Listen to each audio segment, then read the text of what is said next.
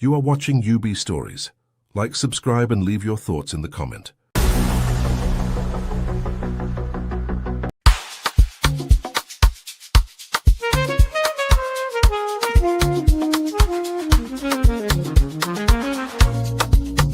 Yeah.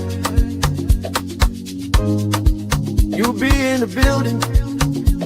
Hey, vibe with Uncle Bino. Let's go. Now happy hour things, you know. Hang out with you, babe. It's our vibe tonight. Hey, laugh and learn. We're shining bright. Oh yeah. You be stories, life lessons time. On the Uncle Benno show, everything feels right. From the streets to the world, we talk real talk. Vibes on the beat make the whole place rock. Happy hour flow with smiles non-stop. Sip and chill with you, be the energy on top. You be stories, dropping them every day. Wisdom for life, the African way. From the grind to the glory, hear what we say. Tune in now, don't delay. Hang out with you, be it's a vibe tonight. Hey, laugh and learn, we're shining bright. Oh yeah. Stories, life lessons time. Hey, on the Uncle Benno show, everything feels right. Join the sister circle. Oh, what a scene. CC Inca, honey baby, and I'll be so clean. Talk love, talk life, talk dreams supreme. Empowerment vibes like a royal queen team. Apollo Sunday school when the beat gets low. A moment of reflection, let the spirit flow. Men of God speaking wisdom, you should know. Faith and vibes on the Uncle Benno show. Hang out with you, be come catch that light. Oh yeah, you be stories, keep your heart so bright. Yeah. Join the sister circle, feel that fire. Oh yeah, Sunday school for your soul so right. You be nation, we rise together. Love and vibe forever. Uncle Benno show. Yeah, we outside.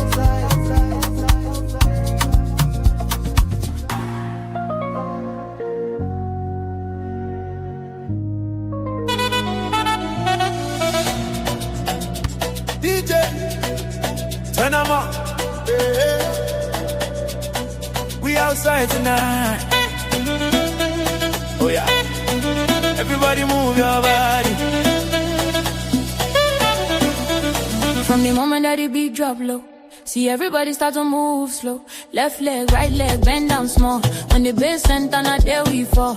No stress, no wahala tonight. Only good vibes under city lights. If you come here with your people, then the enjoyment till the morning, yeah. Hands up high, feel this sound. Let the rhythm turn you around. When the DJ touch the control, now your body go lose control. Last time, DJ turn 'em up.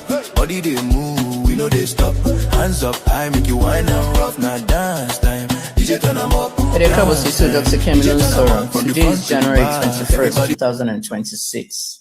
Mo fẹ́ ṣe video in English as Yoruba because mo fẹ́ kó yé àwọn tí ó gbọ́ Yoruba àti àwọn tí wọ́n gbọ́ English. So mo máa ṣe in two languages. I'm actually going to do two different videos, so everything's clear.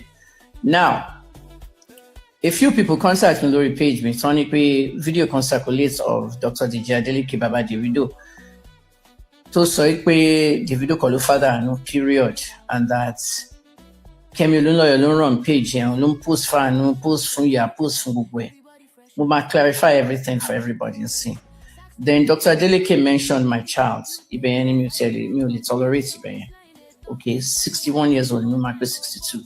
And I'm sure Dr. Adeleke is almost 70 years old. But let's talk about what's important.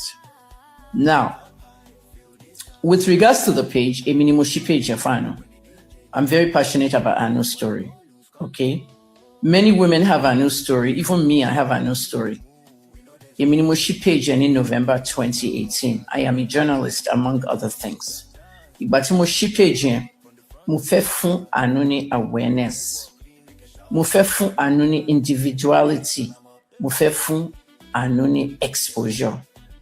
I have a PR specialist degree among my journalism and pharmacy degrees. So I know PR very, very well. Some of you know my work in PR in Canada. At the end of the day, page, I opened that page in November of 2018, and I was doing an investigation about Davido and the death of Tagbo, Shime, and DJ Olu.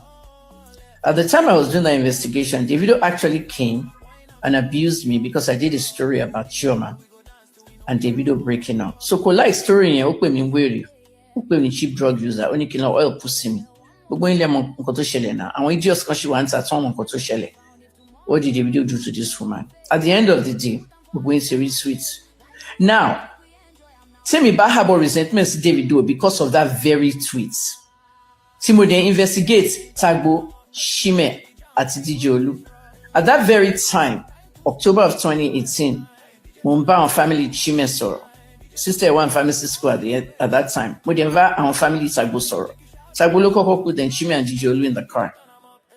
Now, with that being said, Davido Bumi and Wadeleke, yeah, at the grandmother, I don't know what's on the desk me. So I had 3 cases on my desk. But when Davido Shima like me, I was doing my job. Investigative journalism, Mofi Beta on Tagbo. Entertainment. Edekabo said to Dr. Kemilon Soro, today is January 21st, 2026. Mo fẹ́ ṣe video in English as Yoruba because mo fẹ́ kó yé àwọn tí ò gbọ́ Yoruba. Mo máa ṣe into. You are all welcome to our home. I'm the father of I have 5 children, 3 boys and 2 girls. David Adeleke, that you all know as Davido, is the baby of my family, is the last born. And I'm calling this press conference. This is my ever first time of addressing the press. And for just one single reason.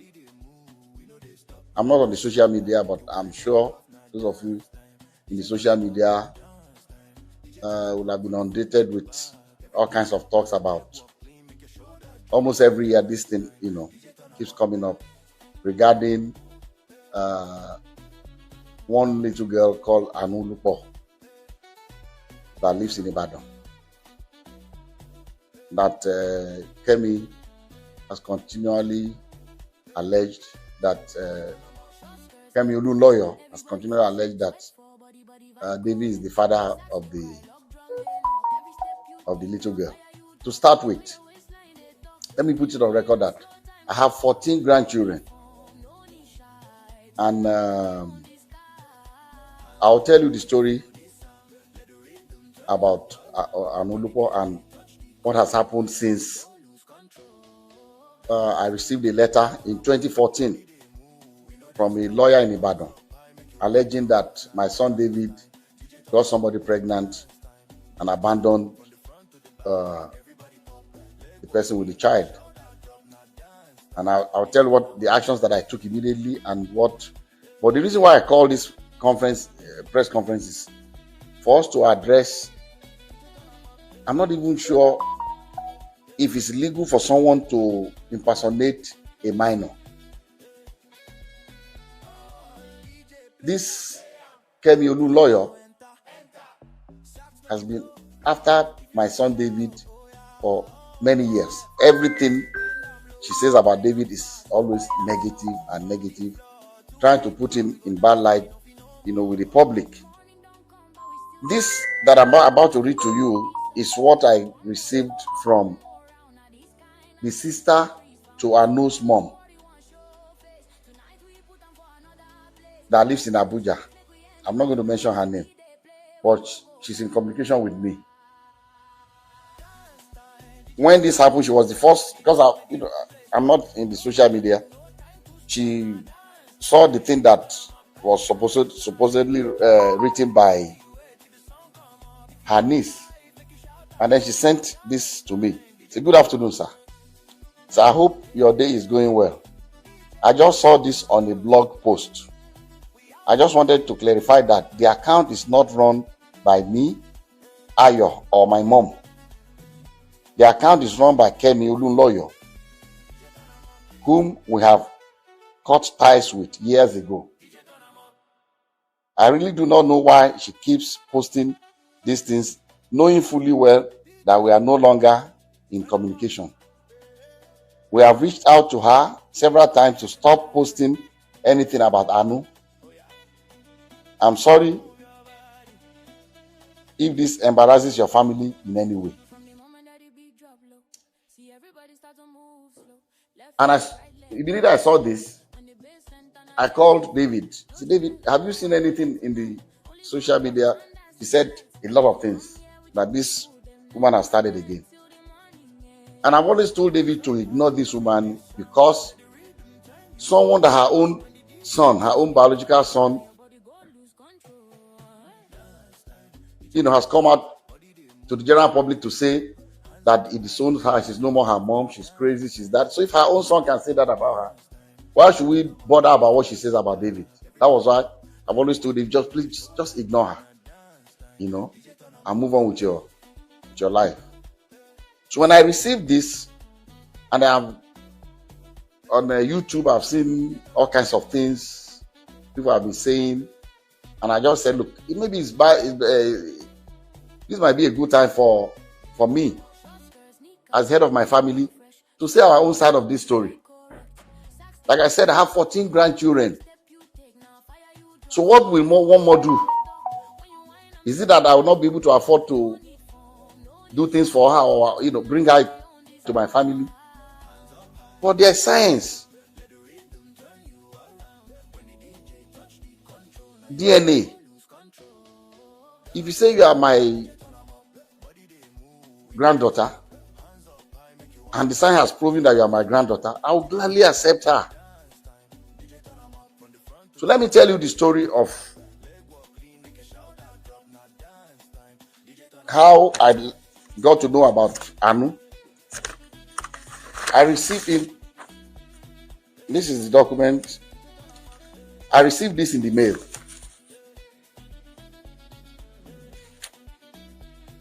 Through DHL to my office. This is the DHL sent to me by Mandele A. Aiku and Co.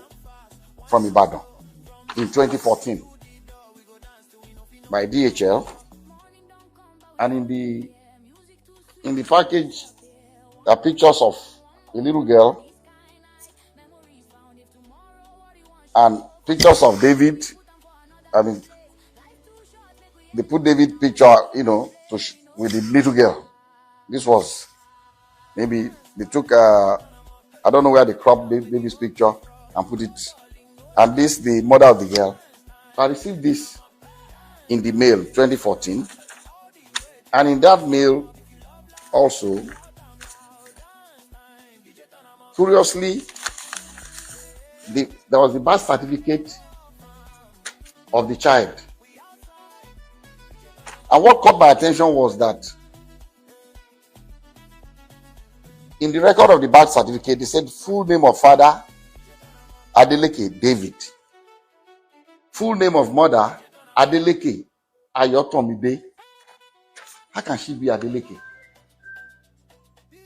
So that is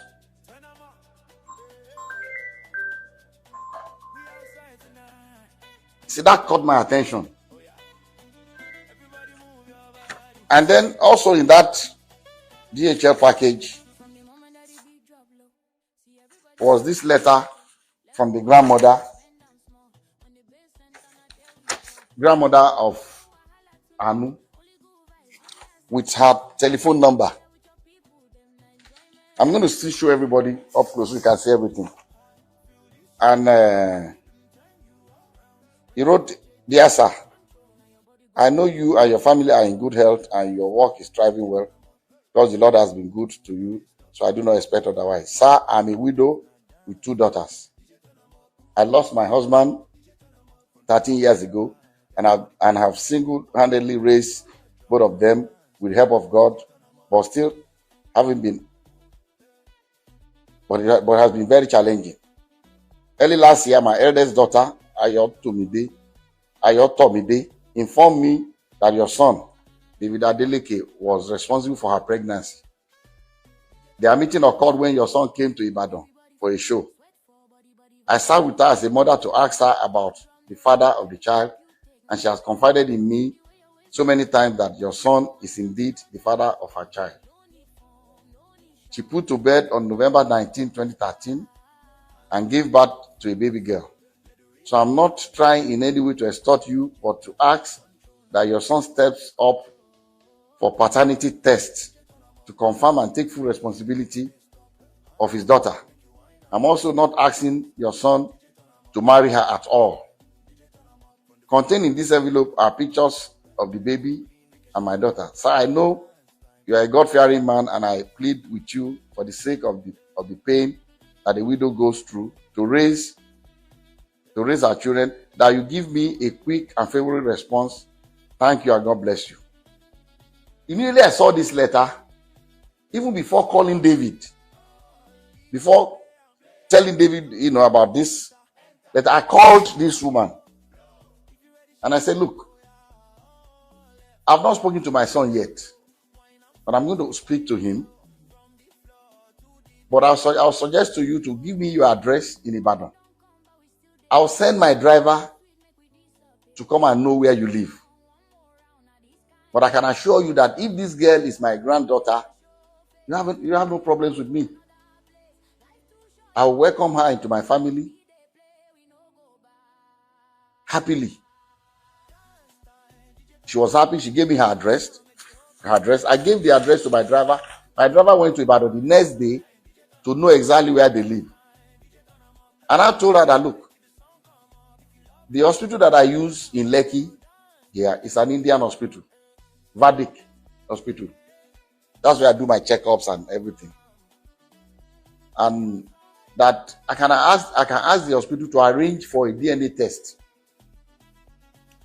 So when I went to the hospital, I went there myself. The hospital told me that they don't actually do the DNA test in-house, but there's a clinic that they partner with that they will invite to take samples of both the child and the father. But these samples will be sent to South Africa for analysis. A laboratory in South Africa, because it's not done in Nigeria. I don't think they have a lab in Nigeria that can do the DNA analysis. And I said, okay. And I called her, gave her the information that anytime they are ready, I'll send my driver to pick you up from Ibadan. So on the appointed day, I sent my driver to Ibadan very early. And my driver brought the mother of the child, the grandmother, and the baby. The three of them came. And because my driver knows Vedic Hospital, they came in. They were already there before I came in with. I asked David to come here, and Lati, his aide. So David, myself, and Lati went, and we met them at Vedic Hospital. We went upstairs, and the Indian doctor said, he will allow only David, myself, the grandma, the mother of the baby, and the child. Lati can wait. So we're all in the same room, and he told us the procedure. It was not, I've read in the social media that they were drawing blood. It was not done by blood. It was from their saliva in their mouth. So they brought the thing and swapped David's and put it in the container and sealed it. Swapped the baby's own and sealed it. And they told us that these samples will be sent to South Africa for analysis. And then when it's ready, myself and the mom and the grandmother grandmother of the baby, signed that both of us would be the ones to receive the result. So when the result was ready, I called her. They said, Madam, they said the result is out. I'll send my driver to pick you up so that both of us, because they will not give it to one person. We've already signed that both of us will see the result. So we went and they opened the result before both of us. And, I'll read to you what, and I'm still going to show it to you. I'll show you all the The other ones that we did also, but I can only show it to you, but I will not allow you to copy it because of one reason. Number one, it's very dangerous for someone's DNA profile to be in the public. Dangerous for David for one reason.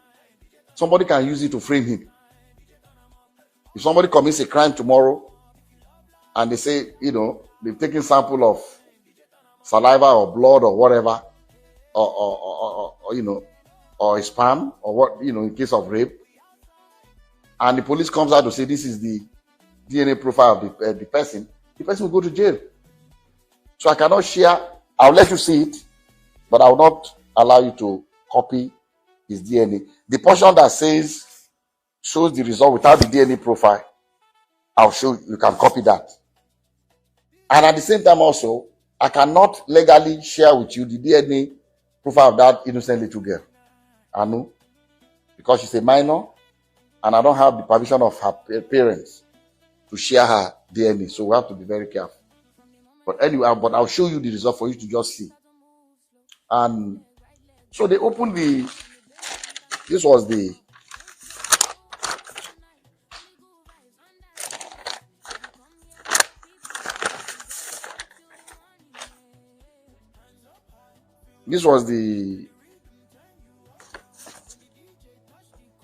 first DNA. This is the original copy that I was giving one, and the grandma was giving another one. And at the end of the whole story, they wrote here that probability of paternity 0.00%. And the mom asked the lab guy that, what does this mean? He said, it means that David is not the father of this child. And she was really disappointed. She broke down. She was crying, the grandmother. And then, okay, I skipped a point. When we first got to Vadic Hospital with David, and David saw the girl, David said, Daddy, I've never seen this girl before. And what I told David, I said, look, I don't want to listen to you. Whether you've seen her before or not, all I want is this DNA test. I don't want to know the story. I don't know what happened. I don't want to know. As if this girl is our child, I'm taking her. That was settled. And David was, asked the girl, have you seen it? I said, stop, don't talk to her. So that would be, it's like you're harassing her. Don't. So the girl was very quiet. Girl, she didn't say anything. She kept quiet. So we went. So the mom was disappointed, was crying that the result was not what she expected. And I told her, I said, look, people can make mistakes. Maybe they made a mistake in the lab. Maybe there's something. What I would suggest to you is, let us do 2 more tests. I'll advise that you please stay in Lagos for 1 week. I'll pay for your hotel. Since the baby is here, the mom is here, the 3 of you should stay. Find 2 more reputable places. I don't know where else. This is the only place I come that can do this DNA test in Nigeria. So that I can go there and do it before. So I gave some money to my driver. Go and get the hotel. Make sure they are comfortable. Give them some money to keep. And if you want the driver to drive around, fine. If you don't want to take Uber, just take 1 week. I came back home with the result. David was not there. I called him. The result is out. The result says you are not the father of the child. David said, Daddy, I told you I've never seen this girl before. I said, well, that's not the end of the story, because I've asked the mom to stay so that we can do more, at least 2 confirmatory tests. He said, okay, fine. And I told him, anytime we are going, let me know when you are going to be back in Nigeria so that we'll be able to fix. But the mom and the daughter, they are in Lagos. So if they are ready to do it, you have to come back immediately so we can do this other 2 confirmatory tests. Around 7 p.m. that day, my driver called me. Said he was calling from Ibadan. What are you doing in Ibadan? He said the grandmother got upset, was saying all kinds of things to the daughter, and she was really, really, very upset, and said that, she wants to go back to Ibadan. She doesn't want to stay in Lagos anymore. She's no more interested in anything. So that was why he took them to Ibadan. And I didn't hear anything from her anymore. The first time I heard something was the grandmother went to the Oni of Ife to tell Oni of Ife to please prevail upon me to accept this child that David gave money the day we went to give the samples, that David gave money to somebody in the David does not even know them in that hospital. I was there. I was the one that paid the bill. We did not pay. David did not pay. We were in the room together. They took the sample and we left together. The grandmother said he saw David giving a big envelope to somebody to maybe change the samples or whatever. She alleged that the thing was tampered with. She went to the monarch of my town, the Timi Ofede, and also reported me that they should prevail upon me, that why are we doing a DNA test? Can't they see that this girl is very light-skinned, that we have light-skinned people in my family, it looks like us and all that. I said, look, I'm going to only rely on the science of. So when my Oni of Ife called me, I told them my own story. And I said I offered her that we should do this confirmatory test. That she did not take the offer. She left. Thereafter, we started getting things from Kemi Olu lawyer. She went and took over their case and started bombarding, saying all kinds of things in the social media, all kinds of lies. And I told them, don't pay her any mind. Just let her. Someone that her own family has said she's crazy. So why should we bother about her? So we left everything. That was 2014. In 2020, I received a call, late 2020, when the COVID thing was, easing. So I received a call from the girl's auntie that lives, the younger sister to the mom that lives in Abuja, and said, sir, please, I know you asked my mom to do this confirmatory test. Is it possible that we do the test now? I said, yes. You can still do it. Anytime. If this baby is my granddaughter, I want her. She said, okay. I said, this is what you do?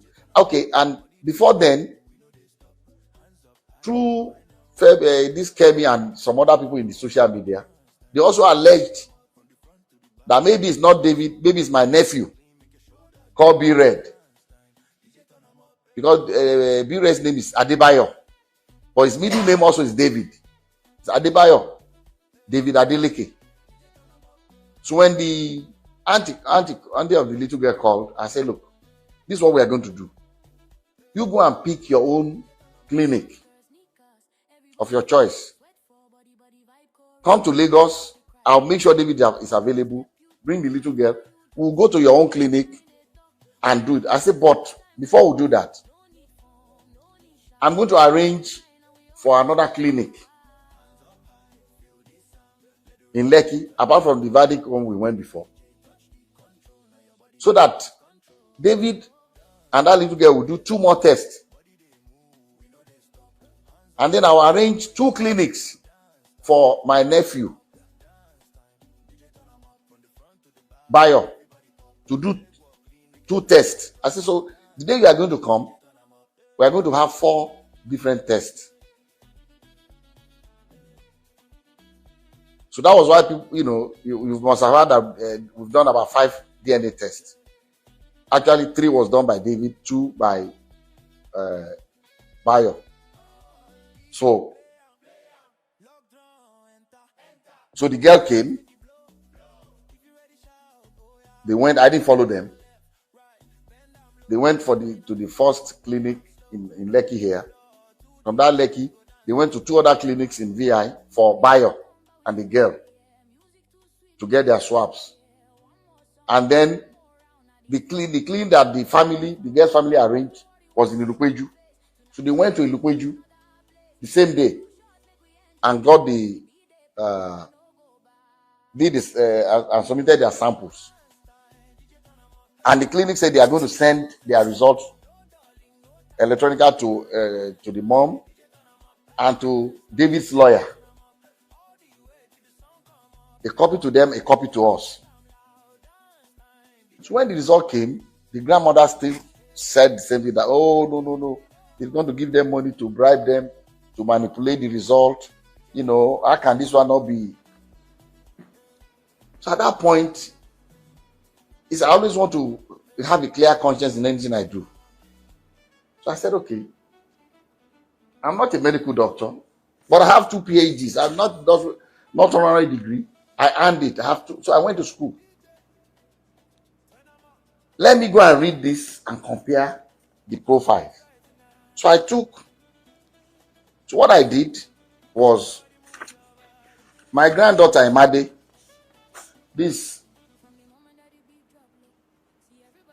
her middle name is Aurora.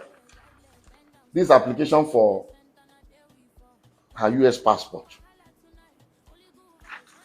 If you are a child born to a US citizen, before America will give your child a passport, they require a DNA test. So this was in 2015. So when I said, look, let me even take Emade's DNA test and this little girl's own, Anu, and compare David's DNA profile, see if it's the same. Since they are alleging that something must have gone wrong. So I took the 2, which I'm going to show you now, and I checked the profile exactly the same. Emade's own says 99.999% that David is the father of Emade. This one says 0.00%. The same clinic.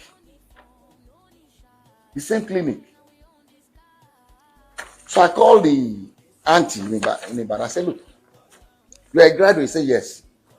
I said, look, the only reason I'm talking to you is because you are a very nice person. You are young and kind at your age. Because she told me she's been paying the school fees of Anu. She's been taking care of her with her little income. I said, if you at this age, taking care of your mom, your sister, and your niece, you must have a very kind heart. And God will bless you. I said, but please, what did you study? She said she studied science. I said, since you're a scientist, please, take the 2 DNA results. You have it. Check your niece's DNA profile on the 2 different results. See if they are the same. Check David's own from the 2 different labs and see if they are the same. And I told her, I've already checked. This was in 2020. I said, I've already checked the one David did with for the US passport with Imade, and I've seen that the profile is exactly the same. So she called me back to say she has already checked. that, sir, she's not asking me, she needs my help, but she's not asking me for help for the little girl as a family member. And she knows that I help a lot of people to go to school. I have a foundation called the Springtime Foundation. At any point in time, we don't make any noise about it. But at any point in time, I have about 3,000 students in universities in Nigeria that I send to school. At any point, as we speak today, I have at least 3,000 students going to school under my scholarship. So I said, okay, what do you want me to do? She said, I cannot afford to continue to pay for her. If you can help me out. I said, look, fine. How much is her school fees? She told me. I sent her way more, a little more than that, because she needed to buy computer and things. I sent the money to her. Like I said, this auntie, I've never met her before. We've been talking on the phone. I've never met her in person. But like I said, very responsible, very kind, very nice, and I was impressed, with her. Even though even till now I've not met her. So I said, look, I'll be sending you X amount of money every month for Anu's upkeep. I did not even discuss with her, because I told her, I said, the day they went to Ilukweju, David called me after they left, said, Daddy, I feel sorry for that little girl. She needs to know her. Can we help the girl? I said, yes.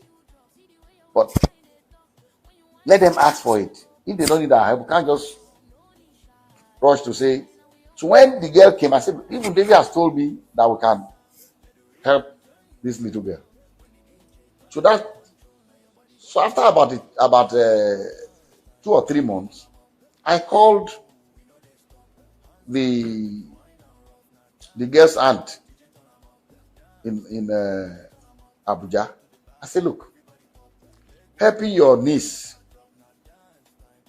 is fine, but it will be better. You are a graduate and just 2 of you in your family from your mom. Why didn't your sister go to school? She said, well, she dropped out, she was pregnant. Does she still want to go to school? Because the help I can do for her that can help Anu is for her mom to make something of herself, get a degree, get a job, and take care of her child. She said, sir, if you can do that, I'll be very. I said, yeah, I'll do it. I have a school at Adeleke University. If she's willing to come, I will enroll her in the school. We have a program for mature, we call them mature students, people that are already married before coming to, they do a work study program where they earn 50,000 every month from the school while they are in school. I say, I'm going to enroll her in that program. Although she'll be in the dormitory, these other ones live outside campus because they are married, but I will allow her to be in the dormitory, be in that work study program, and earn 50,000 a month for herself. While this is her school record. So she came to Adeleke University. We didn't announce it to anybody. While the lawyer was every year abusing us, the girl was in our school. I didn't say anything to anybody. I just told, they just ignore her. This is her school. I cannot show you her school record because it would be illegal to show you hers. But until she left, she did 100 level, she did 200 level, she had good grades. She was studying English. This is the mother of the child at Adeleke University. But I'll show you her scholarship and admission.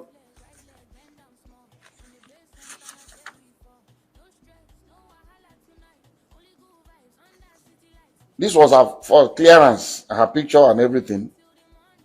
I'll show it to you from Adeleke University when she enrolled.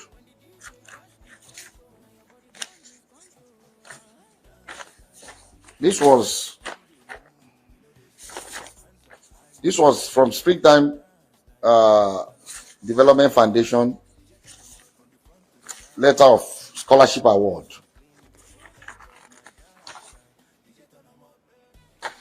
This was dated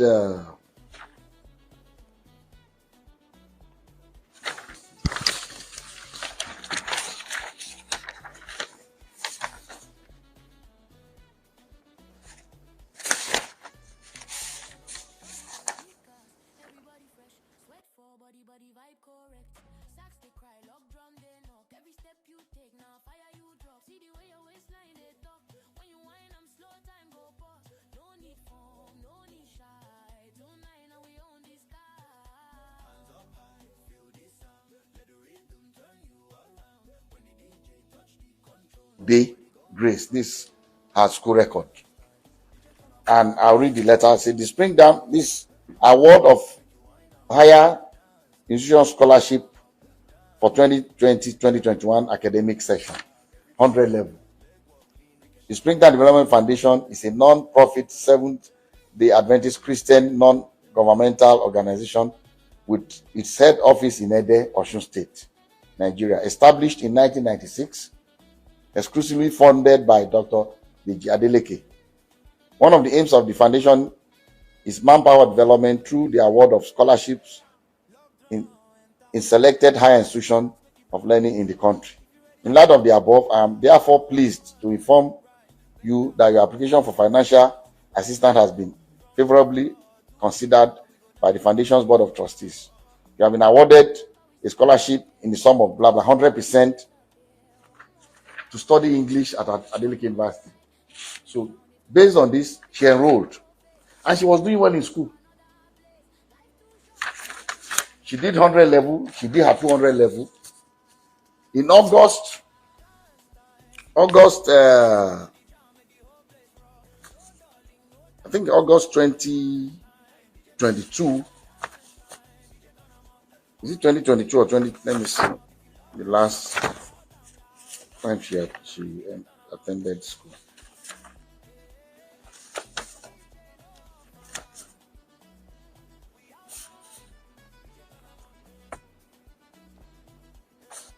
This is her faculty. This is her name.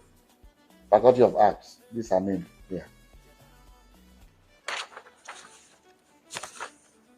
So at the end of our 200 level, in August of that particular year, I think it's 2020. I think it's 2022 August.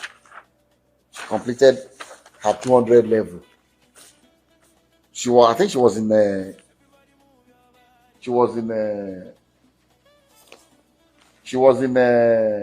summer school. I received a call from my sister. My sister lives in Ede, my younger sister, to say that this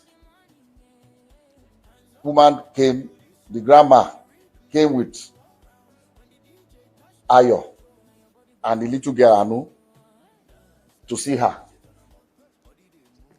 and insisted that, look, she has gone to various places and they've assured her that Anu is David's child, that she should prevail upon me to accept the child. So my sister now told her, look, everything about this girl I know.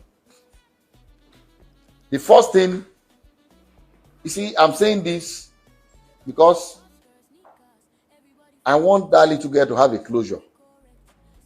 And it's what the grandma is doing to that little girl is not fair. The girl deserves to know the dad. And it's better to eliminate all leads to prove beyond reasonable doubt that, okay, this is. While Ayo was in school at Adeleke University, she confided in Dr. Sikiru Adeleke, my cousin, who works at Adeleke University, who I asked to please take care of Ayo, and who was in charge of where Ayo did her work study. He said, you are a very quiet, nice girl. You are smart. You are doing well in school. How can you not know who you got pregnant for? She told my Dr. Sikri Adeleke that in actual fact that there's another person that works in a bank in Ibadan, and also share the pictures of that guy. The guy is very light skinned. He said, okay, why didn't you do a DNA test with this guy also? He said, first and foremost, did you sleep with this girl? According to Dr. Sikri, I was not there. I said, yes. So if you did, he said it was, before the guy got married, that they were dating. Okay. Why don't you go to the guy and do the DNA test? He said the guy said he's already married, that you should just leave him alone, that he doesn't want his wife to know anything about this, that he's not going to do any DNA test with them. In fact, Sikri offered to say, look, you can compel him to do it. You can go to court and they'll compel him to do it if he doesn't want to do it voluntarily. That was before she left Adeleke University. So the day they went in August to my sister's house, my sister brought the matter up in the presence of the grandma. He said, Ayo, did you tell Dr. Sikiru that you had somebody else that works in Ibadan? And the picture is in your phone. Open it and show it to me. And she did, in the presence of her mom. Showed it to my sister. That is true. Have you done DNA test with this person? She said no. So why are you insisting when we have done DNA test with David 3 times? We have 2 results. The other result, the third result, they said the samples were contaminated, so they discarded it. So with David, we have done 3. With Bayo, we've done 2, making 5. See, and these profiles are the same. It doesn't lie. So that was the last day. So they left my sister's house. Like the grandmother was upset as usual. And they left. And I don't know what happened. The girl did not come back to school to start her 300 level. I don't know what the mom said to her, or somebody said that the mom made it very clear that, look, I'm not going to be babysitting for you since they are not accepting your child in their family. So maybe it's because of that she left school. I don't know the story, but she left school. But one interesting thing is this: after she left school since that 2023. From the records in our bursary, the school kept paying that 50,000 to her account because Dr. Sikri forgot to stop the salary. Up till October last year, 2025, the money was still being paid to her. This is her name on the payroll. That is not even an issue. But I just want people to know that. And I'll show you the details, the profile, so that you can read it yourself and be convinced. The only thing you cannot take, but you take the portion that says, the result, but not the profile. So this is the story. So saying that we don't want to accept her, I'll be more than happy to accept her. This house, I live alone. My wife is late. I live alone in this house. I have my grandkids come here every weekend. I call them my roommates. I have 14 and still counting. David has never denied a child. Has never denied a child. He has a son in the UK called Dawson. He's the one that called. Daddy, that boy is my son. I said, no, I want a DNA test. The boy in London. I said, you are going to do the DNA test anyway, because you are going to apply for American passport for the boy, and the requirement you must do the test. He said yes. You might as well go and do it. He did the test and sent it to me. And it shows 99.99% that David is the father of the boy. The boy is part of our family. Haley, the same thing. Emade did. There was no doubt that Emade is David's child, but he did it because of the American passport, the DNA test. And in all these tests, David's profile is constant, the same, including the one he did with Anu in Ibadan. 3 times, but 2 results, because one of the samples, got messed up. So why would somebody deliberately be maligning? Look at what we have done without announcing it to anybody. Bringing this girl to go to school too. Later on this year, like I said, the auntie in Ibadan, I've never met her, but I'm impressed with that lady, that young woman. Since that 2014, every year, she sent me happy birthday, sir. My birthday is March 6th. Every year she send me happy birthday. May God continue to bless you, keep you in good health. So thank you. Every year. Last year, the same thing. In March. In October last year, she sent me a text and a video of Anu saying, look, I've seen this girl through. Okay, let me go back. After that incident, when the grandma went to my sister's place in 2022, August, I called the Joseph, bring that phone. Bring my phone. I want to read to you what I said to the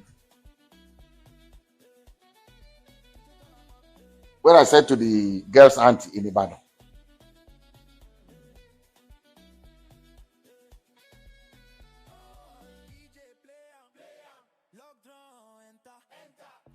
So in 2022,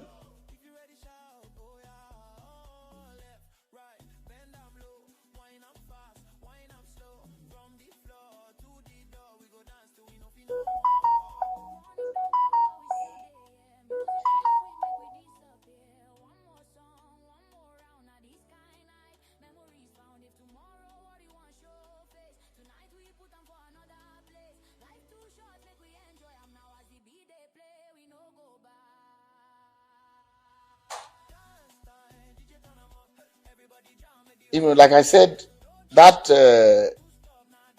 girl's auntie in Ibadan, with her young age, so responsible. Every time I sent money, she would send me the receipt. Everywhere acknowledging it. Pictures of receipt and things they bought for her without asking her. Pictures of a laptop and everything. So in 2022,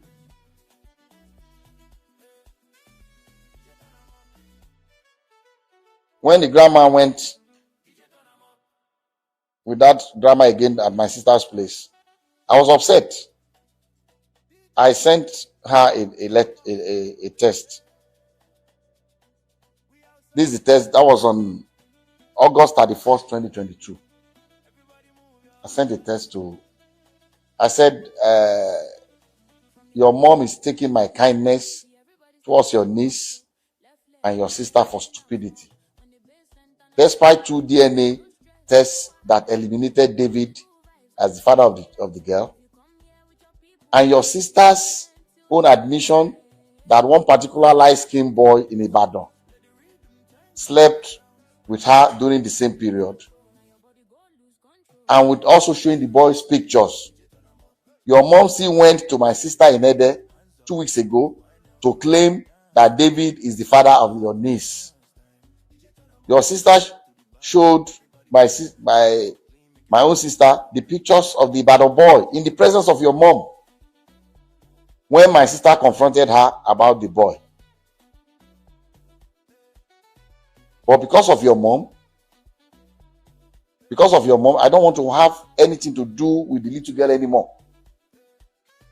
Your sister can continue to attend school on scholarship and keep her work study campus work of 50,000 per month until she graduates.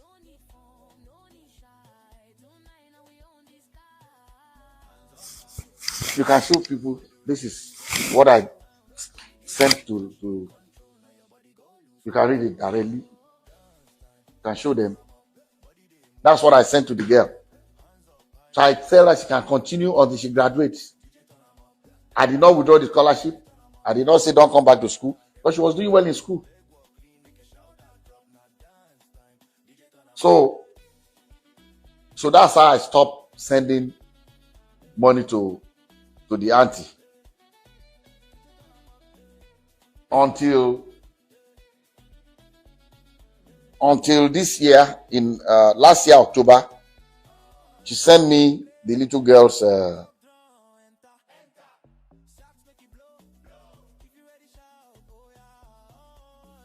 October last year. She sent me the little girl's graduation picture to say, this is, let me see read what she sent to me. This October 24, 2025. 2025. I'll read it out. Yeah, I'll read it out. Say, good evening, sir. I trust this message meets you well and in good health. May the grace of God continue to multiply all that you do and bless the many lives you touch. It is indeed difficult for me to do this, but I have to. Please, sir, kindly read to the end. Sir, I write to you today with all humility and respect, not on my own behalf, but for the sake of a child, Anolua. A lot has happened in the past which I would rather not dwell on because it pains me when I remember. I chose to look forward and focus on the future. God has been faithful, and by His grace, I've been able to see Anu through her primary education. This is the auntie, the younger sister to her mom, to Anu's mom. That's why I say I'm very impressed with the girl. I've not met her in person before, but so she continues to say she has done exceptionally well, always among the best in her class, and even served as head girl when she graduated from primary school. Now that she has begun secondary school, I find myself overwhelmed by the financial demands that come with this new stage. It is in light of this that I humbly seek your assistance, sir, not as a family obligation, but as one of the many children whom God may lay on your heart to help, as you have done for so many others. Please, sir, I wish to make this appeal, independent of my mother or my sister, as this is solely about giving a bright and innocent child a chance to continue her education and fulfill her potential. Also, I know how you feel towards what they did.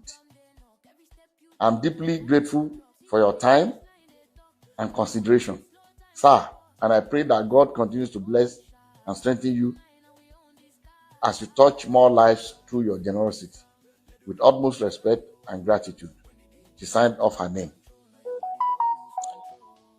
Then when I saw it, I did not even ask her anything. I just said, how much is her school fees?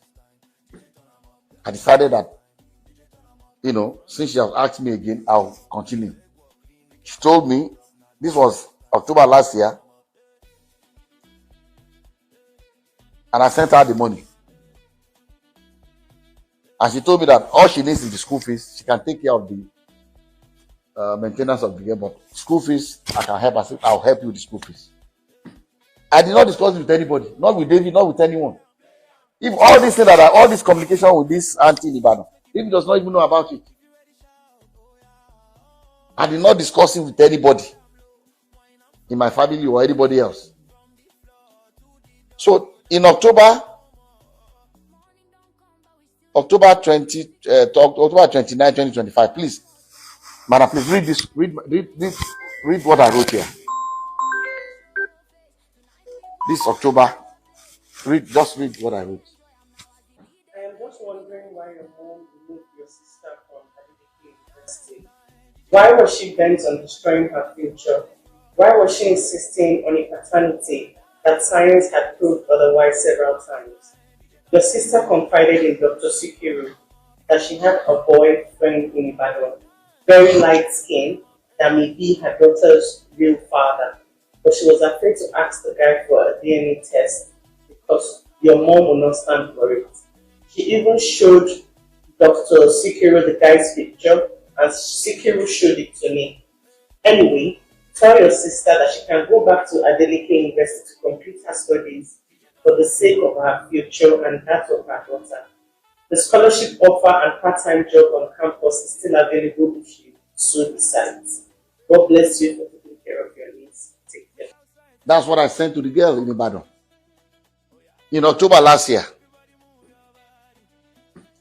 Last year, October. I did not discuss this with David. I did not discuss with anybody. And after I sent that, she came back to me to say that maybe because of the child, that the sister might not be able to go back.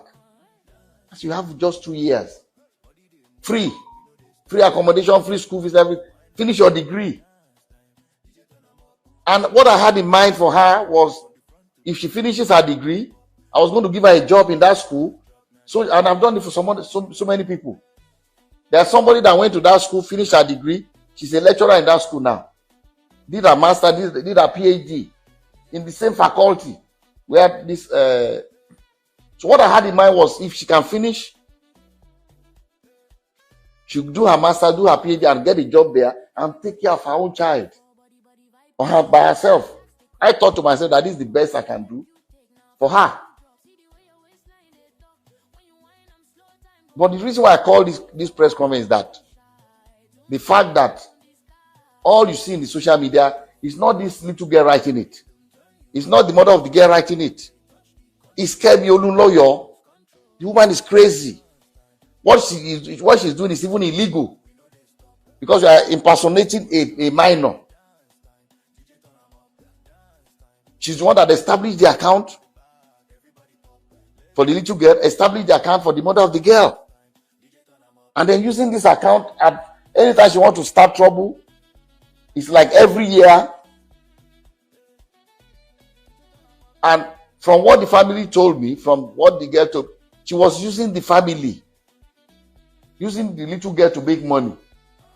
That's why they had the falling apart. That's why they stopped talking to her. She was using them. She's the one that controls those accounts. It's not legal. She can, nobody, apparently she claims she's not in Nigeria, but she can get into trouble. How can you use a minor's name, open account? I don't know why the Instagram, or I'm not on social media, whichever one she's using. All right. Thank you, everybody, for listening. Thank you for watching. Please, wherever you're watching from, hit the like button. Again, if you want to be part of this conversation, please cross over to the main show.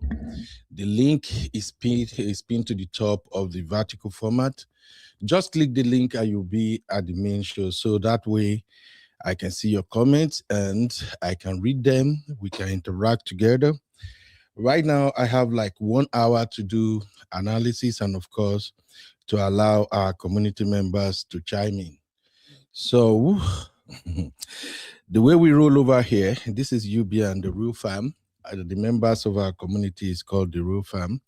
We do things differently. Here, when we examine any matter or issue, we don't troll, we don't curse people out, and we don't entertain people cursing each other in the chat. So please don't do that.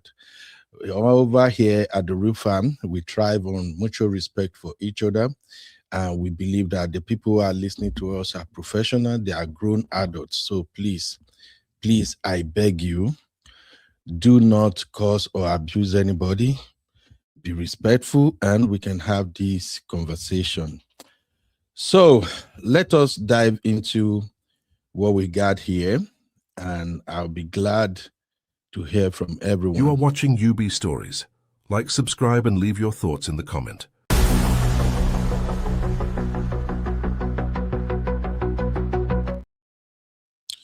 All right, to start things up, I'm going to start by explaining to you viewers how the Yoruba culture works. Now, in the western part of Nigeria, I think the Yoruba, we have like 6 states now.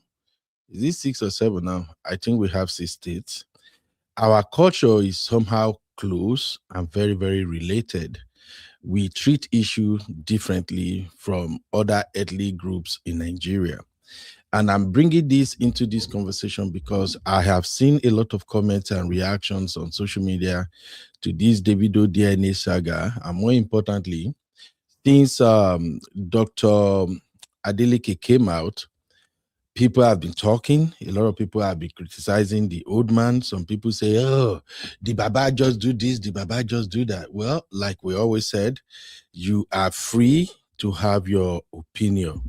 However, your opinion is within your right, and your opinion do not somehow supersede other people's opinion, okay? So give me a second. My kids are at school, so I'm the only one doing producer here. So I'm the one producing myself right now. So just give me a second. Now, so the reason I'm going this route is that if you don't understand the dynamics of the Yoruba culture, you're going to mix all this up. So today, I'm going to analyze this from the standpoint of a father, and secondly, as a Yoruba man. So if you really want to understand what's going on, please listen to this. You see, in the Yoruba land, when it comes to issues of marriage, of people having babies, and there is issue of denial. Aproko, I see you, my sister. I'm coming. I'll share the link shortly. So when there are issue of denials, oh, hey, your pikin give me belle, in the Yoruba culture, let me give you a scenario here. So let's say my son, James, impregnated your daughter, Beauty, and my son denies the pregnancy. And Beauty insisted that, James, now you give me belle. The way it works in the Yoruba culture, Beauty might have the pregnancy for a while, but of course, pregnancy is pregnancy. After a couple of months, the tummy will begin to show that something is in this belly. So now, the family will step in. First, usually the mom are usually the one to notice that the girl is pregnant. And then as soon as the mom hop on the issue and say, Beauty, what happened? You are pregnant. You are vomiting. If they can successfully get Beauty to confess, and Beauty say, yes, I'm pregnant. Okay, who gave you belly? Then Beauty will say, it's James. James is the one that impregnated me. The way it works in the Yoruba culture, Beauty's parents will approach James' parents, and they will tell James' parents, your pikin don't impregnate my pikin. What are we going to do? Are they going to marry or waiting day? Now, respectfully, James' parents will do their own due diligence. And what do? They're going to call James. James, Oloshi, Omoburuku, Anikolosisku, depending on how the parents relate. Some parents will be furious with their son. Oh, we send you to school. You go give pikin belle. So at the end of the day, most Yoruba parents will prevail over their son. Even if the son is denying, the parent will say, well, whether now you give am belle or no be you give am belle, let's go and meet the family. So we sort this out. From there henceforth, however they are going to go about the issue is usually between the parents of James and the parents of Beauty. Please, if you're a Yoruba person or you know much about the Yoruba culture, please state in the comments. Don't worry, I will highlight it if you understand what I'm explaining now. So, and this is what a lot of people don't understand about this Davido and Ayo saga. Now, the reason I played the Davido dad's video again is for everyone to listen again. Maybe since yesterday, when you were listening to this man's explanation, you are coming from the point of view of, now so that the video they do, he just they do fast, he sleep. Oh. Or maybe you listen to the old man and you're just like, see, Papa, he won't come defend his son. He they try to protect his son. Now so then they do.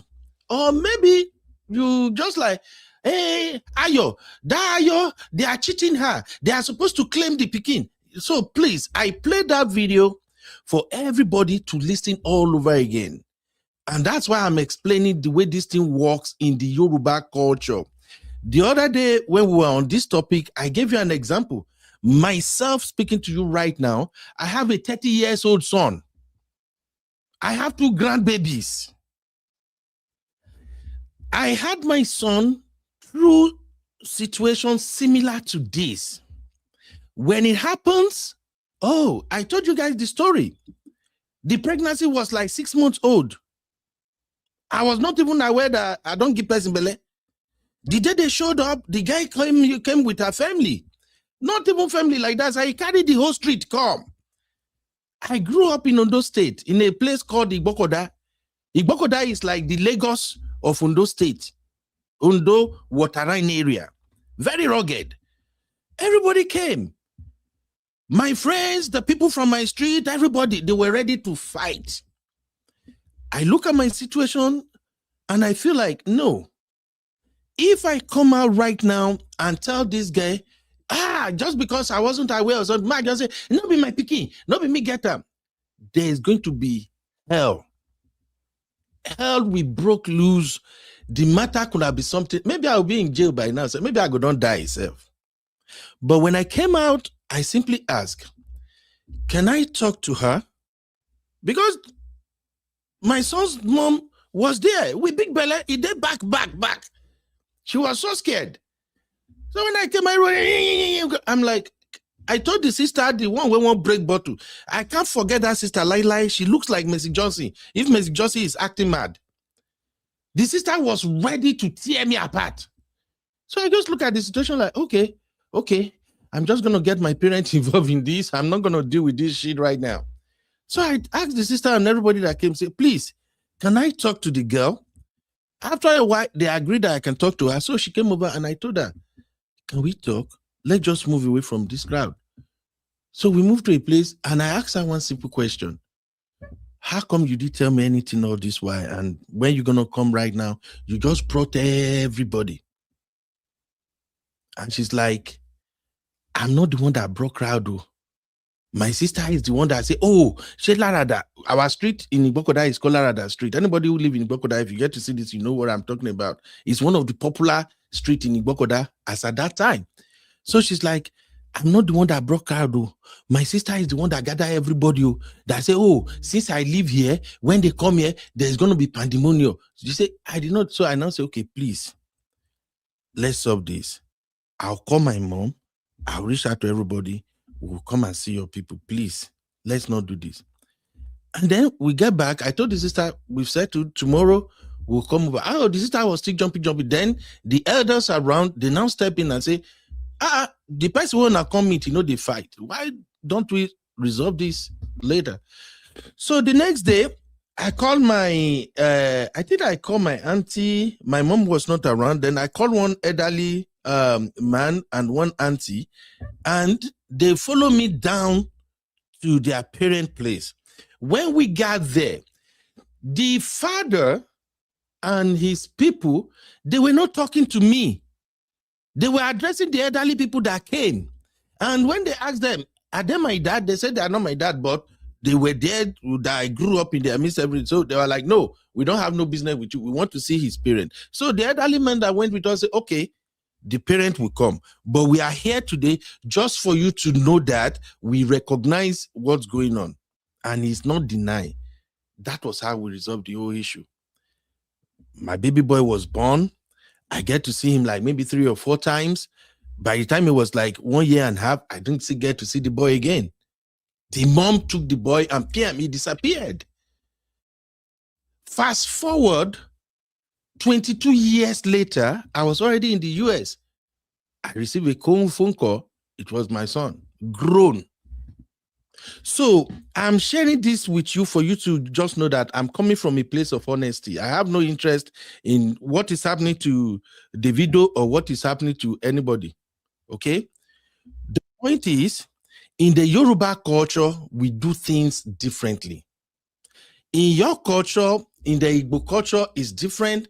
In other part of Nigeria, is different. But in Yoruba culture generally, when you have a case of your pikin give my pikin belle, they deny, the parent approach parent. So I say all this to say that what Davido's dad did, for those who think, oh, this Baba, they just want bully. No, he's just being an elderly Yoruba man, a matured elderly Yoruba father.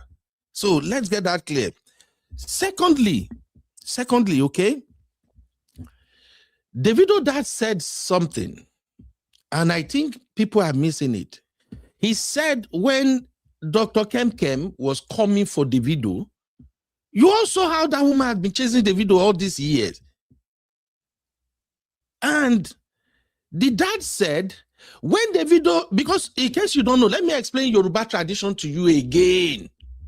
You see, in the Yoruba tradition, when we grew up in the same area, my papa know your papa, my mama know your mama, and things like that. That is how we all grew up. Now, if one person is going after another person, and the person where they go after won't react, the way we move as a Yoruba, you will first approach your elders. You will tell your elders, this is what I want to do.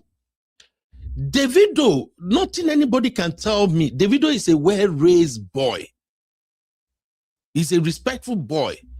He has good relationship with his dad.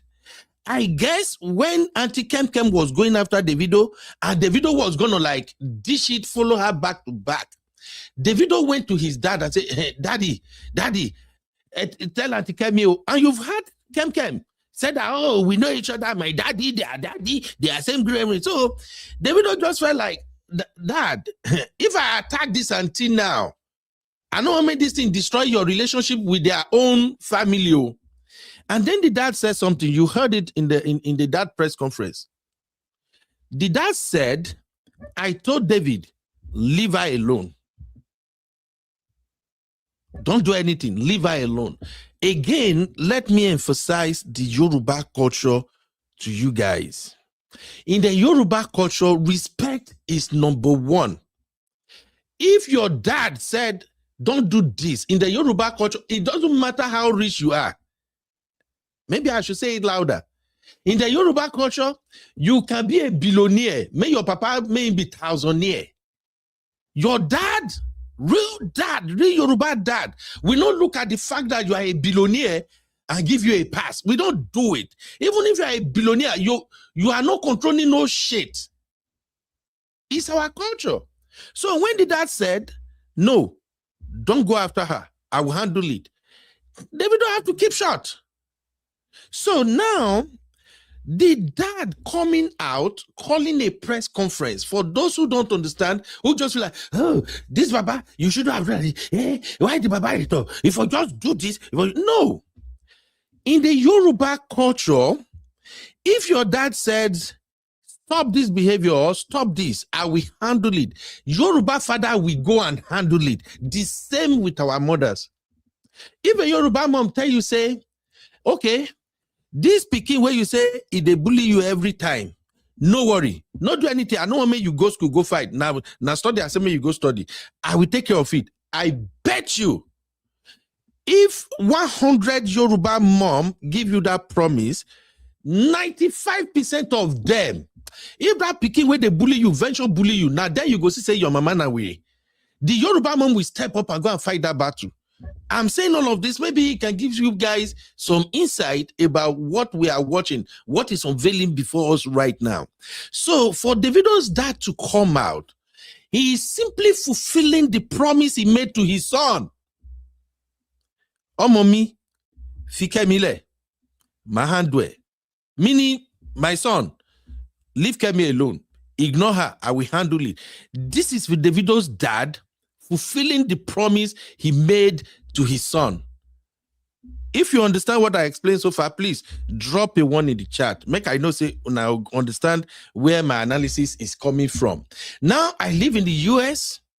I've seen how things work here in the US, and I've also seen how people who live in Western world, sometimes when they see what is happening in Nigeria, we want to analyze it, or we want to at least drop our take on the basis of the Western world that we live. Things don't work like that in Nigeria. I'm sorry. Things are done differently in Nigeria. Culture and religion is interwoven in Nigeria, and it dominates almost everything that we are doing. That is why sometimes there is this popular saying, if they explain Nigeria to you and you understand, now you say they are lying to you. So, thank you, everybody. Thank you. So that is what you see that is playing out now. Davido's dad is just being Davido's dad. Now, let me also explain one other aspect of what is unveiling before us. You see, in the Yoruba's way of life, I don't know if it has changed now, but it has always been like this. In the Yoruba's way of life, we are good at giving people long rope. Don't say this guy is just hyping Yoruba. I'm not. If I hype Yoruba, say I'm a Yoruba boy, let me hype. I just feel like this will give you more insight into how we operate. In the Yoruba culture, we usually give people long rope. Long rope. Oh, you feel offended now? We go one. This is the way they do. I don't like. I don't do them again. We'll chill. You come back. You do them again. I'm warning you. I'm warning you. You will chill. Now, when you push a Yoruba man to the wall, or a Yoruba woman, when you push them to the wall, after they don't want you, you took them for granted. When Yoruba fight back, even you got the one that say, what hit me? And the way Yorubas fight is different too. That's why I've seen people don't understand Tinumbu. Let me just bring that into this for a minute. Maybe it can make sense. You see how you will see Tinumbu? He's an old man now, looking frail. Tinumbu be like person. We're not even feed, you not even feed kid fly. But you saw how Tinumbu caged almost all the people where you believe, say, this one a strong man, this one a powerful man. You see how Tinumbu caged everybody. That is how Yorubas move.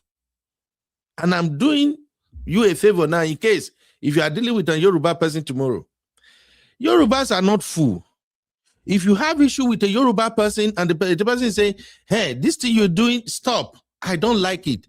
Hey, look, a Yoruba can literally report you to all your friends. Instead of confronting you, fighting you, a Yoruba person can literally report you to everybody that can call you to order. But because maybe the Yoruba person is not confronting you, you just feel comfortable like, oh, Delele, this one, Amumu, I can do what I want to do. When Yoruba won't hit you back, ooh, that's why you hear people say, Yorubas are betrayers, Yorubas are evil. No. In most cases, the Yoruba person don't they want you small, you take her for granted. Now you make her hit back. So how did all of this fit into this Davido drama now? From the interview, this is just my own point of view.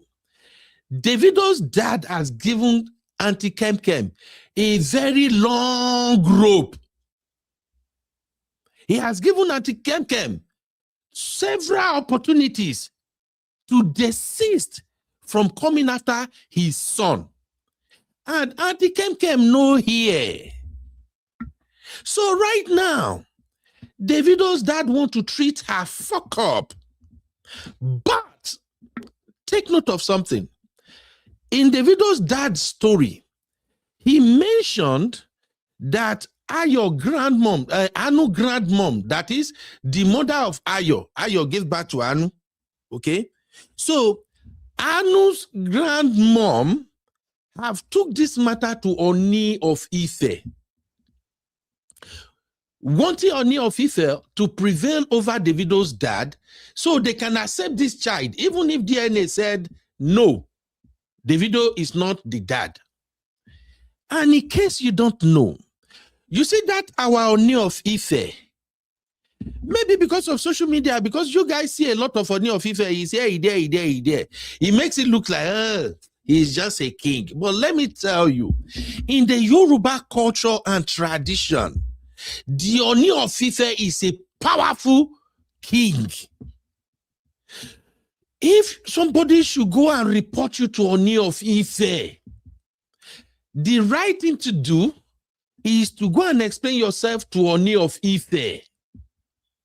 Now, if the person reported you to Oni of Ife and the person is still misbehaving to you and you want to treat that person fuck up, you will still have to regard Oni of Ife by saying, hey, Kabiesi, this person is still torturing me. This person still they find my trouble. Kabiesi, I will show this person shege. I'm just explaining how this thing is playing out too. Besides Oni of Ife, Davido's dad owned king, he owned town king. The same grammar reported him to that king. And like I told you, if you are following my story from beginning, this is a battle between the grandparents. See, Davido and Ayon, their case small. But in the Yoruba culture, when you have issues like this, the parents are the ones who are pulling strings. So now, for over the years, Auntie Kemkev has done so many things to Davido.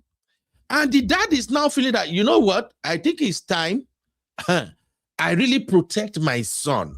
But I just don't want to move silently so that when they start picking people up, locking them up, the narrative out there will not be like, hey, you know they are rich now. Davido and Papa, they don't bully people. No. Davido's dad is just showing you the Yoruba man's move. What Davido's dad did is not just an ordinary press conference. You heard him. He's not a man who is on social media like you and I. You are talking yapping. What the man indirectly is doing is like him telling Nigerians, hey, if you know these people, call them now, may you warn them more. This is like the final bus stop. That's what he did. Again, just like I was, shout out to my brother, Man of Prestige. I was on Man of Prestige show yesterday. You got to go and watch that show. Man of Prestige did great analysis on this drama. So I was there yesterday, and you know how me and Man of Prestige, we just look at all language and everything. We're having fun with it. All right. Just like I was saying on Man of Prestige shows yesterday, Davido's dad want to fight back. And at the same time, he want to give Nigerians closure. Now, up to this moment, before Davido's dad came out and do this press conference, the only thing we all heard is one side of the story. Whatever Kem push out there, that is what everybody has been running with. Now, Davido's dad felt like, no, since I was involved in this matter from beginning to this point, let me also tell my side of the story. If I should allow David to come out and tell his side of the story, this boy might get emotional. This boy might even ruin everything. Let me tell Nigerians what has been going on all this while. To me, that is closure. So now, the sides everybody heard so far is anti-Kem side. Because as far as I can tell, I have not seen this Ayo, the mother of Anu, on any video where she's explaining what went down. Everything you saw is typing on social media. If I give somebody access to my account, if the person shared anything or posted anything, who would you say is posting? You will say me, right? Like I explained to you guys now, I want to grow my Instagram, and I'm looking to hire somebody who is very good with social media to manage my Instagram account. Anything the person shared there, what would you think? You will say, oh, it's coming from Ben, right? So for me, since I have not seen Anu's mom, Ayo, make a video, make I see an eyeball to eyeball, say, na she they talk. Whatever narrative we have out there is coming from presumably anti-Kem. So I say that to say that most of the things everybody is running with up until yesterday is one-sided story pushed out there by anti-Kem.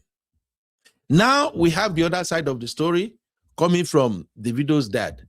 The way I believe that people should move is where the two story, compare the two story. Where does this two story relate? Where is the meeting ground? Okay, where is the diverse point of view? What is true and what is unclear? That's how I move. But we are not in their home. We don't even know what's going on. But as I want to begin to take your chat, your call, everything right now, there are a couple of things I want people to bear in mind in case if you want to join my show and you want to drop your 2 cents. This is what I came down with. If you're watching for the first time, please subscribe. Don't be a stranger. And again, if you are watching the vertical live, I think on the vertical live at one point we have like 1,000 people watching. Right now, we still have a lot of people on the verticals. Right now, we have like 500 plus people watching the vertical. Please use the link at the top. Just click the link. It will bring you to the main screen. So you will be watching the same show, but on a bigger screen. So this way, I can see your chat and your comment. So here are my takeaway from Davido's dad press conference. First off, Davido's dad cleared the 5 DNA issue. When we saw the chat between Davido and the presumed daughter, Davido said they have done 5 DNA, all negative. And people were like, where are the DNA? Where are the 5 DNA? Anti-Kem. But you heard Davido's dad clarify that. They did 3 DNA for Davido, 2 for B-Red. Are we clear on that? Now, Ayo's boyfriend, that is another key point I took away from that press conference. Up until yesterday, with all the narrative out there, did anybody ever heard them spoke about another man who happens to be a banker that is now married? Did you ever hear anything like that? Monk, now tell me now. Until yesterday, you hear anything like that? So, Ayo's boyfriend is now in the mix. Anti-Kem, Davido's dad called her out plain and simple. He didn't miss word. He said the person behind all of this is Kemi Olunloyo. So now, Anti-Kem made a video. Many of you might have seen the video. Sorry, I can't stand her videos. I don't watch her video that much because the filter alone usually push me away from her videos. Once I see the filter, and then I'm a cinematographer myself. When I see people put camera to their face so that you don't see anything around them, usually I don't take them seriously. Those are people who have shit to hide. But you've seen her come out. I managed to listen to all she has to say, and I can't pinpoint any serious thing from her comment. I don't even know how people listen to her and you take her seriously in the first place. But one thing I take away from Anti-Kem's side of the story is she actually acknowledged the fact that she created that account, she operated that account, she was posting through that account and all of that. 4, Anu Grandma's role in all of this. The grandma's role. And if you listen to me so far, I already explained how this thing works in the Yoruba culture. The grandma apparently don't want to have anything else but a positive DNA result. Tell you what, if una like, make una go bring Angel Michael, add Angel Gabriel, make they conduct that DNA. If that DNA still says this girl is not Davido's daughter, that mama we still say, one bribe Ege Gabriel ni. They go call Ege Ure. They go call Ege Jubrella. All of them went to the back. They gave them envelope. That's what she's still gonna say. I'm a Yoruba man, and I'm telling you right now, that's why this show is difficult for me, because it's almost like, oh, guy, you are putting Yoruba business out there. That grandman, from all indication, wanted that child to be Davido's child, whether they like it or not. And when the science shows that this child does not belong to Davido, she is now in her own entitlement space, which is common with a lot of us Nigerians. She's now in her own entitlement space, like, hey, God has blessed you. Why can't you just take her? That was why she was running to Oni of Ife, running to everybody to prevail on Davido's dad. So, the grandma, Anu grandma, is in the mix. I also heard about the Anu scholarship, which I have my reservation. Davido's dad, I've seen people criticize Davido and say, hey, if you know it's not your daughter, why are you doing them favor? Why giving them money? Why send it to school? You people are hiding something. You people are hiding something. Let me tell you what I understand and what I know about my Yoruba people. See, Yorubas, we can be nice to a fault. Yes. When you see Yorubas that are blessed, that God really blessed them, they will literally carry someone else's load. When no be their load, they go begin carrier. maybe you guys have not noticed that, but if you understand what I'm saying, please indicate in the chat. It's in our DNA as Yorubas. And when it comes to this carrying of load, it's not limited to Yoruba alone. No. If you go to Igbo culture, if you go to everywhere, in fact, Nigeria generally, once God bless you, you get money. There is just this part of our life that we just feel like, oh, God has been grateful. Maybe God bless you. You are worth like 1 billion naira as a Yoruba person or in Nigeria. And you see somebody who has a problem of 500K. Yorubas, we are natural. We just, oh, it should be 500,000 man solve problem right now. We are like that. Most Nigerians are like that. That is why you see that it's so easy for pastors, it's so easy for people to scam anybody in Nigeria. We get this pitiful kind of mindset. So for those who don't understand, I've seen people say, hey, why is Davido that happy here? Hey, you shall cut it off. You know, be your picking. Because you the help, and I be say, you know, say now your picking, I give them belly, and you know, just one claimer. That's why your conscience, they judge you. That no. Yorubas are not like that. Look, I don't know. Maybe I mean they're wrong, but I'm just telling you what I understand about my culture. In the Yoruba culture, if somebody, maybe one pikin day, in mama die, in papa die, the pikin become orphan. A Yoruba family that is blessed can literally bring that boy or daughter in and raise it as if it's their own. That is how we are.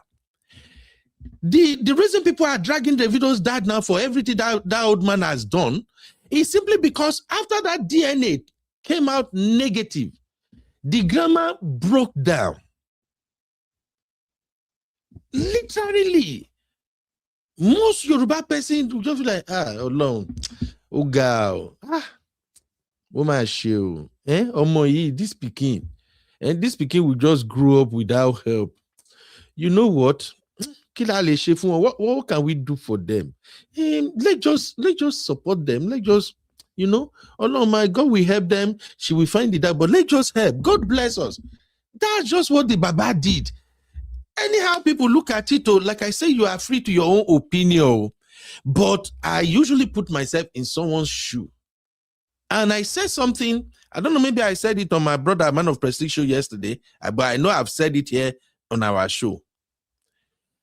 Every Nigerian, maybe not every, most Nigerians that are blessed, they are carrying responsibility of people who are not even related to them. There are some Nigerians that they are so blessed. If you are a student, you are going to school, you don't get school fees or anything, but you are a good person, you are a serious young man or young girl. A blessed Yoruba man can just look at you and say, hey, yeah, this boy is good. Look at the way this boy helped me wash my car.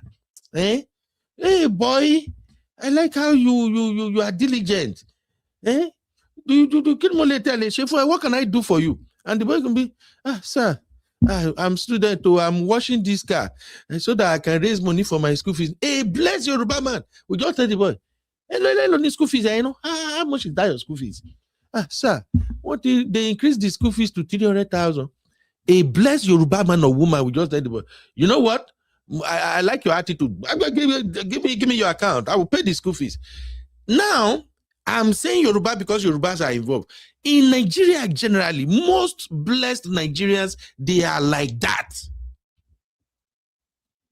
Majority of blessed Nigerians, they are like that.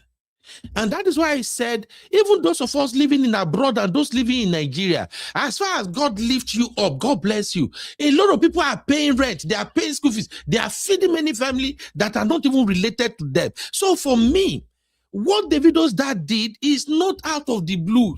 It's just by nature. But here is the problem. The problem is some people will simply take advantage of your good deed. May you not help an enemy. May you not help an enemy. Oh. That's all I see in this case.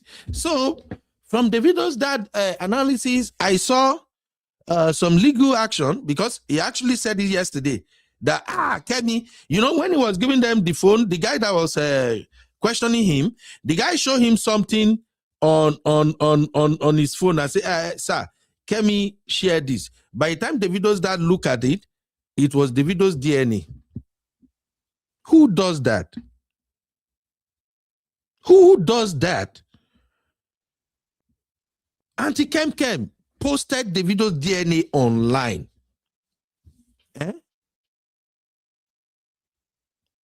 Now, let's put all of this together in case when you want to chime in. Put yourself in the shoe of Davido's dad as a father. Your beloved wife, because I believe a lot of people just watched that thing and they were just in their sentimental emotions. Davido dad said something yesterday in that press conference that nobody have heard that before. He said, look at this house, a very big house. I've seen that house before. They are actually having party in that mansion. That is how big it is. He said, you see this big house? I live here alone. Ever since I lost my wife, I've always been here alone. That is why every weekend, they brought my grandkids to come and play with me. I call my grandkids my roommates. Meaning, Davido's dad lost the love of his life. You guys don't understand how some of this thing works. You don't understand how some men could be when they lost their wife. When he said that yesterday, I can literally see some of the things, or I can literally imagine some of the things he wasn't telling us. Davido's dad lost his beloved wife when the wife was giving birth to Davido. And that man has remained single ever since then. And Davido is the only thing he got out of that unfortunate situation. Davido is the only thing he got out of it. And he watched over this boy. This boy turns out good. This boy turns out to become world superstar.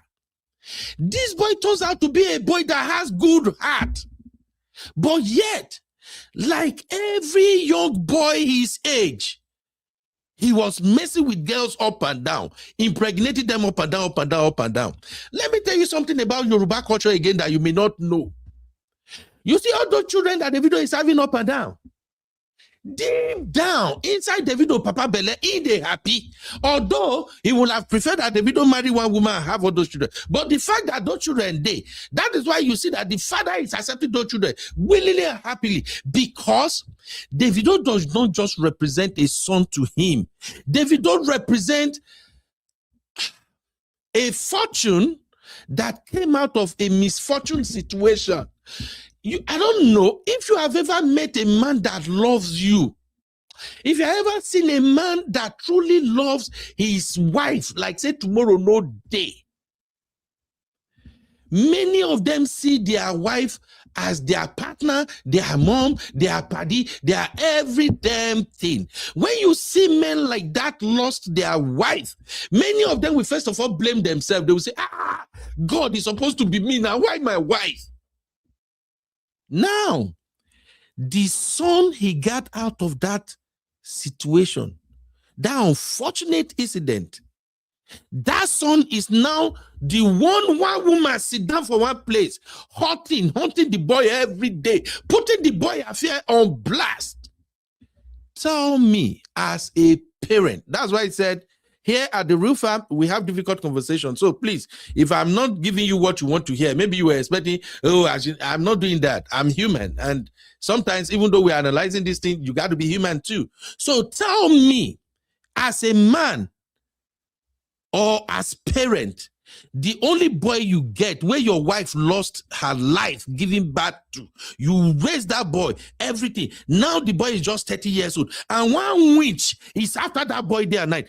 What would you do? Would you have been this thing people are preaching that, hey, Davido dad wouldn't have done that? You know, he's a billionaire. He should have. In fact, I give that Davido dad a lot of credit to, because me, I will tell you right now, may we not find ourselves in a situation like this.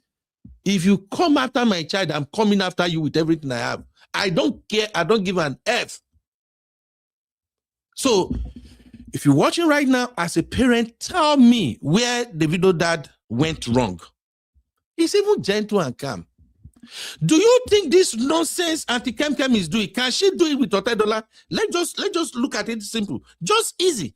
Do you think she can try this mess with an $30? Hey.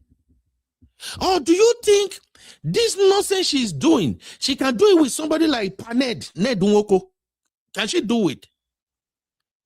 Davido's dad is just being an elderly statesman. He's just being a grown, matured man that just feel like it's not worth it. And again, in case you don't know how we Yorubas will roll, sometimes when God bless us well, some issues where some people go begin throw cutlass, they break bottle, everything.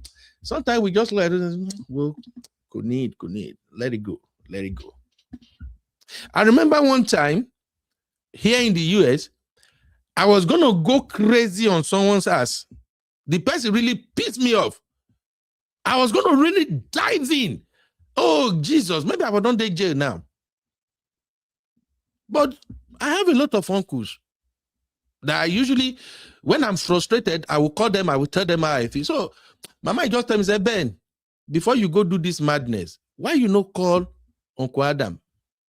So I drove straight to Uncle Adam's house and I say, Uncle Adam, this person, they frustrate me. Move Yahweh. Egbon, I won't go. Uncle Adam laughs. Uncle Adam is a Yoruba man too. Highly respected Yoruba man. He look at me and say, Ben. Ayo. I say, sir, I was still brooding. He said, I knew when you get into this US, I knew your little beginnings, and I see where you did now. This person where you will go do craze for it, the person know what time. Let it go. He now told me, Ben, the way you divest now, when you go spoil a lot of things. And the things we go spoil, it will not be limited to this same issue now, because it might end up being a police case. You go get record.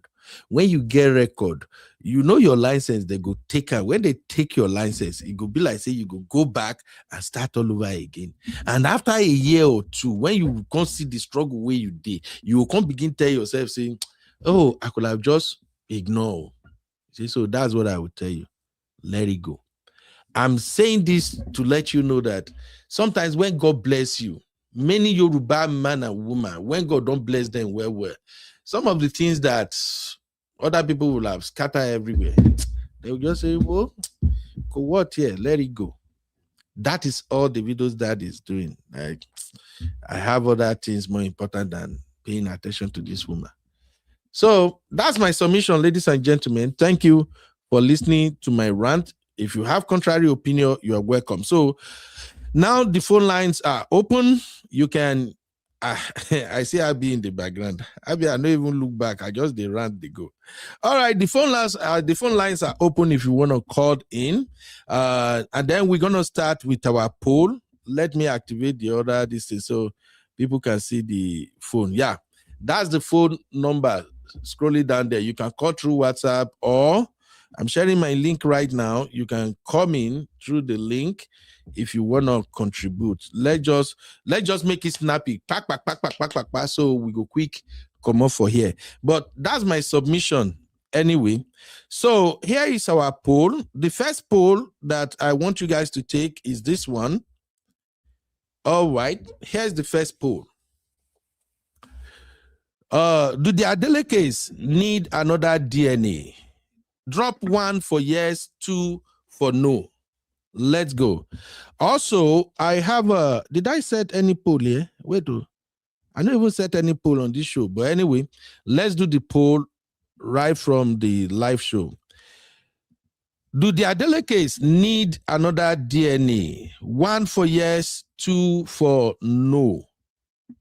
Okay? 1 for yes, 2 for no. Do they need another DNA? Now, I've also heard a lot of women that says, that's how men are doing. If they have done all of this DNA, let them just do one more. Just one more. We need one more. Let me tell you something. As a woman, I want you right now to consider this. You are married to this fantastic, beautiful husband who takes care of you, do everything. All of a sudden, your husband begin hop from one skirt to another. He started popping out kids everywhere. And because you build together, you people have literally gone through life with this man. You don't want to leave him. So anytime somebody come and say, I get belay for them, una go run DNA positive. You and your husband accept. Una don't accept like 4 children. Now, another person get belay for your husband. Your husband is saying, my dear, I know I've wronged you. I know I don't impregnate so many people and I don't get many pikin outside. But you see this particular one, no be my pikin. No be my pikin. And then you did first DNA, second DNA, third DNA, everything say no. As a woman, tell me, we used to tell your husband, hey baby, maybe we go do another one again. Just tell me. If we break stick, maybe we take and compare ourselves. When this case started, the first show we did, I'm one of the people that say, let Davido do as many DNA as possible so far he can clear his name. But after listening to the dad and seeing the dad brought Imade's DNA result, as well as the little boy Ifeanyi result, and the dad is saying something that people are missing. All the results that the dad brought, that they did in different labs, Davido DNA has been consistent. In the case of this Anu, the same DNA has been consistent. What do you want them to do? Is it because they are rich? May they go try this cheat with one poor person now? Shebi that they go do DNA. May they go try. Can't tell about me try here go. Moshe DNA kon. Only result here oda. Ah, auntie. Ah, tajo wa Naija. Where you no be Yankee. You go need Babalawo to carry me go do second one. No. I can't manage go do second one. It's still at 0. One lighter light.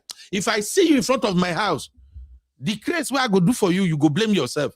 So it is what it is. All right, Abby, let us read the result of the first poll.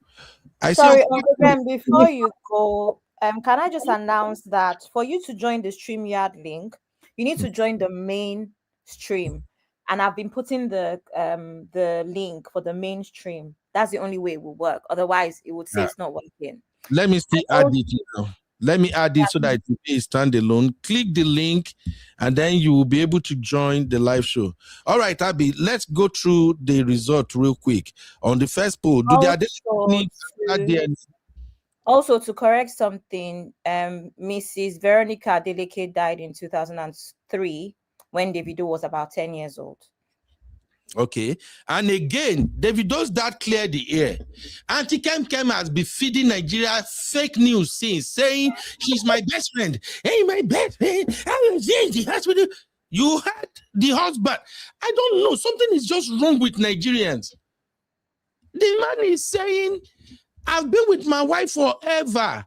I don't even know this person is my wife's best friend. Any husband, where they watch me right now, where talk saying no, your wife's best friend. You are not a good husband. I'm sorry. You cannot be a good husband and you won't know your wife's close friend. You heard the man say, I'm surprised where this woman talk this thing now.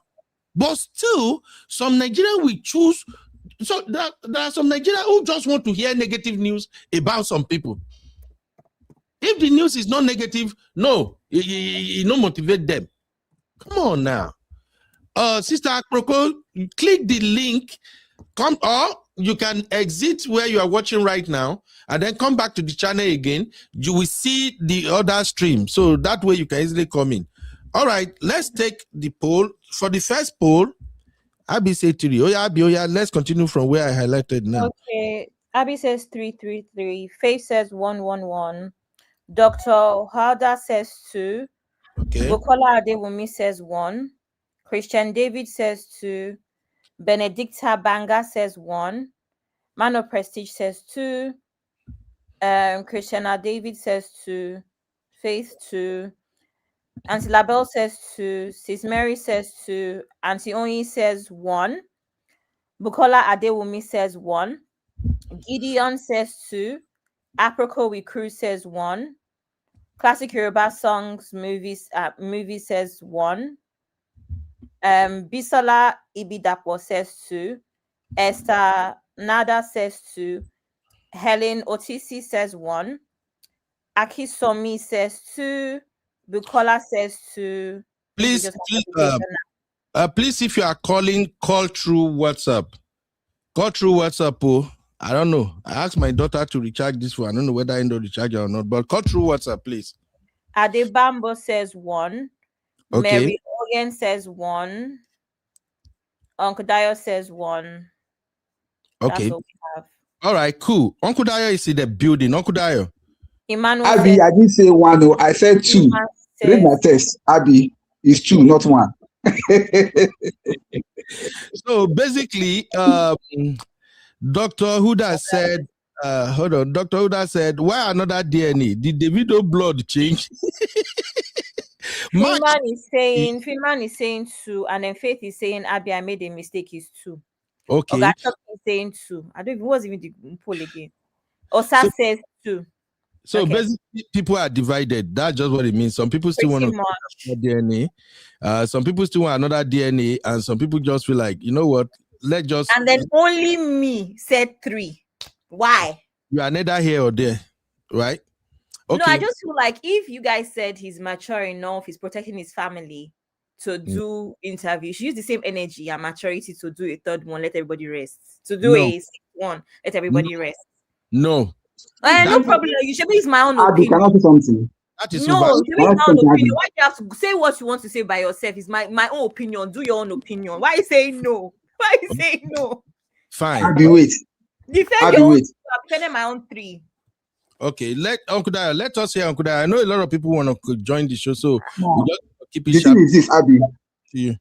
Even though they do it again, mark my words, they will still come out and say the same story.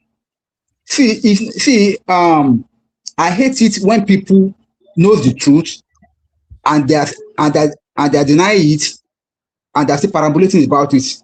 Look at what has been happening to the consistent DNA that they've done. What has been happening to it? The same old story.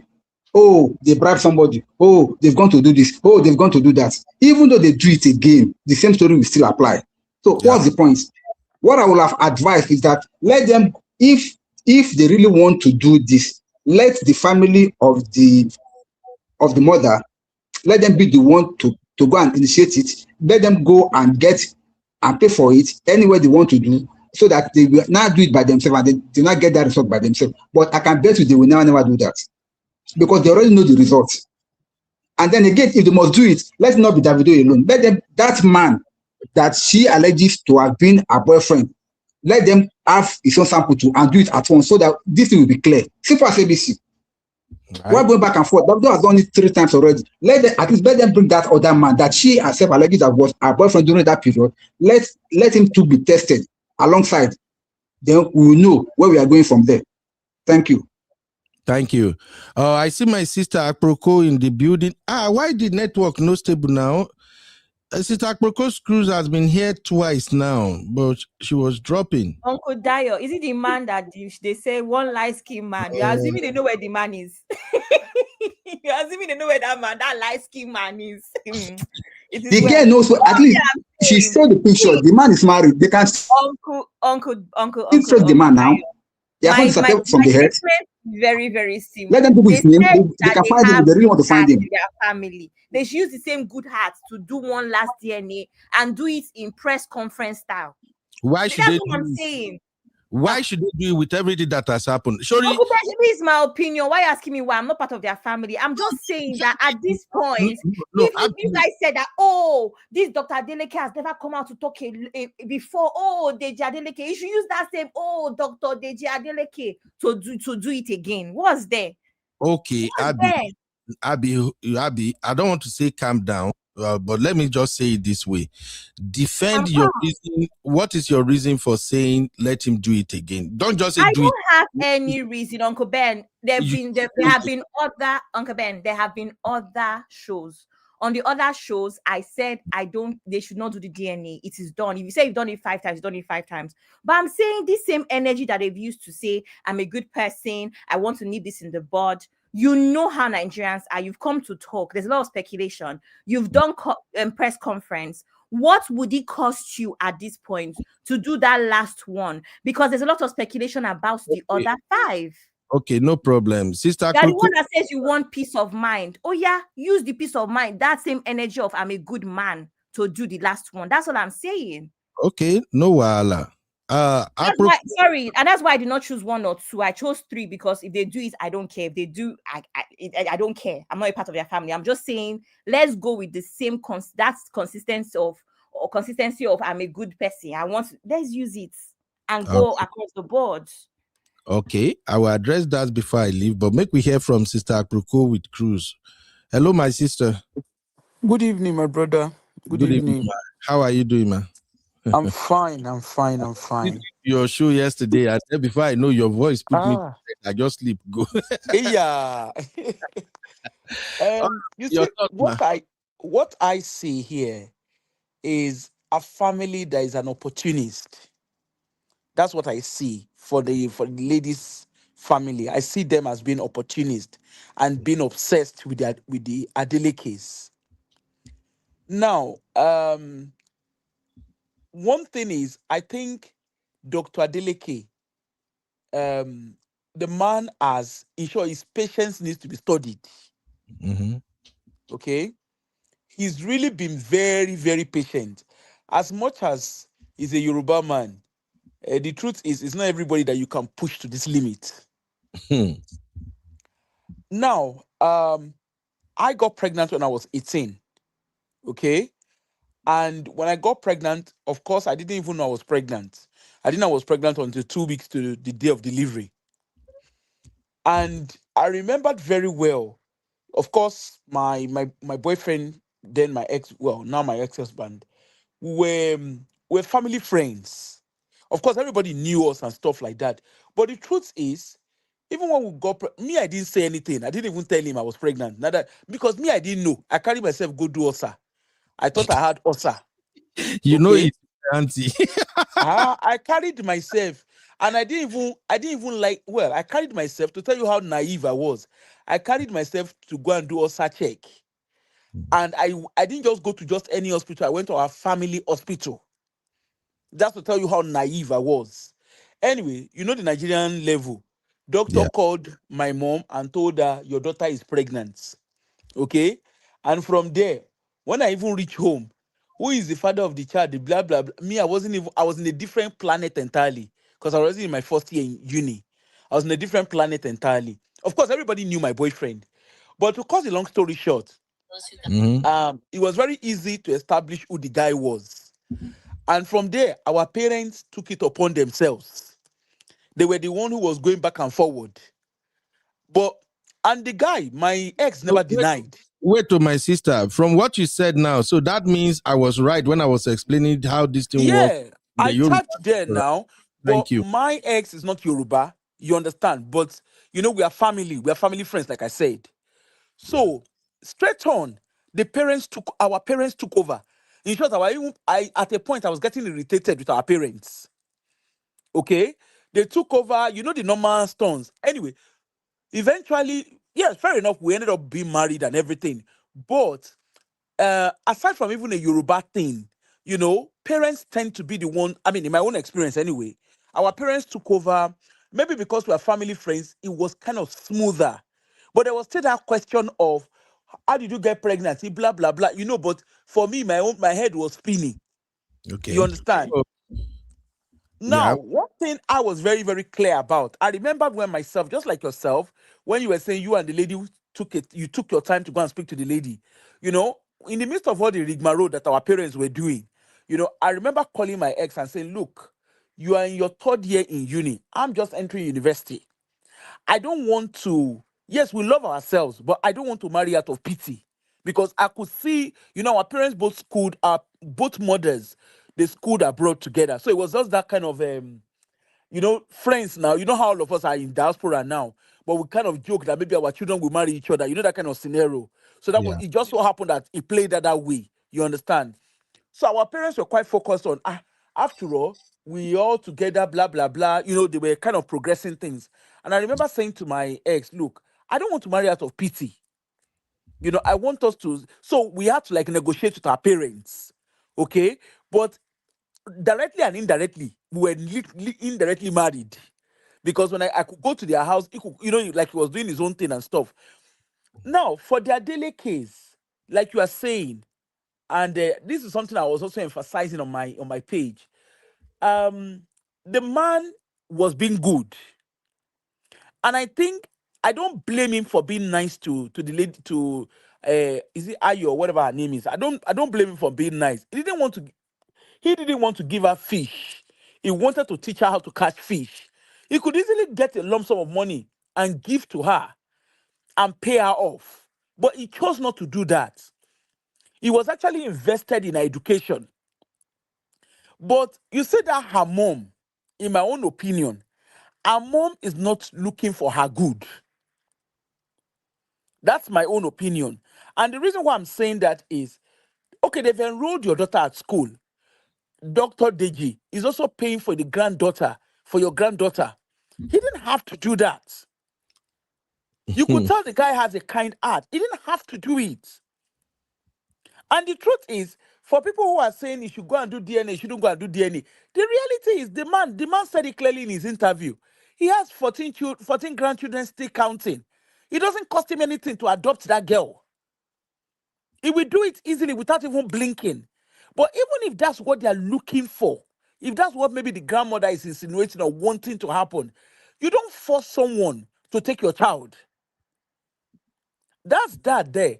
Then you see, in all of this, I hope Davido, because there's a Yoruba saying, I don't know how to say it in English. Issue where any loan to where any boypo is the case of what has happened now. If Davido had zipped up his trousers, we won't be having all of this conversation. Yes, I get it. He's an entertainer. I get it. Scandals are not far from him. I get it that women and all sorts of stuff are there. But I hope it's a lesson for him because his dad is usually a very quiet person. He doesn't speak. He doesn't even address anybody in public. You really, I mean, even in events, he's almost like in the background of it all. But for him to have come out to come and address this, I pity Auntie Kemi. All those who are gingering her, I hope they will be there when the man takes legal action. I hope they will be there because I've seen her. I saw her videos where she was responding, and the interesting thing is, every response she has given, she's actually not debunking what the man has said. She's actually helping to reinforce what he has said. Now, one thing I was wondering, and I remember I was asking that on my show. One thing I was wondering is, okay, when they were writing that this girl, she's the Davido's child and blah blah blah. The impression they painted was Davido's family had nothing to do with the girl. But as a matter of fact, the father was paying the school fee of the girl, even though he's not his grandchild. He was paying the school fee. Then I'm wondering, why is she not? She's so fixated on their daily case. Maybe there's a banker guy. Why is she not going to that guy? Maybe Davido is also married. Why is she bent on Davido by fire by force? What is it about the mother? The mother kept using emotional blackmail. She's a widow. Adeleke is also a widower. Let them marry. Nobody, no, Abio, nobody better pass anybody. Oh my God. And you know, for those of us in the diaspora, because I've seen people say they should go and Adeleke came out because Kemi threatened to petition American government. And I'm like, petition America as what? Say America no get what they do with their time. Now the video go shag babe, now they go they think. Like, I don't understand. Okay, they are petitioning him for what? That they want. Why would the guy be scared? The guy has properties in America. The video is an American. I don't want to believe that the American system is that they are so how will you say that they have nothing to do with their time. That all they are looking for is Davido who impregnates somebody or who did not impregnate somebody. Yeah. Even if we're talking about child support is not done straight on like that. If Davido does not have money, nothing go happen.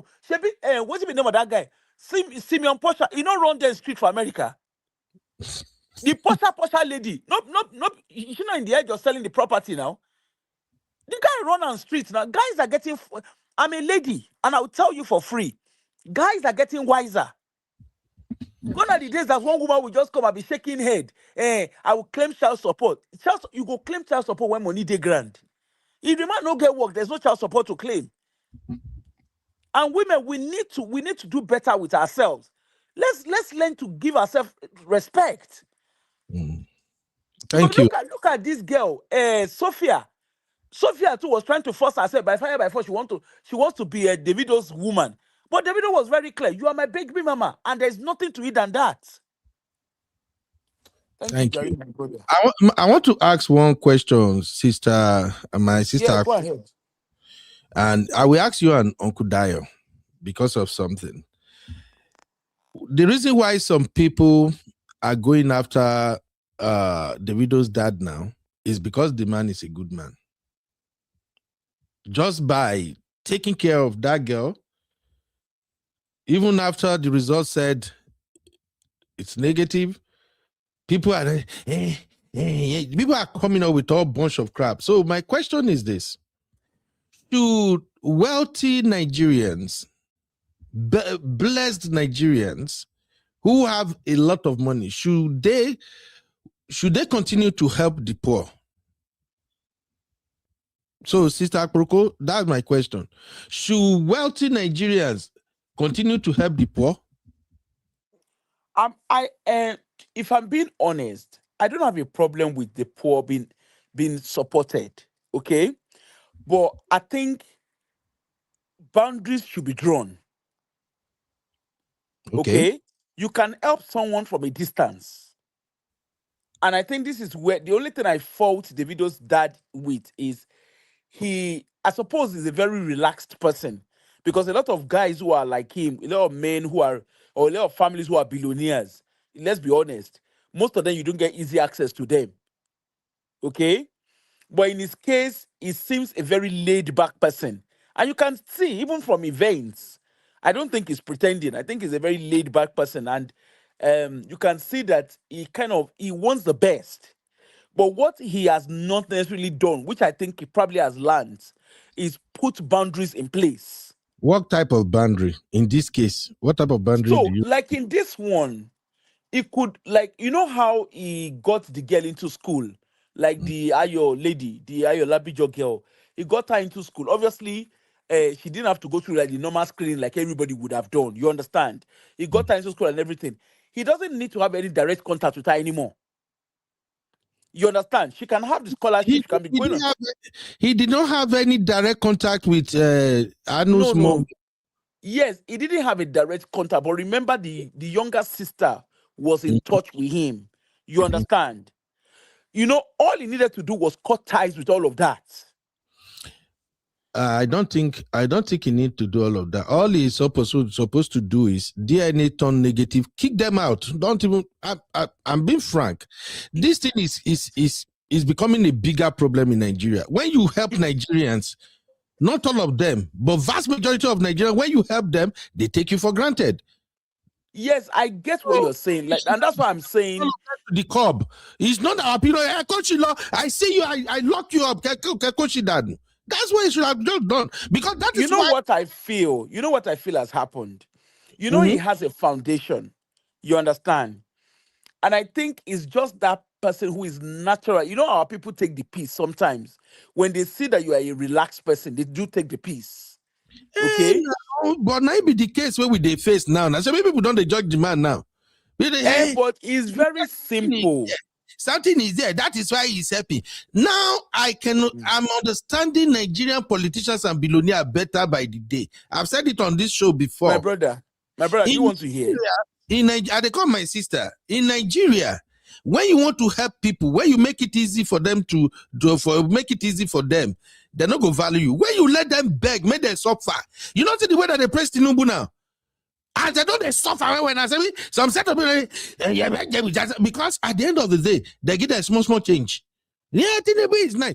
That's just all I see here.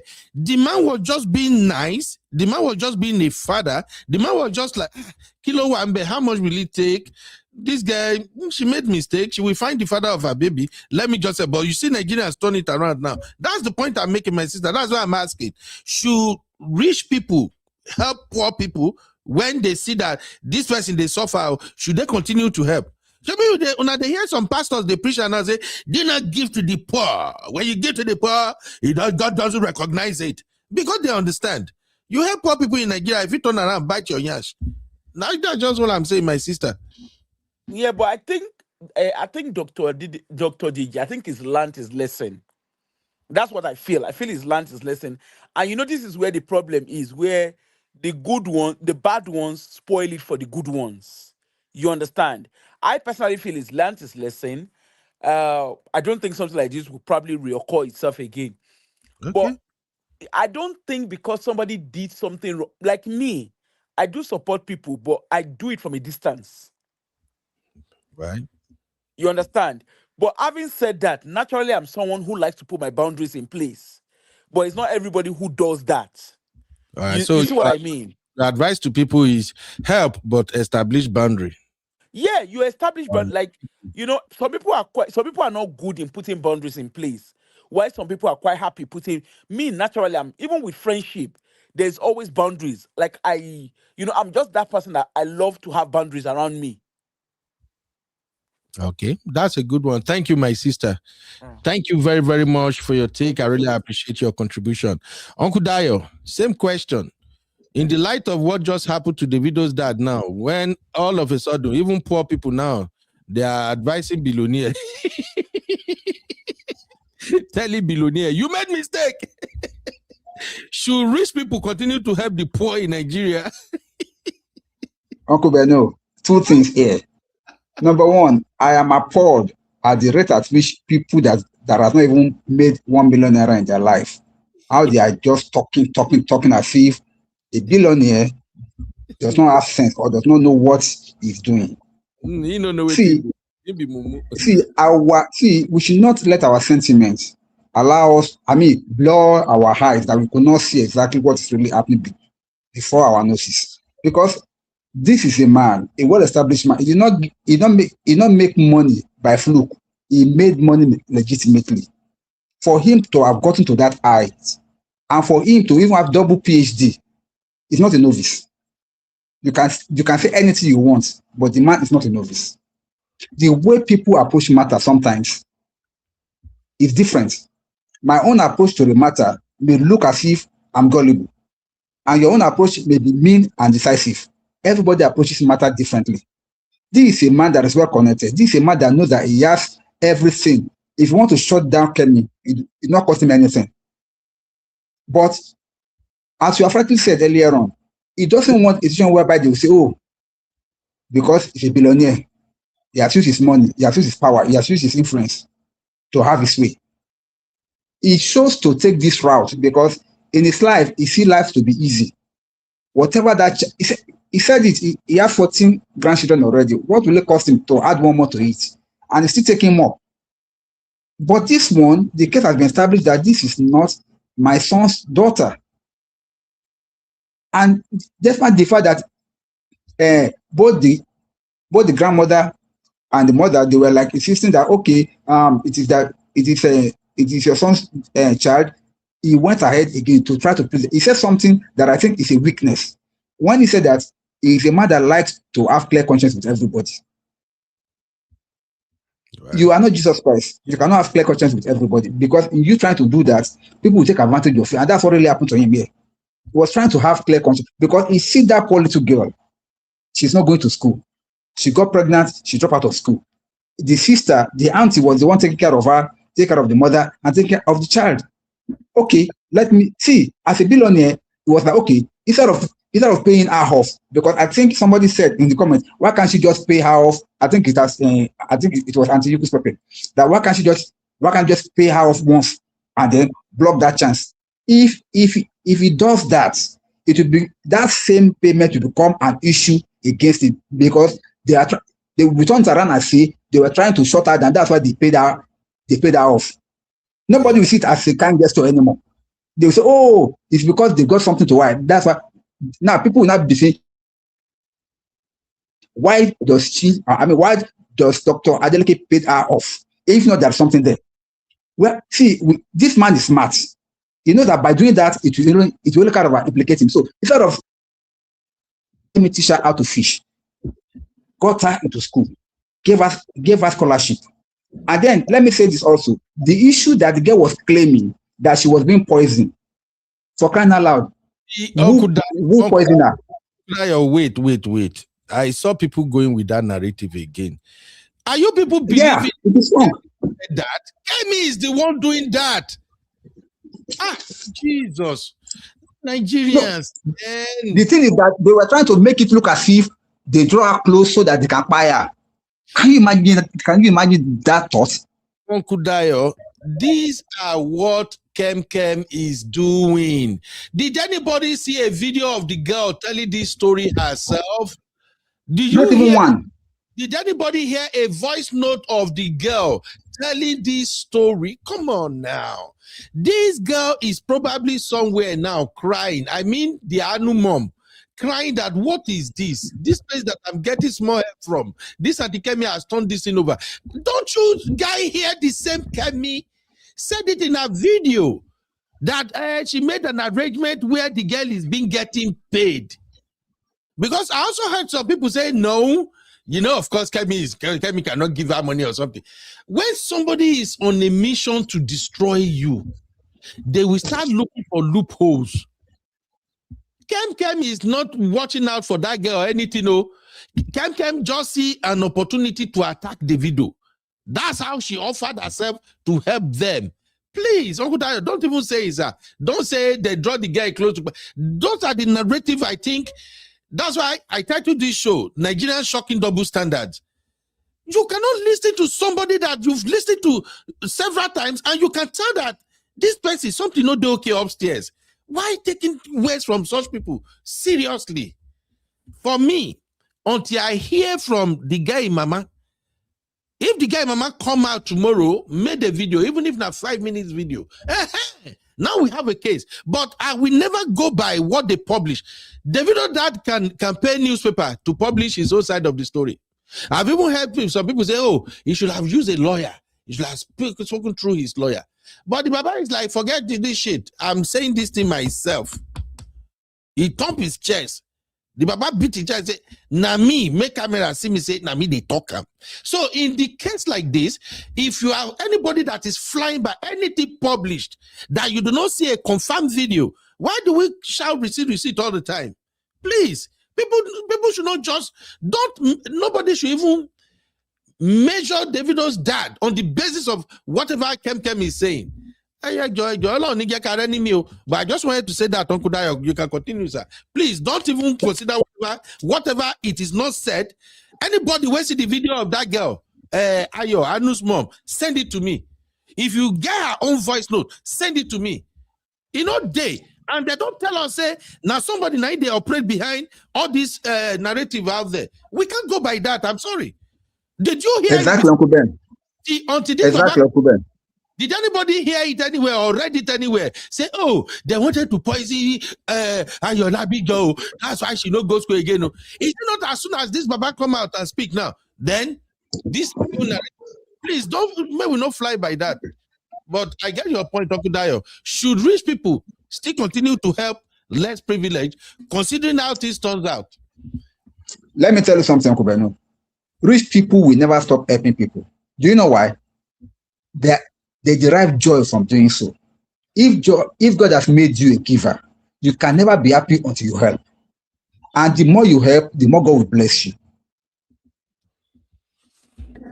Are you getting me? They know sometimes they'll be taken advantage of. They know sometimes they will be wrongly misunderstood. Yet they will never stop giving. This Baba will never stop giving.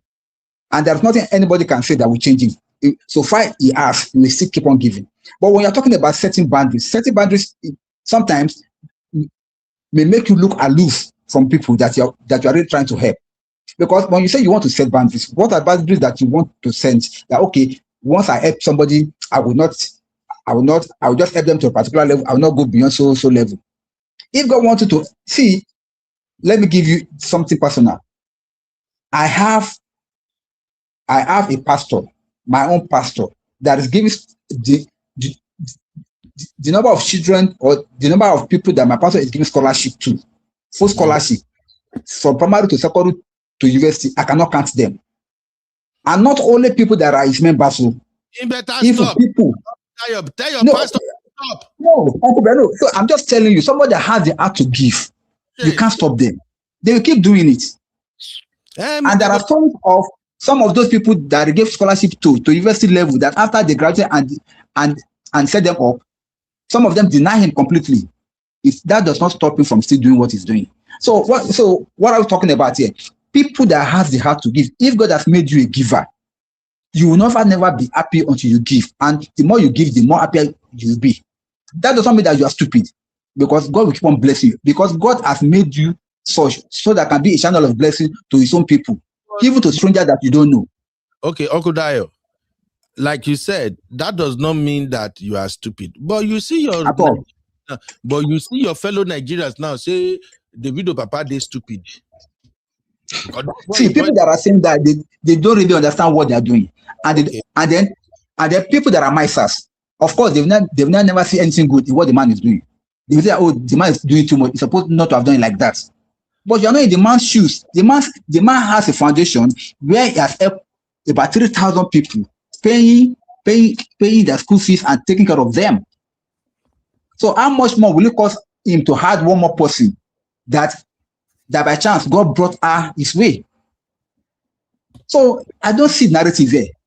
People are just trying to use whatever the demand does to paint him black and to make him look as if he's a culprit, as if he's got something to hide. Question that I ask them is this: how much will it cost this man to add one more grandchild adopted? Hold on, please. How much will it cost the man to add one more grandchild to the 14 that he has already? Nothing.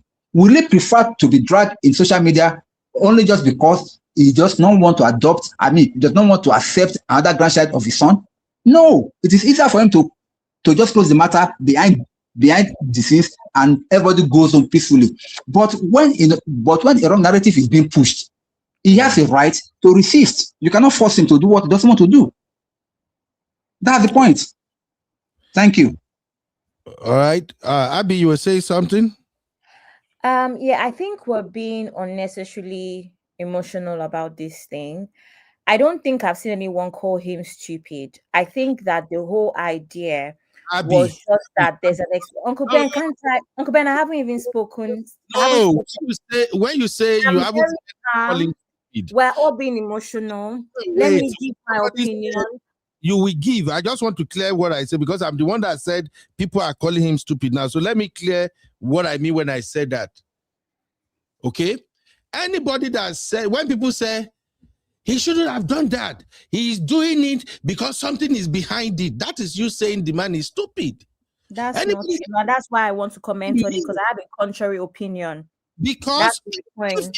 if people do not see him as being stupid, a billionaire who has created an industry, if people don't see him as being a stupid man for looking at a poor girl with her mom and say, you know what, even if this Pekin no be my grand Pekin, I think we can still help.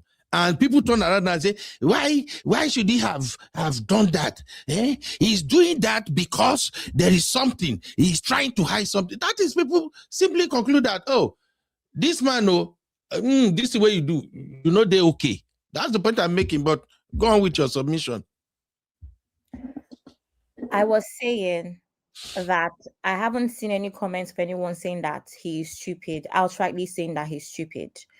What I think it is that there's an expectation. Like I said, when somebody has 2 PhDs, when somebody is a billionaire, they tend to move a certain way. There's so many moves that they make with should I say, but they have to consult. They tend to consult legal experts. They tend to think more strategically about their moves. So my question, even on the backstage, was why did he make such a dangerous move? Right? To me, it is quite careless. And someone who has been through life, he's around, I think they said he's closer to 70. I don't know. I just expected more experience, more wisdom. And then besides your age, you're also someone that is well accomplished. That's what, for me, that was my general idea, was that at least he'll be careful. If someone has the audacity to approach your son in that manner and say that you're the one that got me pregnant. Now, she's not saying, hi, David, you know, we had Kerewa at this point. I'm not sure if it's you, but would you be kind enough to help clear this up? That is a reasonable person. That's not someone that is just pointing accusing fingers, right? This person has shown that she's unreasonable from the start. My thing now is, why bring them that close? Now, even from a legal standpoint, if anything happened, for instance, this nonsense talk about poisoning, which I do not believe, personally, I don't believe. You leave space for speculations like that because they were in your space. They were in a space that you control. Even if he doesn't go to the school directly. That's why I'm saying that when a man is this accomplished, when a man is this old, the same Yoruba wisdom, we talk about Yoruba the whole time, the same Yoruba wisdom, I expected it to be applied in this situation. You don't bring somebody, regardless of kindness. And that's why Auntie Yinkus even suggested, or whoever suggested, paying off. It was not from a place of, oh, it just seemed like a better option where it's just like, I'm so sorry, David is not the father of this kid, because you're saying he's a kind man, right? Cool. I'm so sorry that it hasn't turned out the way that you want it to turn out. How can I help? Okay, I'm going to do this and I'm going to do that. But to bring him that close just seemed very careless. So I don't think we're even here saying that, oh, he's just such a stupid man. We agree that he's kind. You can even tell that David has gotten his kindness from this man. One thing we all love about David is that he's very humble. Even the fact that not only is he a superstar, he's also a millionaire or billionaire son, right?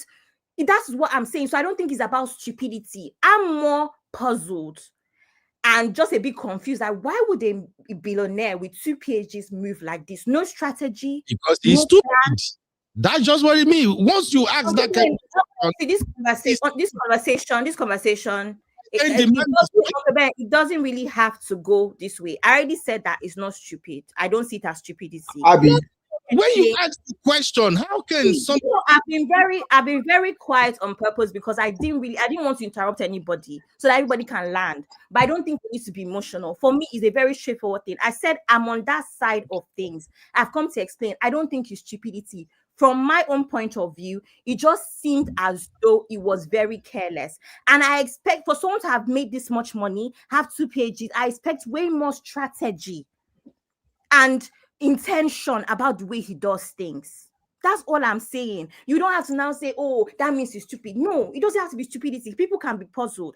This is a strange move. Even people that don't have as much money as him, they know. So if somebody else comes and brings this whole angle of, it seems like a case of bring your enemy close or keep your enemy close, are they wrong?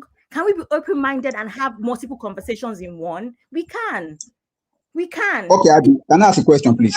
It's a thought process, and this is a thought process. That's what we do on this channel. My thought process is, why has he gone about this this way. Exactly, But Abby. once Exactly. Let me answer you, Abby. I have a question. Let me answer you.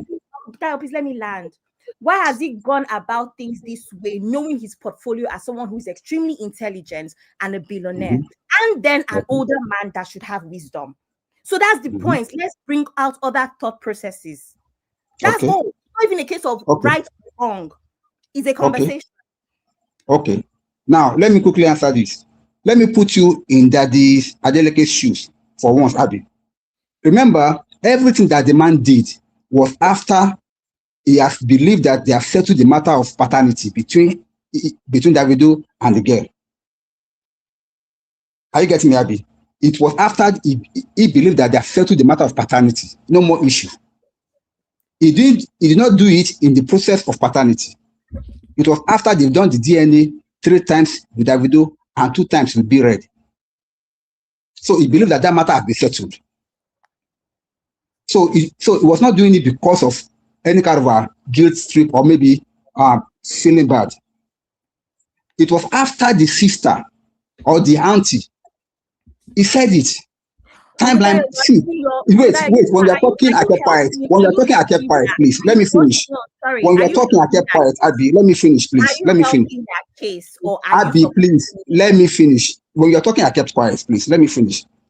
It was the auntie that called him. I mean, that sent him a message later that she was the one doing this, and he asked a question: what is this girl doing?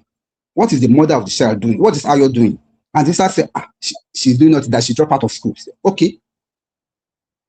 Now, if you happen to have a school, you have a university, and you believe that you have settled the matter of paternity between that person and your son, that there is no more issue, that it has been proven that this is not your son's biological daughter, and there is somebody, and that person, you want to help the person or help the family for the sake of the child. He said because she'll be able to help herself and the child, so that the whole body will not be on the auntie alone. That's why he now said, okay, if she's willing to go to school, he will give her a scholarship, because he has a foundation that is running. Not even the regular school. It is for the adults. They call it a adult class. Are you getting me? And he gave her that scholarship with the good mind that at least if he's a graduate, he even said that his plan was, if she managed to graduate, that he will even give her employment in that same school. That he has done it for other people before. It's a pattern. If you are a multi-billionaire, you are well established, and you have this particular scenario between your son and a girl, and you have established, according to your own fact and findings, that this is not my biological granddaughter. Now, you now want to help that girl. Will you now cut her off, or will you just pay her off? In its own wisdom. See, we cannot think alike. You are talking about thought processes now. The way you are thinking is quite different from the way he is thinking, and your thought and the processes is also different from his own thought processes. Remember, he was the one in the real picture, not you and I. When you are in a matter, you think differently. Now, he now decided that, okay, this is what I can do. Let me give her scholarship. He could have thought that, okay, let me just set her up and let her be. But he said, no, let me help her. Give her scholarship, give her everything, send her money every month, 50,000 for maintenance. She's not paying for school fees, just for her own well keep every month. And this girl started the school. Everything was going smoothly until that started the second year. All of a sudden, something went wrong. And now they are now using it as a kind of a capture to say that something happened. To me, the man has done nothing wrong. He only just follow his mindset, and he, being a multi-billionaire, can do whatever he likes. He knows why he does it, because we are not in his shoes. So let us not try to imply that, oh, you're supposed to have done it this way instead of this way. No. You can never know how somebody will behave when you're under the same situation. It's only when you are there that you can tell. Thank you. Let me just chime in here. I see Honey Babe in the building already. Let me just also remind everybody that nothing about this issue came up from early last year until towards the end of last year. And in that press conference, the father said, when this girl stopped coming to school for a very long period of time, they were still paying her $50,000 every month.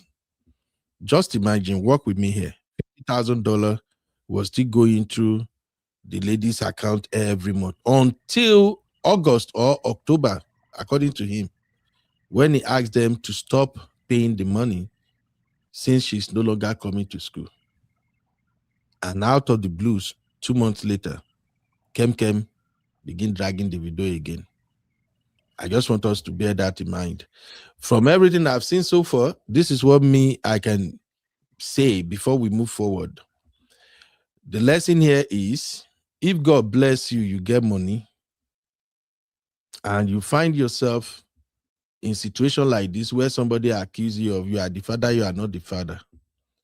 If you do the DNA, the result came out negative.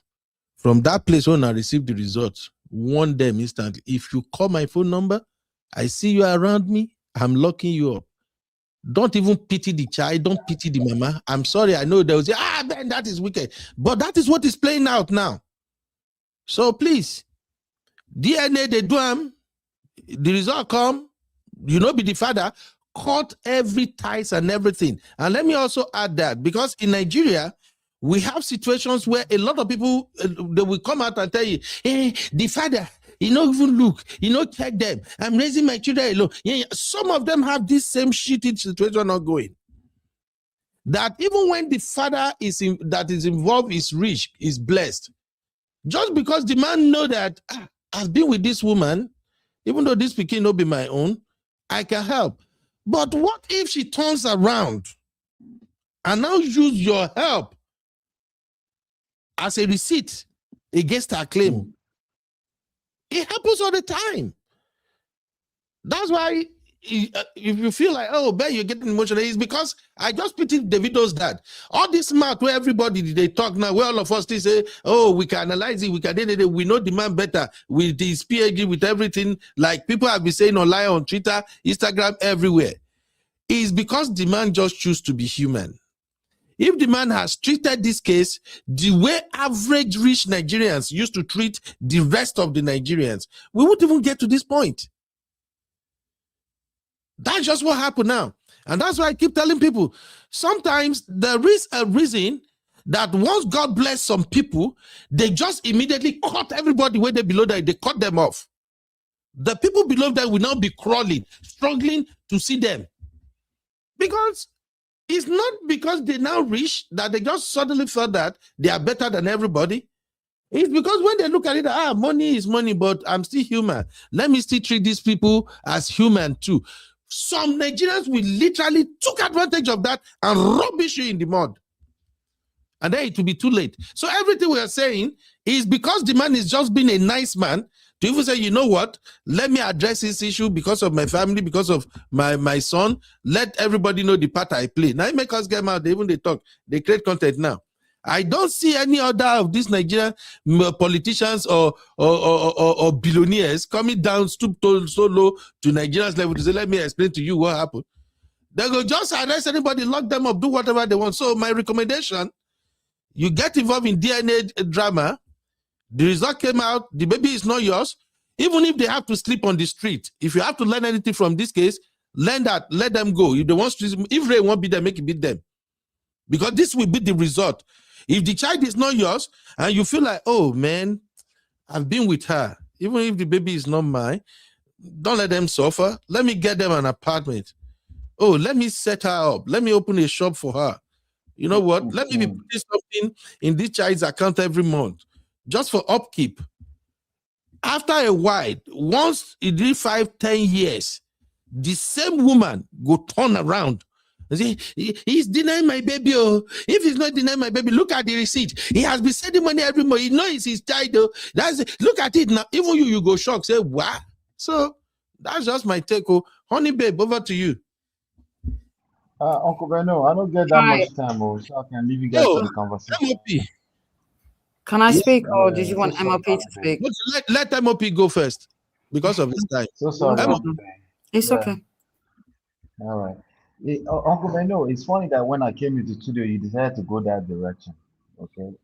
Okay. What direction? No. I'm never ashamed of anything. What direction do you think I'm going? I go another direction. I like Is it The because I direction said you just went, the stupid? one you just went, I like it. Which is if somebody has accused you of paternity denial, and then first of all, the first thing first is to do the needful, which is to exonerate yourself. Not only that, if you are a doctor, Adeleke, I'm not talking about randoms. Dr. Adeleke is not a normal human being. I'm talking about Dr. Adeleke specifically, or even a Davido. I'm talking about persons of means. If you are that kind of person, after the result comes out, you must do a press conference to say this happened, right? Some kind of documentation. This happened, and this is the end of it, and then you cut ties. If for some reason doing like some kind of press conference, I know they won't want to announce that too. I can understand that, but something needs to be documented. Even if it's a lawyer present, say, "Hey, you signed an NDA. We did a test. We're good. We are good on this. We're never addressing this again." If you now feel the need to help that person, there are agencies in every society, including in Nigeria, that you can reference them to go and get the help they need. Just because you refer them, your connection will probably do magic in that respect. You don't want to have any entanglement or any conversation in private with this kind of people. We have like we don't even know what kind of people they are, and that's the point. We're not saying they are bad people. We're not saying Ayo and her family are bad people. The point is that we don't know what kind of people they are. And once you could disconnect that, you keep it moving. That's how there's ways to do these things. The people that put all these kind of agencies in place, they know what they were doing. They also like to be kind, but they know how dangerous and how careless it is to put yourself in that kind of situation. I gave the example that I gave on my channel a long time ago here, where some people say, I want to be kind. I don't mind that my driver to come and sit on my dining table and eat with my family. It's a bad idea. You're not seeing past yourself, and that is not kindness. That is arrogance. That's pride in a different way that's actually going to hurt you.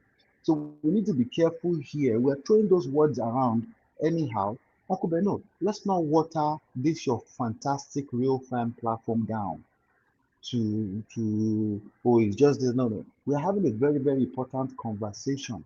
The same Yoruba that you referenced earlier, so it's not because it's like, let's not use extreme words like stupid or anything. No, that's not the point.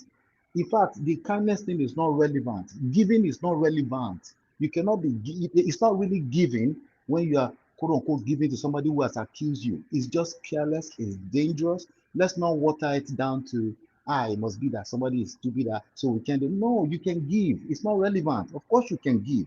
But the idea of giving to somebody who just finished accusing you of paternity fraud and you cleared yourself, it's a bad idea. It's simpler. I don't know why we're struggling with this. This is actually simpler than I thought it would be. People came into my comment yesterday and told me I have no sense. Uncle Beno. They said, MOP, I thought you had sense. They say I have no sense. Lórí ọ̀rọ̀ yìí, it's not that deep, but I hope this is just a word for a word of healing for anybody who cares to take it. If you want to see, somebody, I think Sister Onyade was saying in the chat that her dad, mine too, all this misguided kindness. Let's be careful. If you're a person of means, there's always adversaries in the corner. There's enemy in the corner. Don't be, I want to do. And I'm not talking anything spiritual. It's very straightforward. If you're a person of means, you're an easy target. So you cannot be careless. Someone like him should have experts, lawyers, PR specialists. They should have them on with a retainer on this kind of people so that they can get advice properly. Common sense does not work in this kind of stuff. Common sense is kindness. Of course, we should be kind to our neighbors, right?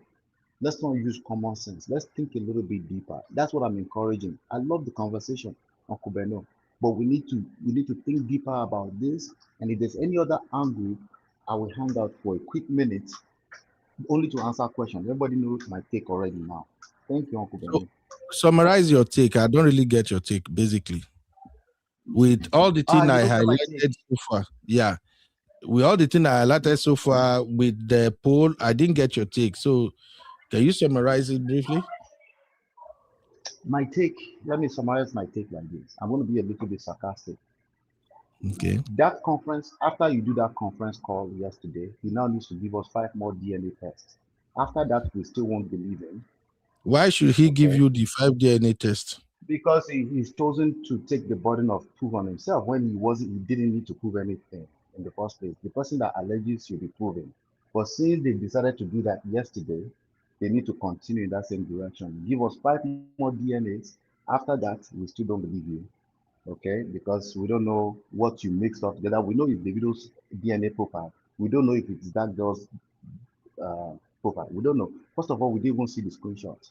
Maybe you can also send it to VDM's DM, and then maybe we'll finally believe, since it's VDM that will be putting it in the room. I just want to be sarcastic on that.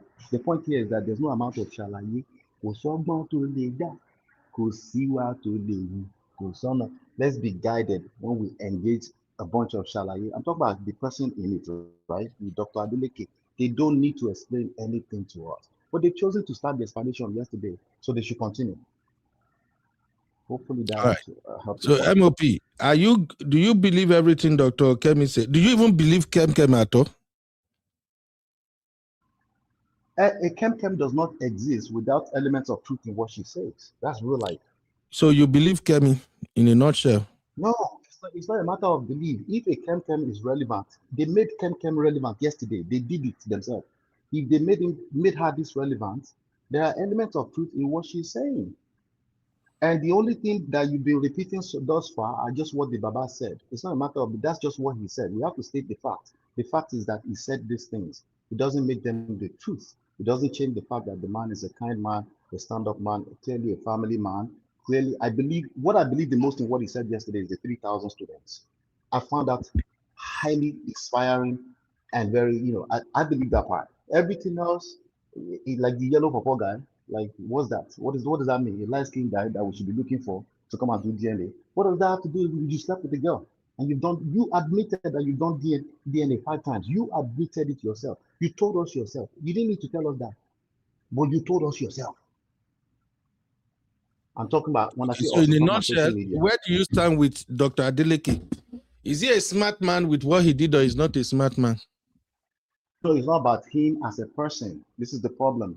That move yesterday was a wrong move. Not wrong per se. It was not a very wise move. MOP, you have to take I don't like what you say. Wrong move, not wrong. Let's take one to one place, Baba. Okay, let's take one place. You're right. Everybody that watch this show now, they know where I stand. He's right, but you know he's not right. No, MOP. Okay, it's a bad move. The right word is bad move. It was a bad move. The press conference was a bad move, yes. It was a self-indictment. It was Shavaye. It was 77 minutes exactly. And it was just telling on themselves. There's no need for it. It's a bad move.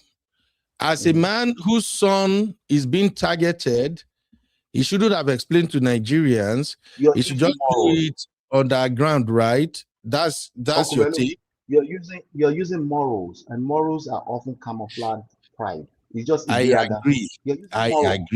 For the sake of people who are learning, that's why I'm putting it that way. He should do what's the best move according to you? Or he shouldn't have done press conference. No, that is naive. That is naive. What is the best move in your own perspective? The best move is always to seek wise counsel, experts. From who? You talk to experts. A man with PhD, billionaire, he seek wise counsel. A father to seek wise counsel on this matter. MOP explained very well. I don't want me to just give her like that because a lot of people are watching. Let's consider this first. Baba, wait first. Let's consider this as you are putting this argument forward. You know, say now what we do yesterday for MOP show. Now we continue now. Consider this, Baba. He has lived in America. He is connected. He is rich. 2 PhD. What does that mean? Live in America? Just wait to. What does live in America mean? Just wait, Baba. 2 PhD. The reason why I said he has lived in America is because many people that live in America and UK, they believe say they are wiser than everybody. So that's why I put it there. So people will know. No, it's true. No, it's true. It's true. I need to include it as a reference for those that are listening. He lived in America. He established himself here. So you should know that he knows the American system. He has 2 PhD. We're not talking about American system.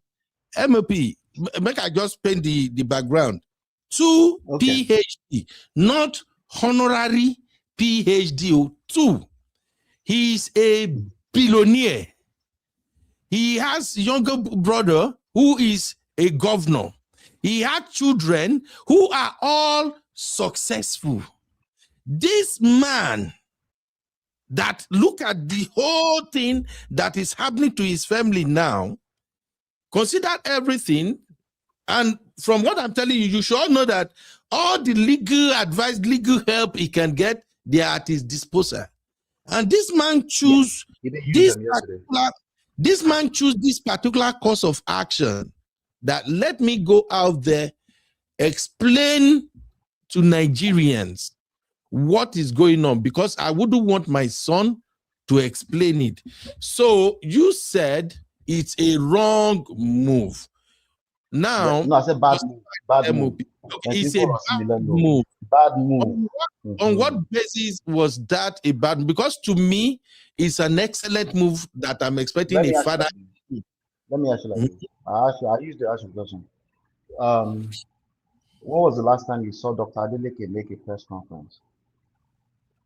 No, I haven't seen it. This is I saw one. It's all about business, but this one is about his family. Okay, but in general, you don't see him do press conference, and you think this has to be the best case where he will come out for the first time and give a 77-minute press conference? I'm asking. Yes, yes, because okay, now your excuse. No, you said as a father. An educated man that I think he knows exactly what he's doing. So yes. No. Now you are in two places. Is he doing it as a father or as an educated person? You have to pick one. He's doing it as a father, and he's doing it using his experience and knowledge. So that's my take. We're gonna go with the father part. We're gonna go with the father. Do you agree that being a father, it so that okay, go just like the father is a when you started this show today, you said we should listen as parents. Remember? Okay. So do you agree that when you focus on it being about father and parents, that is now an potentially, let's just say potentially an emotional move? Would you agree to that? I agree. Would you not get emotional about your child? Yeah. If I go out there, because if I forget that I am Dr. Adeleke and I go and defend my son against a Kemi lawyer, I will be emotional. It's a bad move. In what way was he emotional yesterday, MOP?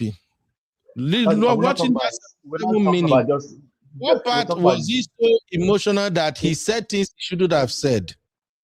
A 77-minute press conference, denial is emotional by definition.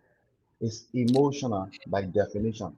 A 77-minute denial press conference, by definition, you can put it in any chat you like. No, it's not.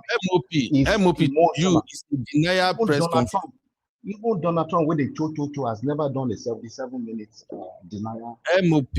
Well, but you're not asking. You just say in my opinion. Don't generalize. Just say in my opinion. What put it in any AI tool you like.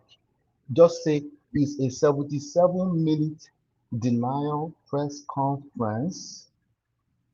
Just put it there. It won't tell you yes or no, but it will explain it to you so that you can know. I don't need it. I don't need all of that to prove it. But go ahead with your point. The point is that shalaye. You know when we say shalaye, we think it's a joke when we're doing it, right? Go explain. You will tell on yourself. You will expose yourself. Why? Because nobody is perfect. It's the same reason why you cannot use morals. It's the same. You have to look at things very, very intentionally. You have to be very intentional. You have to be very careful, especially if we're talking about potentially about you being a father. You have to be very, very careful.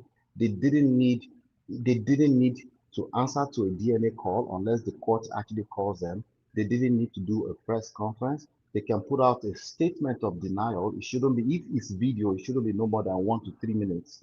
And they can keep it simple because the less you say, the less you expose yourself. The more you say, you're just going to tell on yourself. You will give opportunities. You expose yourself. You're the same reason why a police will say you have the right to remain silent and anything you say can be used. They didn't say you're guilty yet. They just said don't run your mouth. It's not a billionaire thing. It's not a billionaire thing. It's an ancient wisdom thing. And we need to pay attention to that. Okay. All right, MOP. What happened? Nothing. Let's hear Honey Babe. Honey Babe. I did hear. Just in case I have to drop off, that's why I went first. Okay. I want to just Sorry about that. Yeah, I just want to do a disclaimer because I really don't want anyone to interrupt me, including yourself, UB. And then once I finish, you have 5 minutes. Yeah. So all I want to say is that I think it's not about to do with the fact that he's got PhDs or he's stupid. It's the fact that you are a billionaire. I assume he has multiple businesses. You hire staff, you hire legal representatives, you hire legal experts. And it's something like this, it makes sense to obviously listen to your legal counsel. And I think I'm going to give an example of Jay-Z. There is a gentleman that for the past, is it over 10 years, he has said Jay-Z is his father, allegedly. What did Jay-Z do? Did he invite the guy to his house? Did he get a driver to drive him about? Did he tell all of us on social media, oh, I've done 5 DNA tests? No, you move in a certain way. You go through the legal process, which is what he has done. Regardless of whether you don't like Jay-Z or regardless whether you do believe that that gentleman is Jay-Z's son, allegedly, you move in a certain way. And I think what MOP and Abby is saying is that regardless of your PhDs, you're not the man on the street where you cannot afford legal counsel. You are a man of a certain stature, a man of a certain level. Why did you decide, even with the fact that, yes, it's personal, yes, it's your son. And I'm going to go back to Jay-Z. There's so many things they've said regarding this gentleman, and this guy has never responded on social media, never, ever engaged with him. He has left it to the legal process. So I think my mindset is this, is that why he didn't do the same. Now, I'm not saying that he's silly. I'm not disrespecting him, but I'm just expecting someone, because you quoted that he has been to America and he has been abroad. And I'm trying to understand if he has done so, he would know about certain situations in other countries where this thing has happened. Someone in the comment section told me how long this gentleman has been saying that Jay-Z is his father. Over 10 years. So around similar time as 13 years, 10 years. And yet, what I'm trying to say, look at the way that Jay-Z moved and look at the way that Davido and the grandfather moved. Silence is power. You don't need to respond to everything that is said. You leave it in the hands of your legal counsel. You make a statement. I've said this quite a lot on Auntie B show when we've had situations regarding Nigerian celebrities. I don't understand how they don't understand about PR. I don't understand why they don't understand about legal representation. It's not every single time that someone says something about you that you have to respond. You leave it to your legal representative or your PR. There's nothing wrong with whether it's the father or Davido that he could have put out a statement to say whatever he wanted to say. I can't tell you what he should say, but something to the effect that we're dealing with these accusations and we strongly deny that Davido is the father of this child. Boom, finish. We've done multiple DNA tests and the results have shown blah, blah, blah, blah, blah, that Davido is not the father of this child. You put it to bed. Personally, coming on social media, I don't recommend it because in your emotions, you say things that you shouldn't say. I was watching and he was distracted. His phone was ringing. You know, what I'm trying to say to you is that that could have been done where he could have had a legal expert that on his behalf could have said everything that he should have said. So I just think that personally for me, there's a way that what I'm trying to say, but if you compare this situation, if it happened in America or the UK, they would move a certain way. And we're not savages in Nigeria. We have the money to employ good PR. We have the money to employ, legal counsel. So I don't understand why you don't use that. Do you understand what I'm saying? And so that is what I think MLP and Abby was trying to say. And Abby, you can obviously say what you want to say if I've said what I think everyone's trying to say. I just think that sometimes when things are personal, leave it to the experts. That's what I mean, there's no way that he hasn't got lawyers, a bunch of lawyers, a whole department of lawyers that could speak on his behalf, that can get injunctions, that can get, court appearances. I know that the legal system is different to the West. I get it. But you are a billionaire. You're not a man on the street that we can be saying, honey, baby, what are you talking about? He doesn't have access to money. Davido's dad has access to money. He has access to expertise. He has access to representation. Why didn't he use it? And I think sometimes when you're in your feelings and when you're in your emotions, you make bad decisions. Now, disclaimer, I'm not saying that he's stupid, because he's a very intelligent man. He has 2 PhDs. I'm just saying that when you're in your emotions, you move in a certain way that is not advisable. And that's the reason why you now go back to your lawyers that they're not emotionally invested, and they will give you the legal framework and the legal kind of journey to say, let us do this.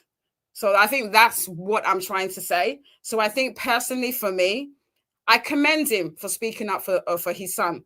Every father should do that. Every parent should do that.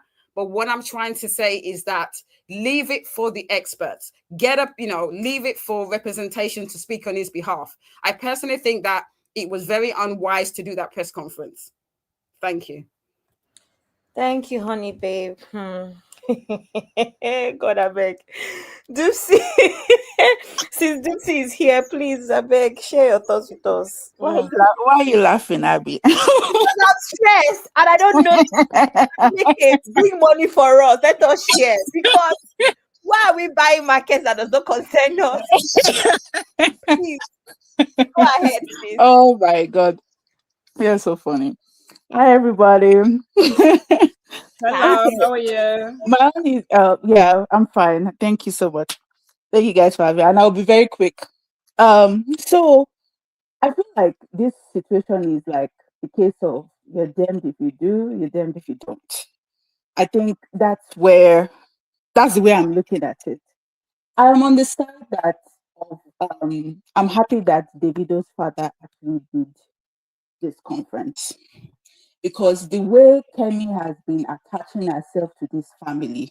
Sorry, So, sis. I think you need to adjust a little bit. Like you're going in and out, sort of. okay, let me see. Maybe I should reduce the volume a little bit. Can you hear me now? Better. Thank you. Okay. All right. So I was saying that when I think about this whole situation, I feel like it's a case of you're damned if you do it, or you're damned if you don't do it. And everybody's side is quite valid. I don't think MOP, Abby, and even Honey, babe. oh my God, the person I just spoke now, your name just skipped through my mind. I don't think that you guys are wrong. At the same time, I also don't think that Davido's dad was wrong for doing this, because it actually clarified a lot of things. Kemi has always been a pain in the butt for, oh yeah, I remember, Oni babe, I'm so sorry. So Kemi has always been a pain in the butt for this family. A couple of years ago, I used to listen to what she said, but then I started to discover a lot of inconsistencies with a lot of her theories and stuff. I was like, oh yeah, this woman is, I don't know, she's just, to me, I think Dr. Kemi is a troll. That's what she is. She makes her money trolling people. But at the same time, I was like, okay, the way this woman has been attacking this family, say this woman has something to do with Dr. Deji Adeleke. I'll not lie, it was something I was like, was there something going on? Was it some kind of like an affair? Like this man said he doesn't even know this person. I'm just like, what the hell? But my take is this. I don't think he's wrong for clarifying and explaining, because it puts a lot of things into perspective.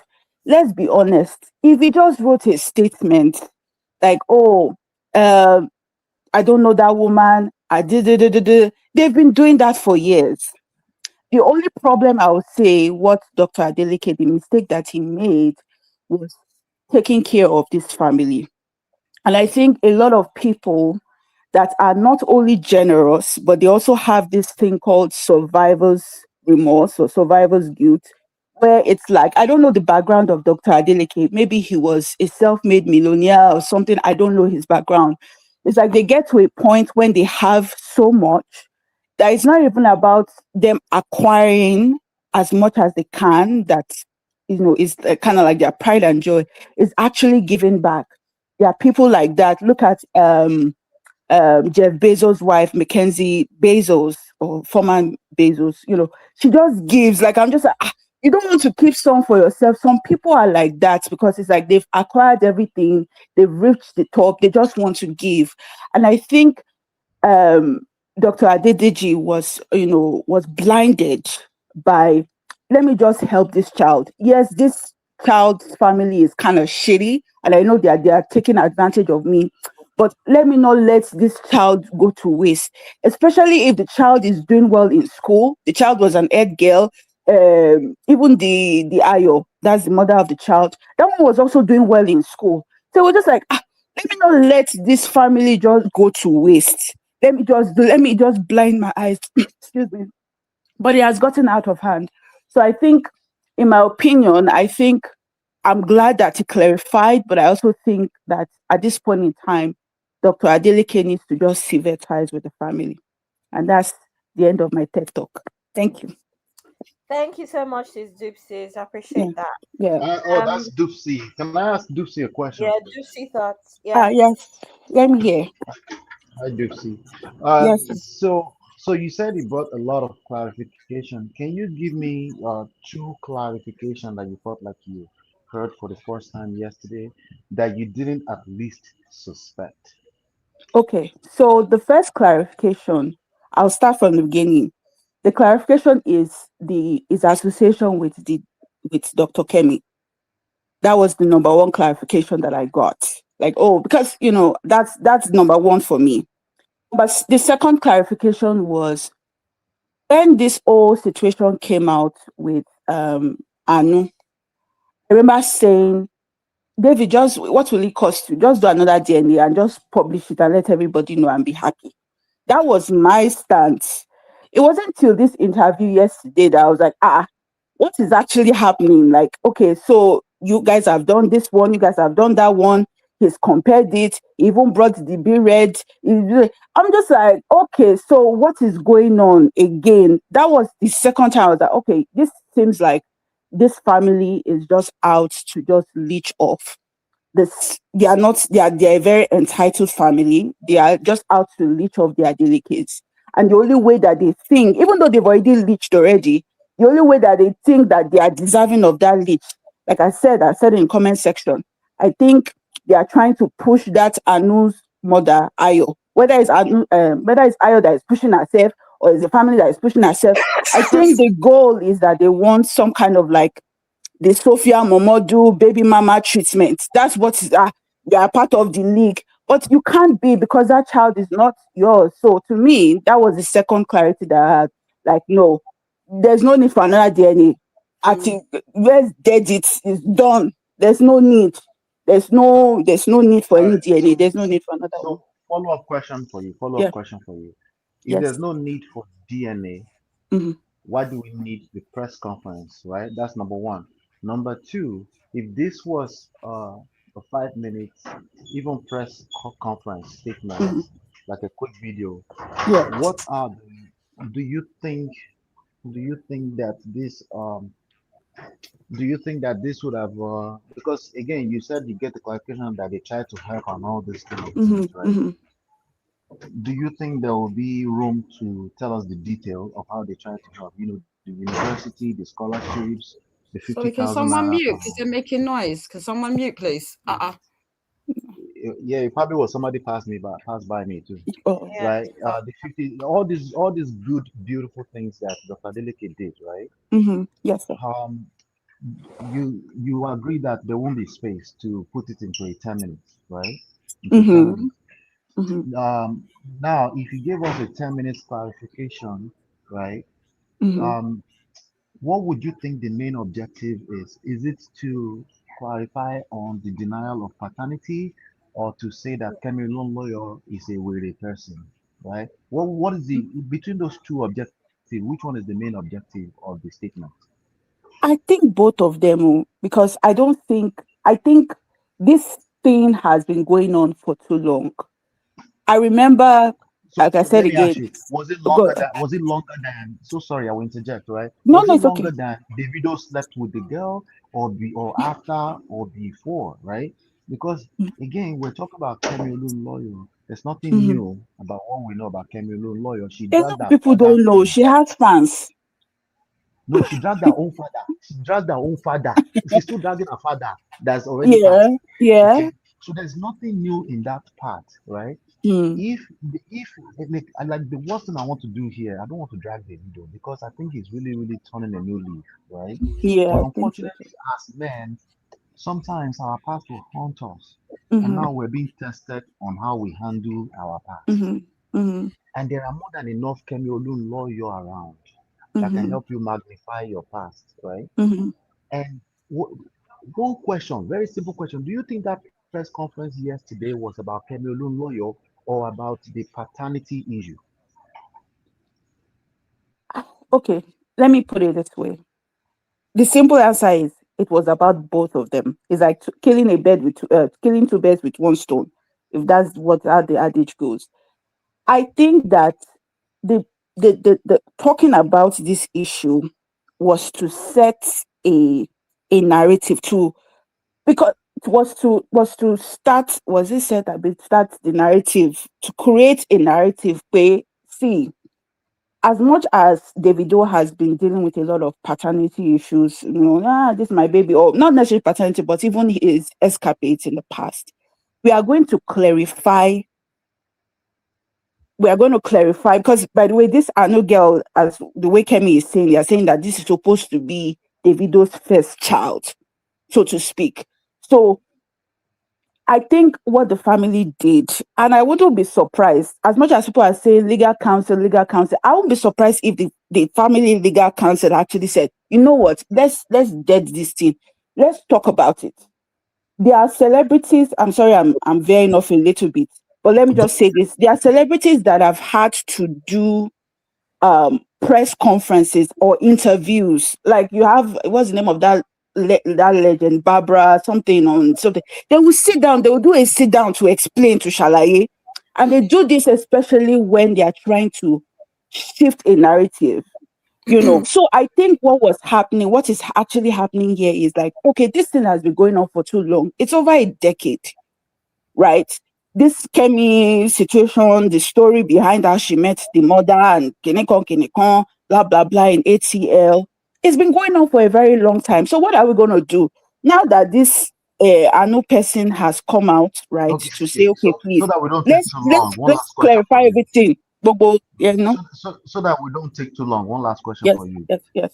How do you think that worked out? If the objective is to dead this thing, how do you think that worked out? It's I been only think, I 24 think, hours. I think going forward, I don't think so. Right now, we are talking about it because it's just present. If Kemi comes out and starts to blow our horns again, everybody would always reference this video, right? Thank We always come back and say, "Whoa, this is what this man said. I beg, come and be going." That is how I look at it. At some point, even give an example. Last year, when the old Didi thing was going on, and there was that little issue between Jay-Z and Didi, and one woman attacking some kind of person. Jay-Z had to come out and write a statement. And I was like, see, guys, don't come for me. Don't come for me. Like, he wrote, I remember that was during the Lion King premiere, because Blue Ivy had to show up. He wrote a statement, and we all knew it was Jay-Z that was writing it. The only reason why Jay-Z is taking a step back on this last court case that he did was because that court case would reveal that Jay-Z had an affair with an underage girl. That's why Jay-Z is quiet. It's, I disagree. Oh, I okay. rest my case, Your Honor. I rest my case, Your Honor. Sorry, can I ask? Can I ask the this is question? Can I ask the question? In terms of clarity for the press conference, I'm confused because whether it's Davido or the dad, one person saying there was 3 DNA tests, another person there is 5. How is that clarity? If honey. you have a legal representation, you have one voice to say it's 5 or it's 3. You got two different people saying 2 different things.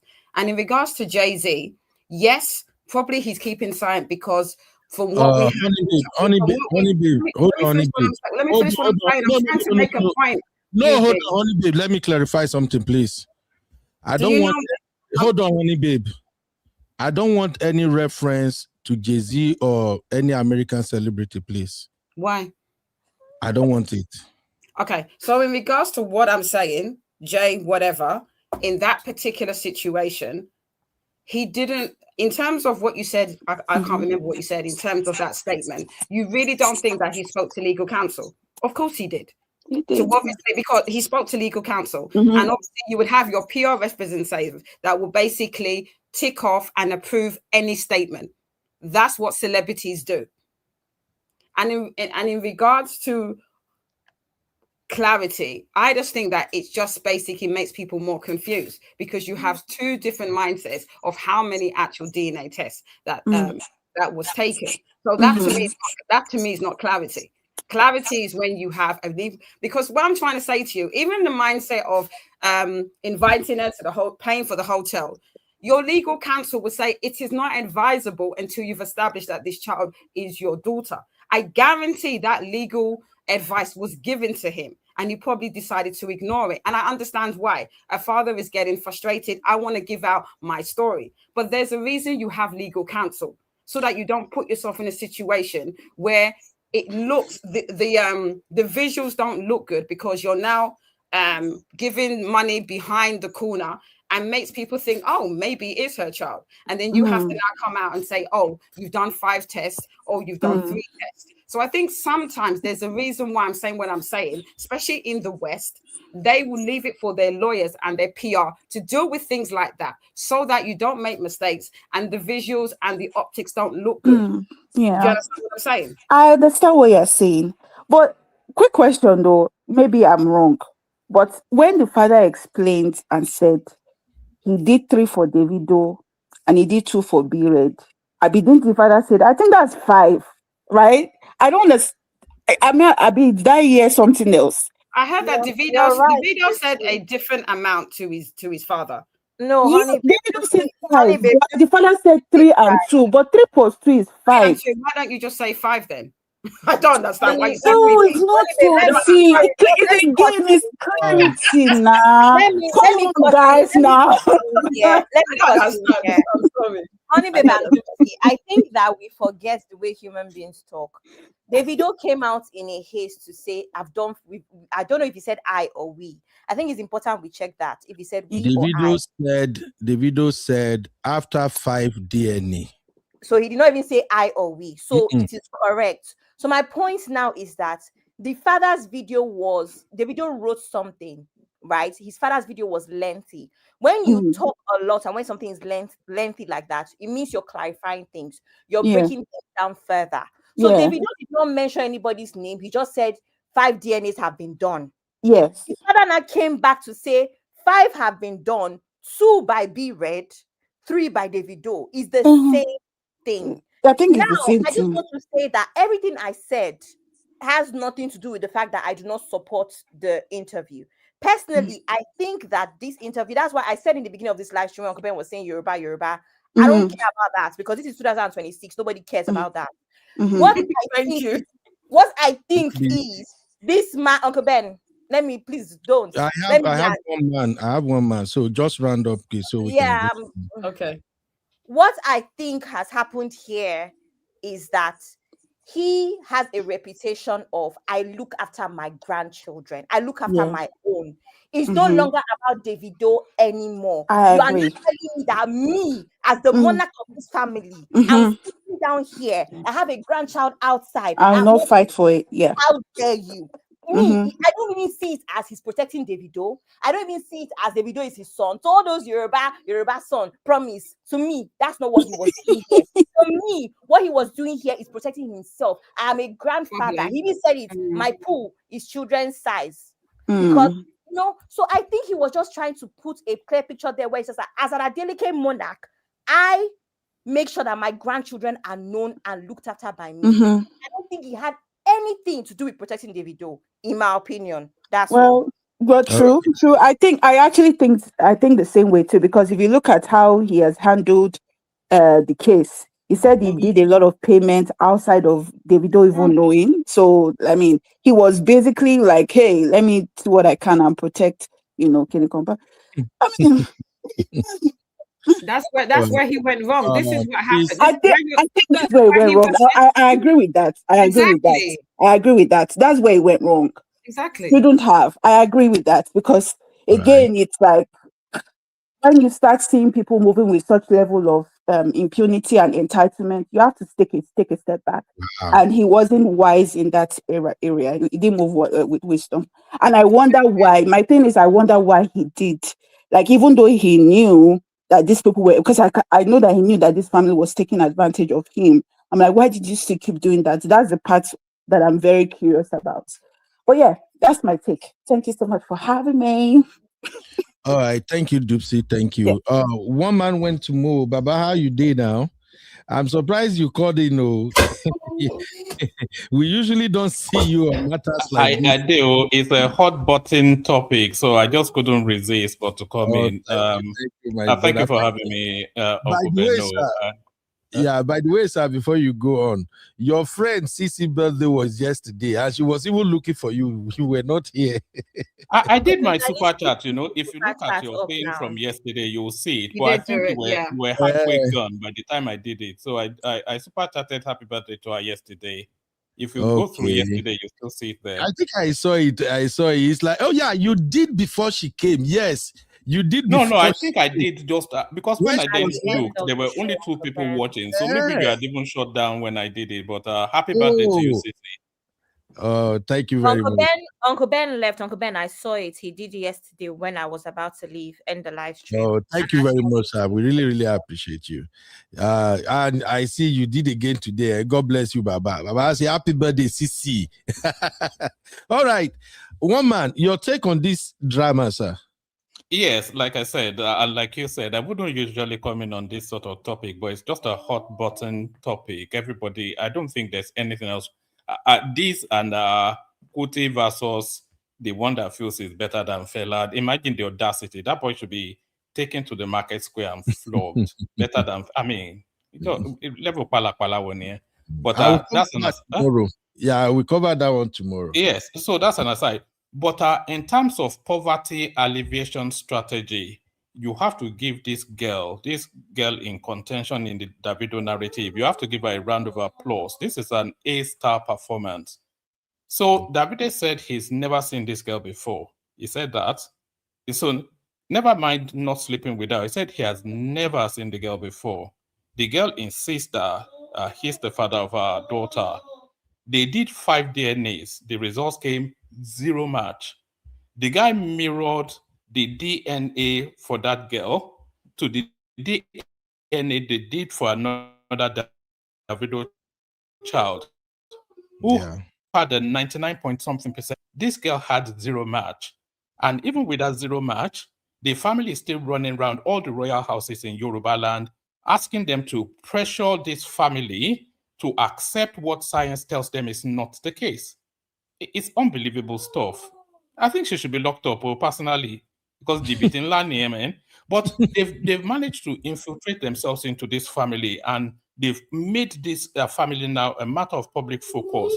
And they've somewhat, either biologically or irrespective, they've now managed to make that child the responsibility of this family, because it's now a matter of defending your public image now more than anything else. All out of the orchestration of a girl who sees flashy images on Instagram, thinking I want some of that, makes up a story, and then he lands her on the lap of a billionaire. So it's a masterclass in poverty alleviation, and this a masterclass in 419 as well. That's how I see it. Okay, Woman Baba, what are your thoughts about the press conference Dr. Adeleke did yesterday? Some people said it wasn't a smart move. Some people say it's a smart move. And some people think he actually opened up himself for more criticism and dragging by addressing the issue. Why some people feel like that is what a father would have done in the case. And me particularly, I'm coming from the angle that as a father, considering his status, going with the fact that he's a PhD, double PhD holder, and this man also live in America, he knew the system and everything. And then as a Yoruba elder statesman, I am of the opinion that he did the best thing, because I believe probably he has all the legal teams. And if they both agree that, look, Baba, addressing this issue yourself is the right move. But some people think, no, that is not the right move. What are your thoughts, sir?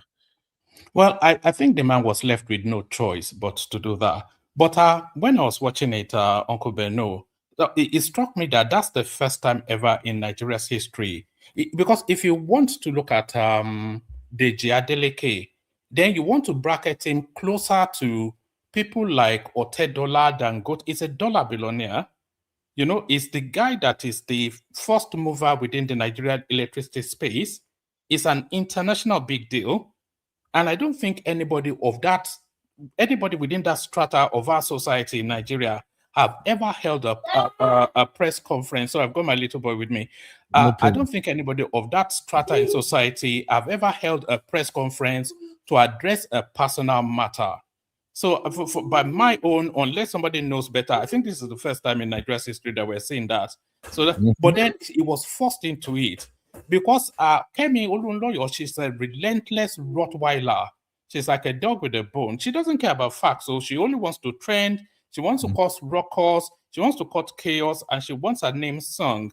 And she's latched onto that family. She has been attacking that boy. I'm not even a Davido fan, you know, but I am a fan of fairness and balance, you know. She has been attacking that boy relentlessly, going back as far back as you can. I don't pay too much attention to her space, but anytime that I do pay attention to her space, she's always on this boy's neck.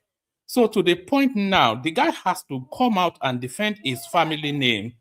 You know, in Yoruba land, we say Oruko only more value do wura ati fadaka lo. So this is a name that this guy has built over. Exactly. You know, so this is a name that this guy has built over countless decades of hard slog. So it's not, and by the way, the guy said something pertinent too. There's no reason for this drama to exist other than that child is not their child. He has 14 grandchildren. So what does another daughter add to it other than to expand the family?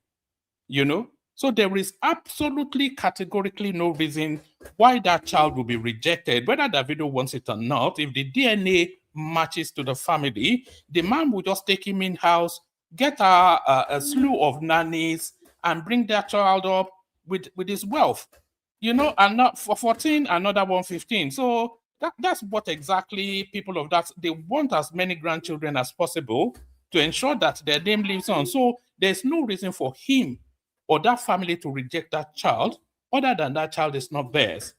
And if they are slaughtering and defaming their name all over social media with the Rottweiler antics of Kemi Olunloyo, I think it was because he mentioned that by name. So that is to tell you then that he has been tracking this woman's behavior all the way through. So he had to crescendo. And what he did an hour-long something. No? So he tried to cover all of the narrative bases. That look, I've done the best I can by this family. We've gone through all the science known. Every possible thing that can be done to unravel has been done. We supported them financially. We've done the science to establish what the facts are.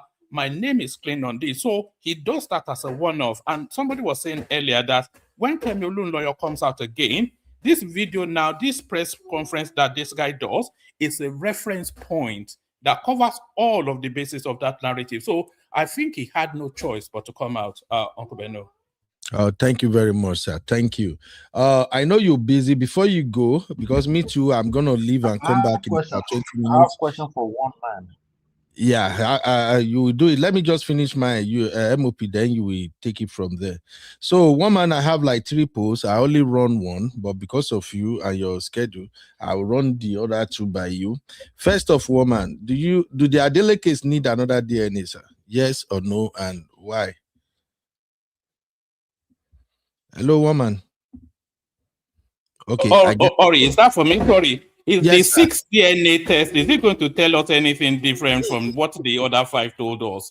They told us zero match. I mean, you know, what is zero match? All right. So that simply means that woman is saying the DNA is not necessary. So the other poll is, did Adeleke do wrong to address the issue publicly? I think he already addressed that. The last one, which is what I was gonna like finish the show with anyway, was this particular poll. Is Ayo Anu mom forcing the child on Davido? Woman, are you still here? I know your Yes, baby. I don't think she's forcing the child on the video. I think she already has forced that child because you know the narrative of that child now links with the Adeleke family, and I think the patriarch, which is the Adeleke, is going to be keeping a private eye on that child, making sure that at least it will take her through university, either publicly or privately, so that there's no comeback under his narrative name. So that child already is an Adeleke responsibility, and I think they've taken it on themselves. All right, thank you, sir. MOP say he has some question for you, woman. MOP, what you? Yeah. How are you doing, one man? Good to see you.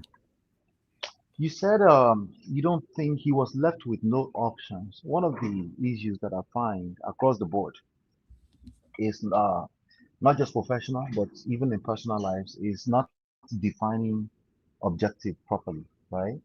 When you said he was left with no option, can you elaborate on options for precisely which objective here are we talking about? There's a couple of them going on, and there was one particular one that dominated yesterday's 77-minute conference, press conference, right? But there were multiple objectives because if it was just one, I don't think it would take that long. But precisely what objective was he trying to accomplish? And can you elaborate on what you mean by he was left with no options in that regards? All right, I'll be brief, and then I have to build. Sorry, Uncle Beno, No I'm problem, doing other bro. stuff as well. Yes, Yeah. his name was under threat, not even Davido's name, because he's the patriarch of that name, and the sign of that name is on his front door. So it's the Adeleke name, which is above Davido. So that name was under threat. And that name is being dragged through the mud on social media for reasons that is aware of, but for reasons that he also knows is not true. So they're saying the family, via Davido, they are abandoning responsibility to a child that they had as a result of probably a one-night fling or whatever. So that story has been tracking, so he need, but from my own prism, or not to say that I'm right, not to say that I'm wrong, but from my own perspective, I status similar would do exactly the same thing. He just had to come out and address the matter frontally and say, look, these are the facts. And that was what he did. So from my own point of view, I don't think he had a choice. But Uncle Beno, everyone, let me Yeah. conversation. So I'll listen. Thank you, woman. I appreciate you, woman. God bless you, Baba. Sister Natu in the building. Sister Natu, we have to let you come in real quick because you have a job you are doing for us and you have to be fast. Thank Wonderful. you to one man. Thank you to one man. Wonderful. MOP, greetings, everybody. Not to Greatest is tread carefully. Good I evening, want to Sister hear what you have to say. Natu. Hey, Good evening, yo. Yabiji. You're welcome. You're Sir, welcome, thank you, Yabiji. sir. Thank you. I want to hear what So you all have the to say, people, not to. MOP, all the people asking that they should do another DNA. Are you people asking because you think that Baba Adedeji has money to pay for the DNA? DNA is not cheap. No, before you If I continue, know let me want answer that another, question. Before Yes. you continue, let me answer that question. I Okay. figured since he was weak enough to give us a 77-minute press conference, Now, he MOP, can give us five MOP, this more is where DNA me and you tests. go at it. I don't appreciate saying he is oh weak. no no no no no no no no no. That's his Because own Now, opinion, and that's I'm fine. getting I'm getting Uncle somewhere. Ben, yeah, Uncle Ben, hold on. So when I let's say earlier allow that Nat to now. the way some people address it, they are indirectly saying the man was stupid. They be like say, "Oh, you are No, now you just no, said it. So He is no, weak." Uncle Ben, no, no, you're not. No, you're not. That's not. No, he's not stupid. That doesn't let mean me he's explain it stupid. to be clear, right? Since you interjected, right? When you have an empire, right, there's always adversaries looking for weak points to penetrate. If I know now suddenly that if I say one thing, you're going to come and give me 77 minute press conference, then my reason for now asking for five more DNS is because I know. And by the way, my overall objective is to bring you completely down. I now know that I can ask you for five more DNAs. You will willingly do it. If you don't do the five DNAs, you come and give me maybe 80 more minutes of Shalaye. That's my Okay, reason to no answer the problem. question. Continue, Uncle Sister Nachi. Okay, so I just feel like people are just being too entitled. The first DNA was at a different place. Two were at a different place. Other two were at a different place. So we have three places in total. Do you understand what I'm saying? So if the Anu's mom, because she's becoming too entitled at this point, honestly speaking, and I feel like she's trying to use that child to make money out of it with the influence of Kemi, because she's believing whatever Kemi, like she's going with all the direction Kemi's telling her to go to. Do this, do that. If this is there, they have to do this. If it doesn't answer, you go to the Oni, because they know the Oni has power and they know that the father is a very humble man. But also, I want us to understand, because I think I saw some comments online that were making, people were saying something like the father didn't tame his son. He didn't. First of all, the Adelekes, I don't know if you guys have followed their pattern. They are known for women. The father's five kids are from three different women. Uncle Governor has two women in the government house. That's the one that we know. Do you understand what I'm saying? So if a family has a pattern that they know that their weakness is women, they're not gonna make a big deal because they say women did, they're gonna start beating you up like, oh, you women. No, because they know that in their family that's their weakness. So they address it. And if you see, even when the father said that when the video told him that that boy in London is his son, he said, no, I want a DNA. It's not even like David was the one that asked for DNA, it was the father that asked for a DNA.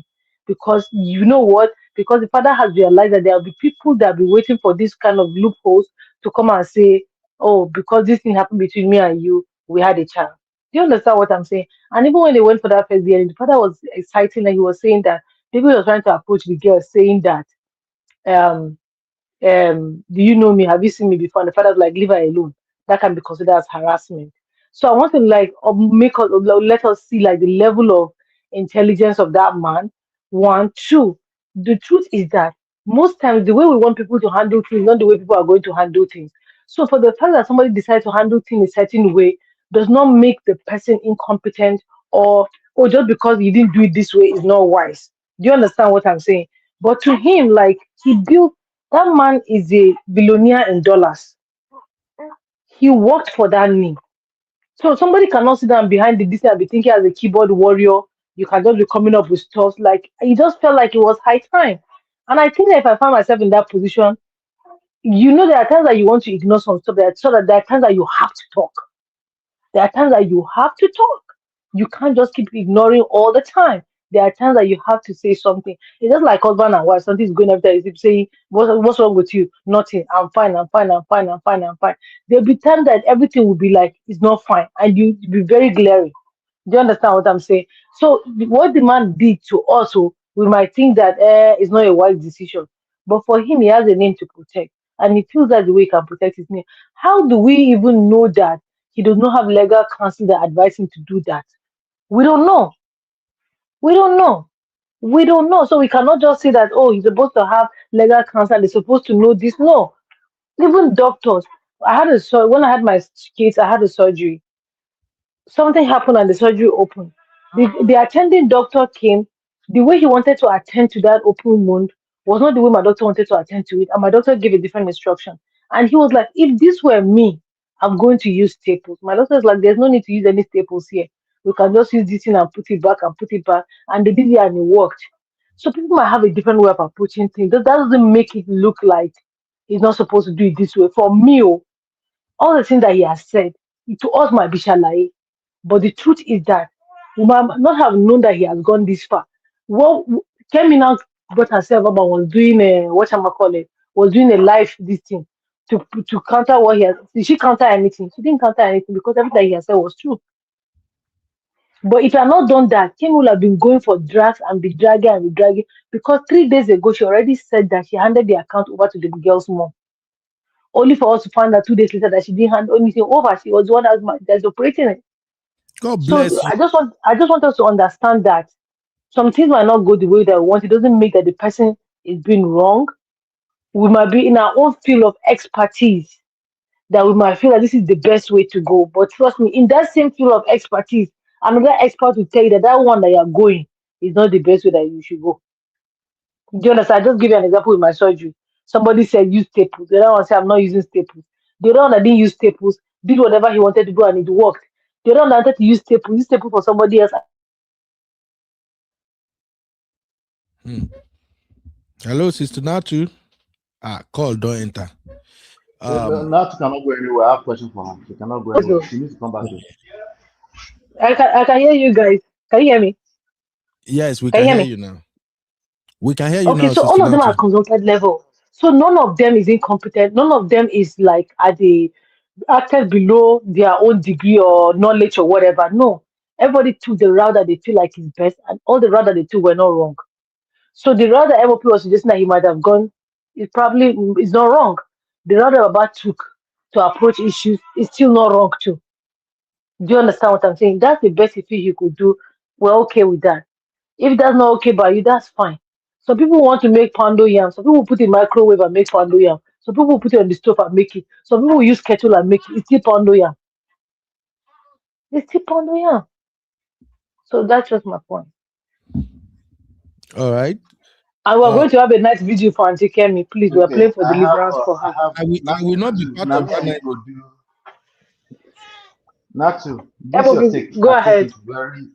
I take this your take very very personally. Okay. Uncle Ben, I'll But be let back me in ask you. 5 minutes. All right, please do because me too. I'm about to take a break. Yeah, I know. That's why I said it. So let me Go ask ahead, you a MOP. question right now.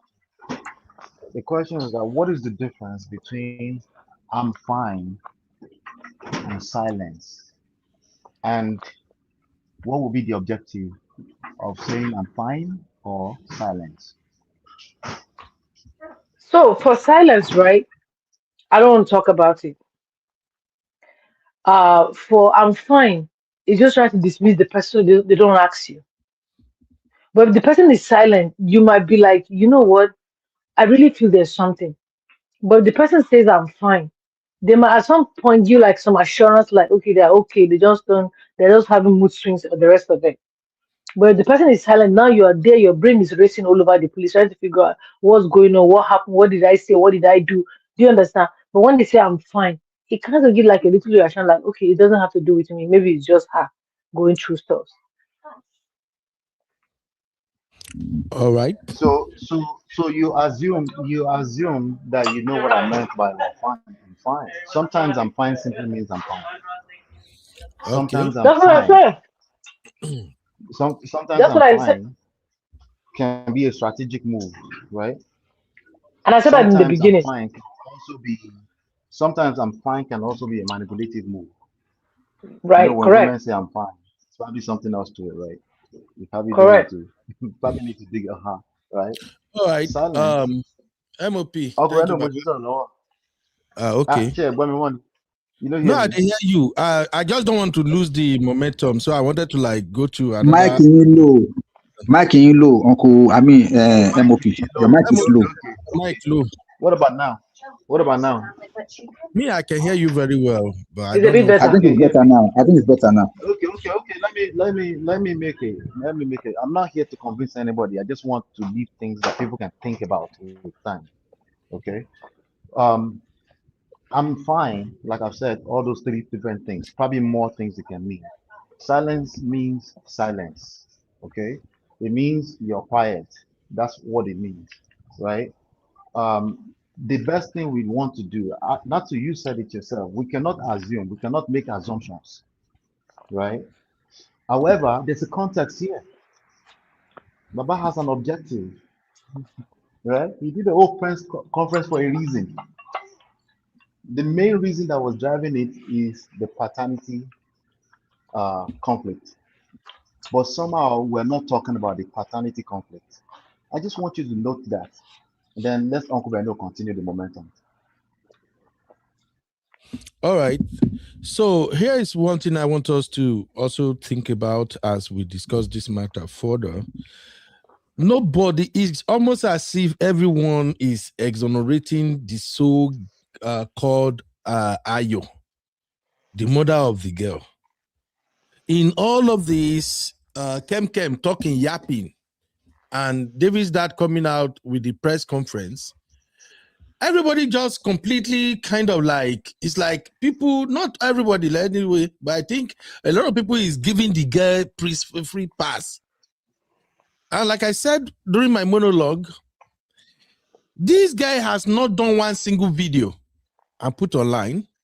That's how we said. That's how we said it was Kemi that was manipulated using the account now. That's So how we said. Nobody can tell me right now that they have seen this guy said one thing or do one thing.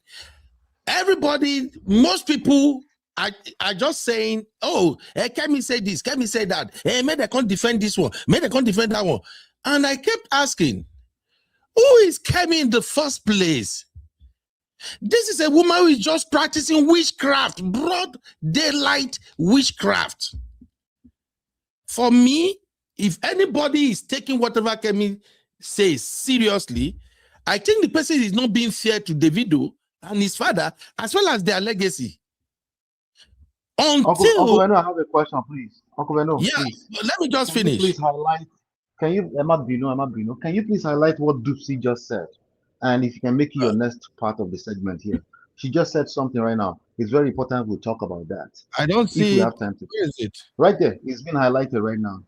Ayo is, Can we is talk at about his that? completion. It's very relevant to what you are saying in this moment. It's very relevant. So this is it for me.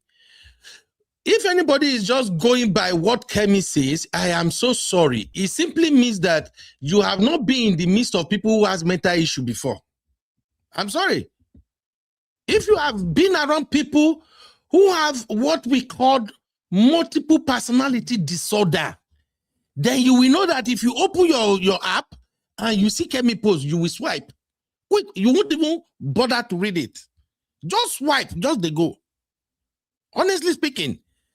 So, this girl, Ayola Bijo, she has not said nothing as far as I'm concerned. And for her not being out there saying anything, it says a lot about what Davido dad is saying and why Davido is even moving mad. This is internet. Out of the blues now, this same Kem is the one that brought Sophia into this conversation. Can somebody tell me what is the relevance of bringing Sophia into this conversation? Because I saw it on Twitter, I saw it on Instagram, where some people were like, hey, you know, Davido baby mama has came out and said, you cannot treat me like Sophia. And I'm like, for real? So please, let's be human. I need us to examine that angle. Ayo's silence is simply means she knew she was guilty. She was okay. In fact, when Davido's dad said she stopped going to that school and all of that, the first thing that came to my mind is the way this narrative is going. I don't think this Ayo of a girl is a bad person. I don't think so, honestly. I think she's just a girl that, you know, things just went wrong. And now that everything went wrong, she's in this school. Maybe she felt guilty along the way that, why am I even here? My fellow students, they already know that it's because of the video I'm here. And even me, myself, I know that this guy, as it turns out after this DNA, he's not the dad. She can decide not to move forward with the study. So let's look at that angle. Don't let us just criticize the people that came out and tell their side of the story. And please don't let us take Auntie Kemken's side of the story to mean anything. Nothing. The video she did yesterday saying, I'm responding to Adeleke. Towards the end of the video, she was crying, and that was the only time I laughed. I was, even at work, people were like, Ben, what is it? I scatter laugh. I'm just thinking about the girl. And I'm like, Jesus Christ. I don't blame people who don't see through this, because, you know, life have changed. Some people have not really seen where witchcraft they operate. Some people might have had evil story, how some people can do some evil things and you can't comprehend it until you jump person where go do. You haven't seen somebody you consider your best friend that can turn around and be the enemy coming for you before. And when you discover that this is your enemy, even you go shocked. So please, Ayo, until Ayo comes out and say a word, before I think anybody should be taking this thing seriously, I am sticking with Davido's dad narrative. I am not buying anything that is coming from Kem. Ayo knew who is the father of her baby, and she knew the father of that baby is not Davido. If Davido is truly the father of that baby, if truly there was manipulation of DNA or something in this time and era of social media, she would have made one video now. I saw one girl, is it yesterday too? Yesterday or day before, I saw one girl. They say the girl is what is this popular script maker's wife name? That she's giving signal that the guy wanted her to do things. So what's that guy again? That probably where did this small guy where they make content where the Mark Angel. Yes, I saw that girl 2 days ago and yesterday. All I'm saying is, if the narrative out there about this particular daughter is wrong, that Davido and her dad, they were really trying to cover shit up, this girl would have come out and at least she go, don't drop one thing or the other. We have not seen nothing. I think that girl has become comfortable with how things turns out. She just wanted to go away. But at a point in time, I believe they work with Auntie Kem. And Auntie Kem is just using that to hurt the Adeleke family. Just because David said one word, and she can't just. Who remember what David said to her when she was chasing David initially, pushing Davido? Davido said she get to look. Abby? No, David said that she down there. Exactly what he said. This is it. Old ass woman needs some DICK. I can tell it's been a while. You're quite rusty down there, and it needs oiling. Okay, thank you very much. Now, let me just round it up this way. Maybe we continue to cover people, we know where I stand before I join you back. You see, when Davido said that to Auntie Kem, she can't get that shit out of her head ever since then. That is why I think Davido's dad said, David, don't go after her. And let me bring a more recent example now. I learned later, thank you, Doopsy, and other people here who actually told me the other day when I was talking about Wizkid and Seun Kuti. Somebody told me that Seun Kuti did 7 days rant.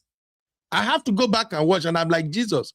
Seun Kuti did 7 days rant, calling Wizkid out, attacking the supporter, putting Wizkid in the mix, everything. Wizkid said nothing until Wizkid just said one thing, say, okay, since you won't let me rest, I'm bigger than your papa fella. Then the next thing, Wizkid said, every day, Wizkid. I sleep with your ugly wife. Now the internet is ablaze. All Nigerian platform now, they are talking, yeah. I listened to TVC this morning. They were like, oh, you shouldn't do that. Wizkid, you know, get respect. And then I asked myself, where were you guys when Seun Kuti flip on his camera and labasting this guy every day? These folks are Gen Zs. Gen Z know they send anybody, papa. If you be old person, you know stay where you supposed to stay. When Gen Z wire you, your body no go take him. So please, where is Ayo Labijo, who have seen her made a statement and say, this is her face. This is when she made the statement. Oh yeah, here is receipt. Nobody does. Ayo has chilled. All the family, according to what Davido daddy say, Everybody was okay with the agreement. And that's why the Baba came out and said, look, all of this thing is not coming from Ayo or their family. It's coming from Kenny. So let us explore that angle. MOP, you might go after now. What should we say about Ayo angle now? We've spoken about Davido's dad, Davido himself and everything. Let's talk about Ayo. Thank you, MOP. That question you're asking is one of the issues. It's one of the loopholes that can be explored.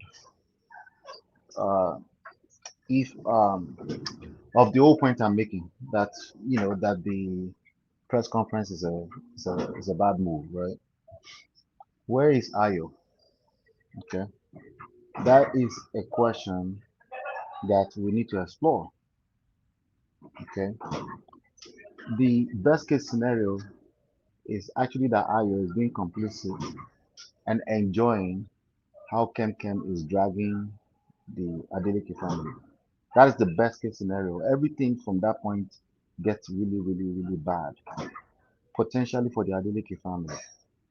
Remember, the question we're asking also represents what I've been asking since. Nobody was able to give me a proper answer on the objective. Okay, at best, people gave me a mix of a bunch of objectives, which is terrible. What question was that? Objective. What is the objective of all of this? We made it about objective of what exactly? Which of the thing? That's the question. What is the objective of the conversation? That's the question. Do you understand what I'm saying? You are confusing everybody, MOP. Let's break it down. Say here, they like to break things down where we get where we they go exactly.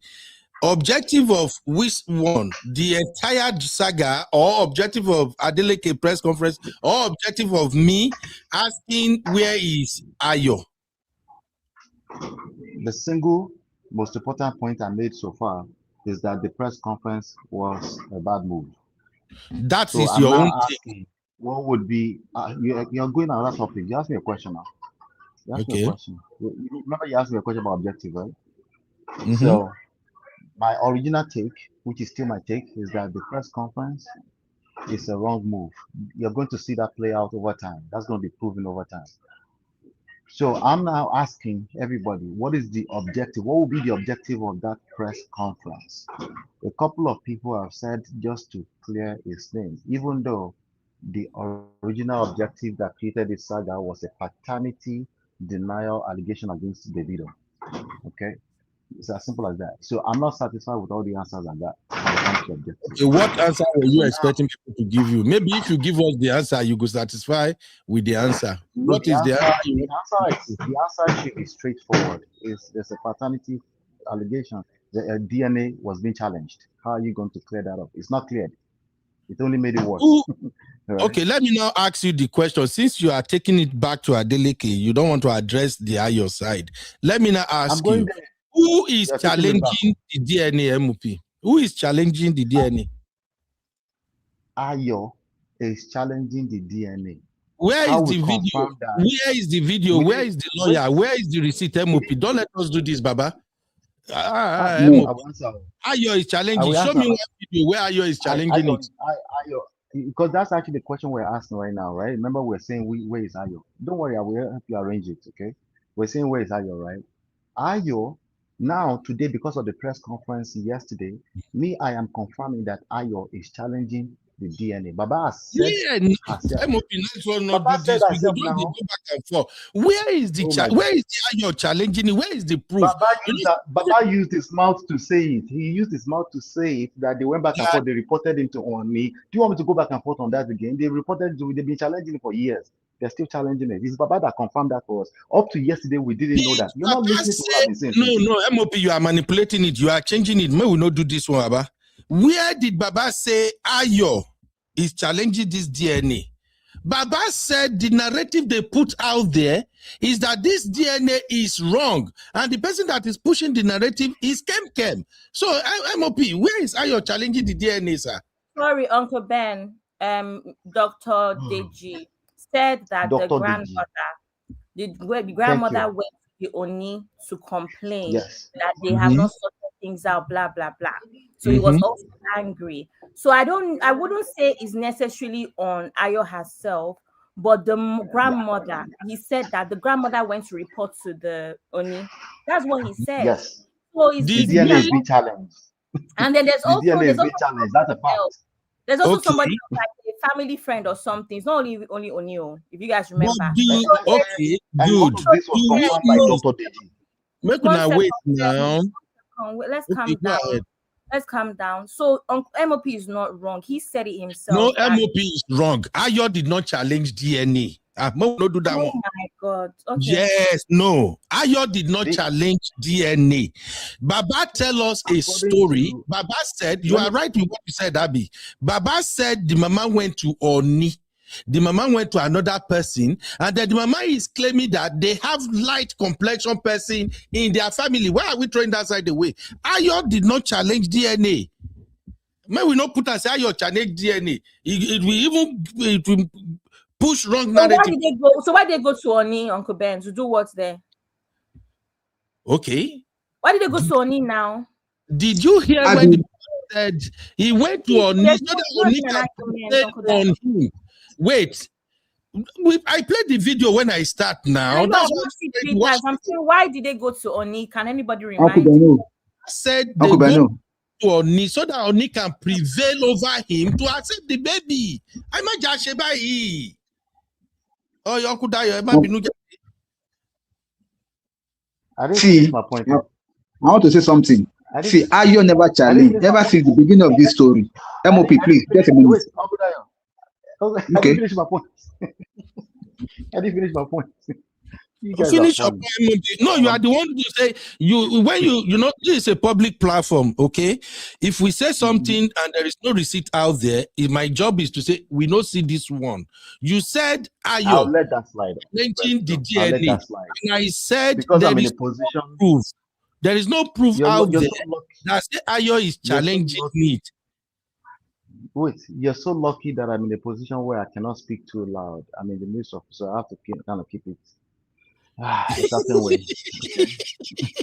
Just the way you did me yesterday. I did a playback on your show yesterday. I can't believe I was the one talking so gentle and calm yesterday. So good for you today, MOP. Yeah, I'm on site. So let me tell you like this. Okay. The question that you tried to derail me from just now is that where is Ayo? Okay. There's a couple of possibilities here. Okay. Ayo could have been hit by a bus yesterday. God forbid. Okay. But the fact that we know is that the DNA result, the one DNA result we know for a fact, is being challenged. That's the fact. Why do I call it a fact? Because it's being confirmed by both sides. Everything else is not confirmed by both sides. Okay. Nothing is being confirmed by both sides. When it comes to the main objective, which is a DNA test from 2014, is being challenged. Baba If we can agree confirmed with the that, DNA everything else, result. wait, Jesus. Okay. Baba, yeah, that's one side. That's one side. If you don't agree that is only one DNA result has been confirmed, right? Then everything else they have to say it doesn't matter. But that question, where is Hayo, right? It can mean she's been hit by the bus yesterday, or worst case scenario, Baba, because they already start to push a narrative today, right? That if something happened to Ayo and the baby, they already starting to push that narrative today, which is why I said it's a bad move to do that press conference yesterday, admitting that they have been entangling with that family for so many years. And now the girl is not talking. The best case scenario is that this girl is enjoying how the family is being dragged and she's being complicit. She's joining forces. So she's confirming that she is in fact, right, by being quiet, by being silent. And that's what I was asking Natu. That silence can mean um, it's a strategy. Okay, it doesn't always work. It's not something you can misuse. It's different from I'm fine just because you don't want to offend anybody. Those are two different things that we tried to mix together earlier on. But where is Ayo? That question, where is Ayo, is not a close, it's not a closed loop. That is a question that must be answered that can actually implicate people that talk to them much. I yield.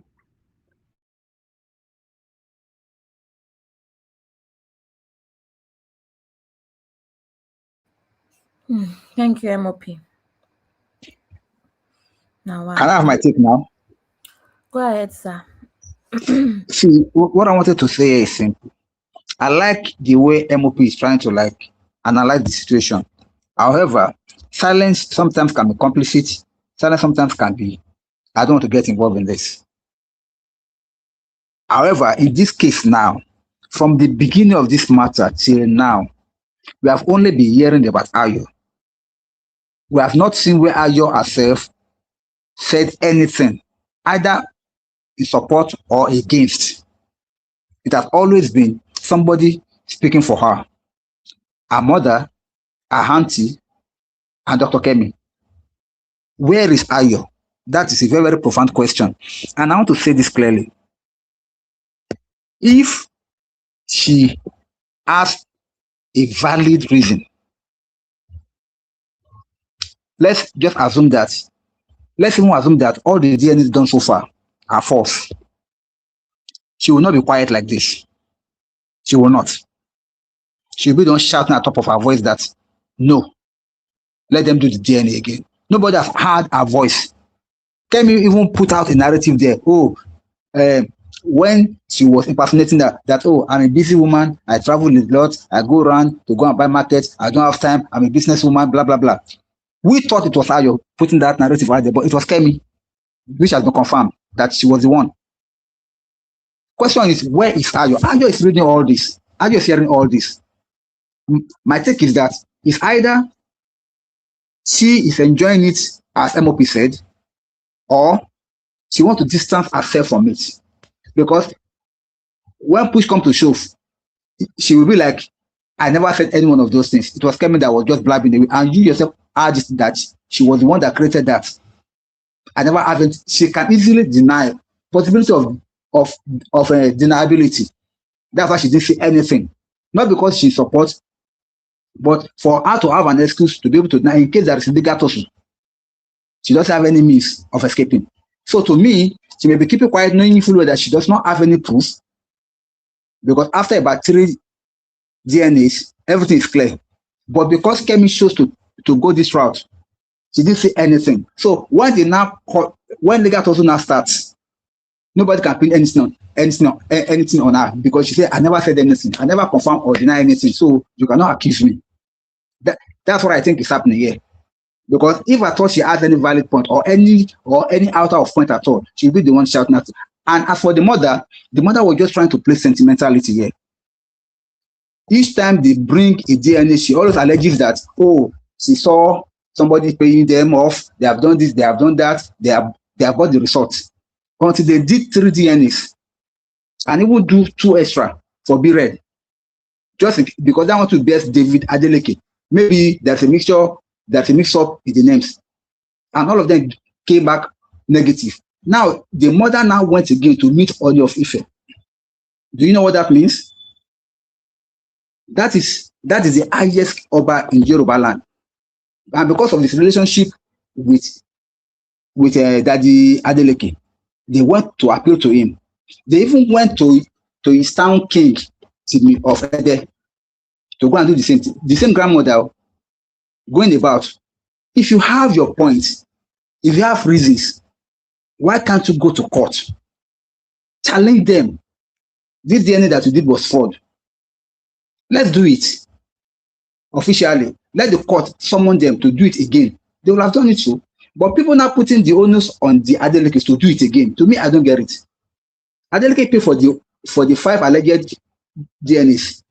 If the family of Ayo or if the grandmother is fighting this, let her be the one to go to court, because the onus of life on the mother, he that alleges must prove.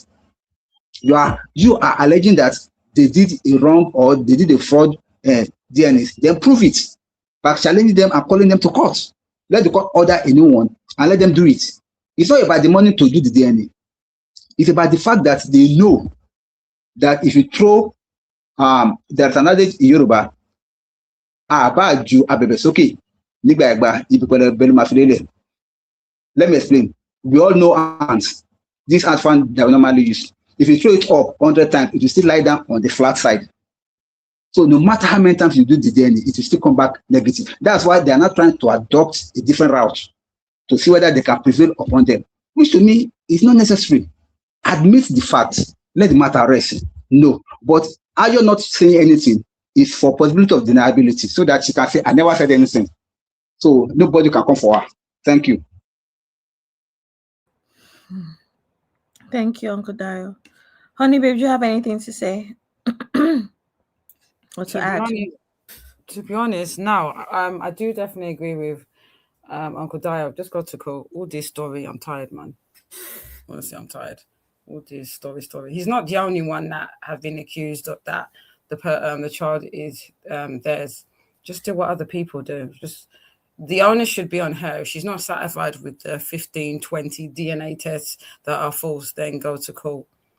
And yeah, let the onus be on her to get the judge to make a judgment to force him to do another DNA test. Let's do court. Court in Nigeria. Whatever.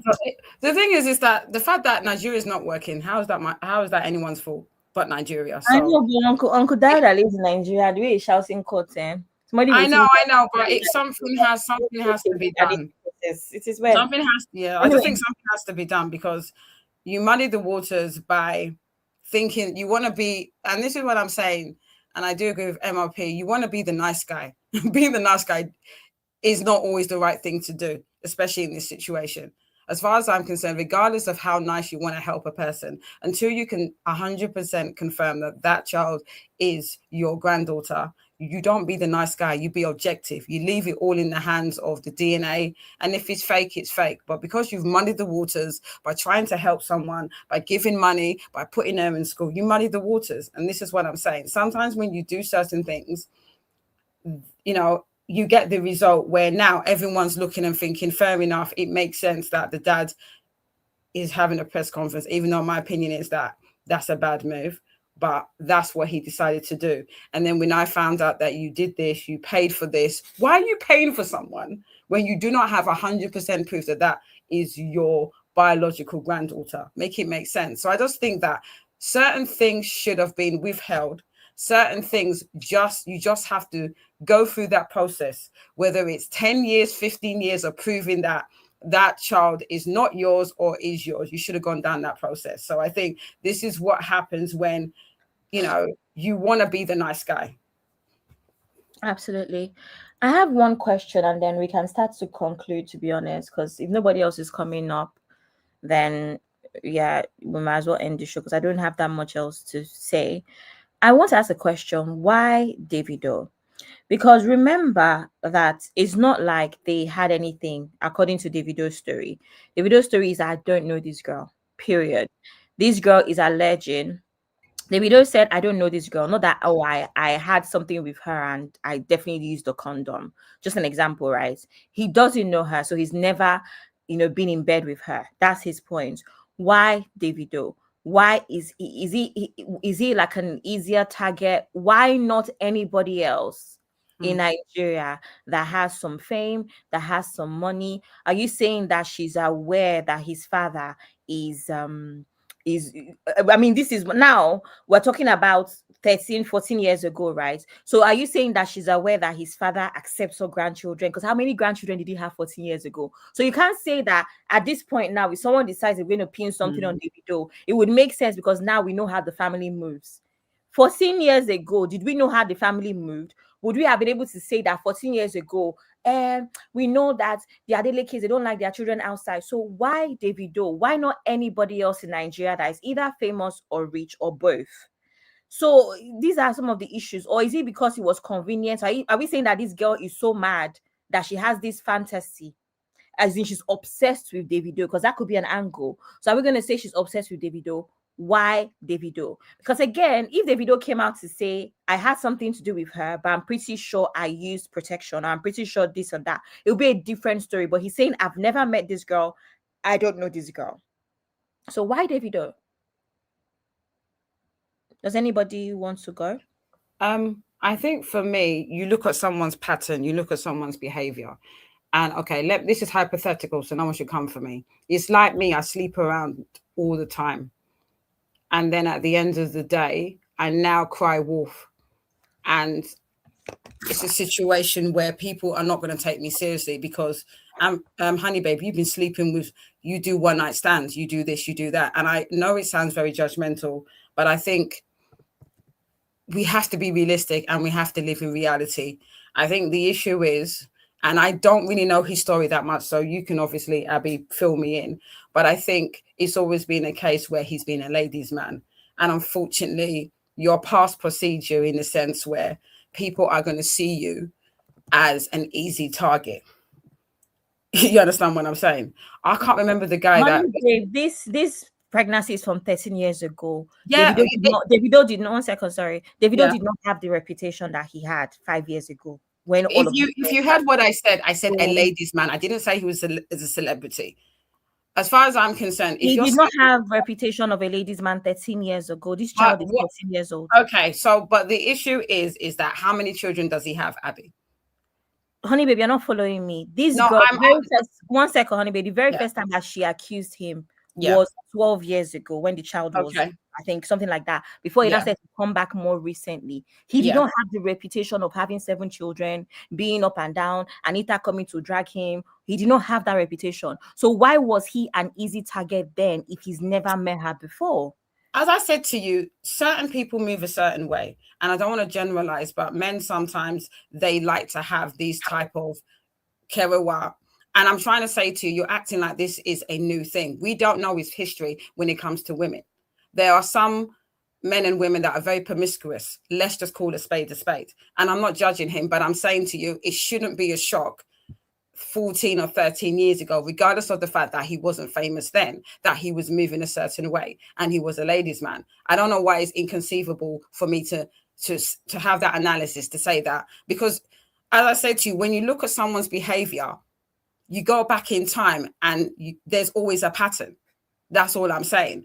And I'm just saying to you, for me personally, you're going to get people that would accuse you. But I think for me personally, the lady in question, I'm not going to judge her because, like I said, your decision to behave in a certain way. But I just think that if you know that a certain, there's, you know how it is. You got certain guys that behave a certain way, or I'm going to chance it, regardless of the fact that he was famous or wasn't famous. Some women, unfortunately, are going to target you. And I just think it's a case where certain behavior, ladies' man mentality, and this is what you get. Now, I could be wrong, but when you hear of people that, they sleep around, you find out that 10 years ago, 15 years ago, they started sleeping around. And I'm not saying he does that, but I'm just saying there is a certain character trait that he has. And yes, 14 years ago, we didn't know that he was going to have 7 children in 2026, but it starts from somewhere. Certain behaviors start from somewhere. That's what I'm saying. I don't know if I'm making any sense. Yes, Can I say something? Let MOP go, please. Okay. You can hear me, right? Yes, sir. All right. So on that note, let me just say this. We when we believe any one side of the story, that is perfectly fine. I want everybody to know that. If you take one side of the story and you believe it for whatever reason, that's perfectly fine. But there's another layer to this conversation. And usually legalities will come to play, when we start to talking about when it comes to legal stuff, right? Well, when you have assets everywhere, you have assets internationally, you're an international billionaire, then you didn't just become that overnight. You don't become that by using common sense. There's just too many moving variables to say, oh, right and wrong, let's pick right. Based off of what I can say, you can't do that. It's dangerous, it's careless. And that's the angle that I'm coming from on this conversation. Um, to dwell on not looking for videos of Ayo, unfortunately, that's not how that works. You know, when a video comes out of Ayo, that will just become additional facts. Like, oh, it's been confirmed. Before yesterday, it was hearsay. It was a valid question. that, hey, where is the Ayo that's challenging the DNA? That was valid. But yesterday, Baba confirmed one thing. You're right. He did not confirm that Ayo challenged. He confirmed that DNA is being challenged. But somehow we took extra 3 minutes to drive down a detail that is not relevant, or is maybe relevant but not necessarily important to make the point. The point is that DNA is being challenged. Only one DNA test is being confirmed. Baba did a whole video only to tell us that he cannot show us the DNA test. He had good reasons for that. But in that same video, he confirmed that one of the DNA results is exactly what we've seen. I don't know if you paid attention to that part in the video. Say, yes, this is it. We need to pick her up, right? He was confirming. If you end up in a court or where you're being scrutinized, they will use that moment. They will use that moment more than the fact that Kemi Olunloyo has been dragging that family. That will become more of an important thing. Like, wait, but you said, okay, this is the DNA, this is what it is, right? They will use moments like that. Of course, they can always ask for the actual DNA test, right? So that's what I'm saying here. Like, it is not just about picking side. You can pick that side, I can pick that side. We all have right to pick a side, right? To have our opinions. But this thing we're talking about, that if you do too much shalaye, you will tell on yourself, it is a fact of life. It is not an opinion. Ask anybody in any part of the culture of anywhere in the world. You talk too much, because we know for a fact that there's no perfect human being, you're going to give off ammunitions that can be used against you. That's a fact. That is not an opinion. That's all I want anybody to take away from everything I've said. The rest of it, I simply don't know. I cannot claim that I'm inside of Adeleke and to say he's lying or telling the truth. No, I can't say that. If you ask me, do I believe him? That's a weird question to me. It's very hard for me to take positions very quickly, especially if I don't know the person permanently. Personally. It's very weird for me. And the more you present as a perfect person, the worse it gets, because I have questions. And you will have to you have to correlate that with so many other, because by the fruits you shall know them. So I don't know him personally. So I can't say I just believe him. You ask me that, oh, is Kemi is not telling the truth? That's the same answer to the question. It's even worse for Kemi now because Kemi is obvious. You have the answer of what you're asking me already. If you talk too much, you will tell on yourself. Since I've said that, let me stop talking at this point. I think I have a call coming in too. Thank you, Uncle Beno. All right, MOP. Thank you very much. At MOP, just before you go, I have a pushback. This matter did not start the way you said, okay? This matter started when a supposed message came on social media, allegedly written by a 13-year-old girl. This matter was not triggered by maybe the mother or by maybe anybody in the family. We got to know that message was actually typed and sent out there by Kemi. Initially, everybody thought that this 13-year-old girl wants closure. This 13-year-old girl wants clarity, according to the way that narrative was put out there.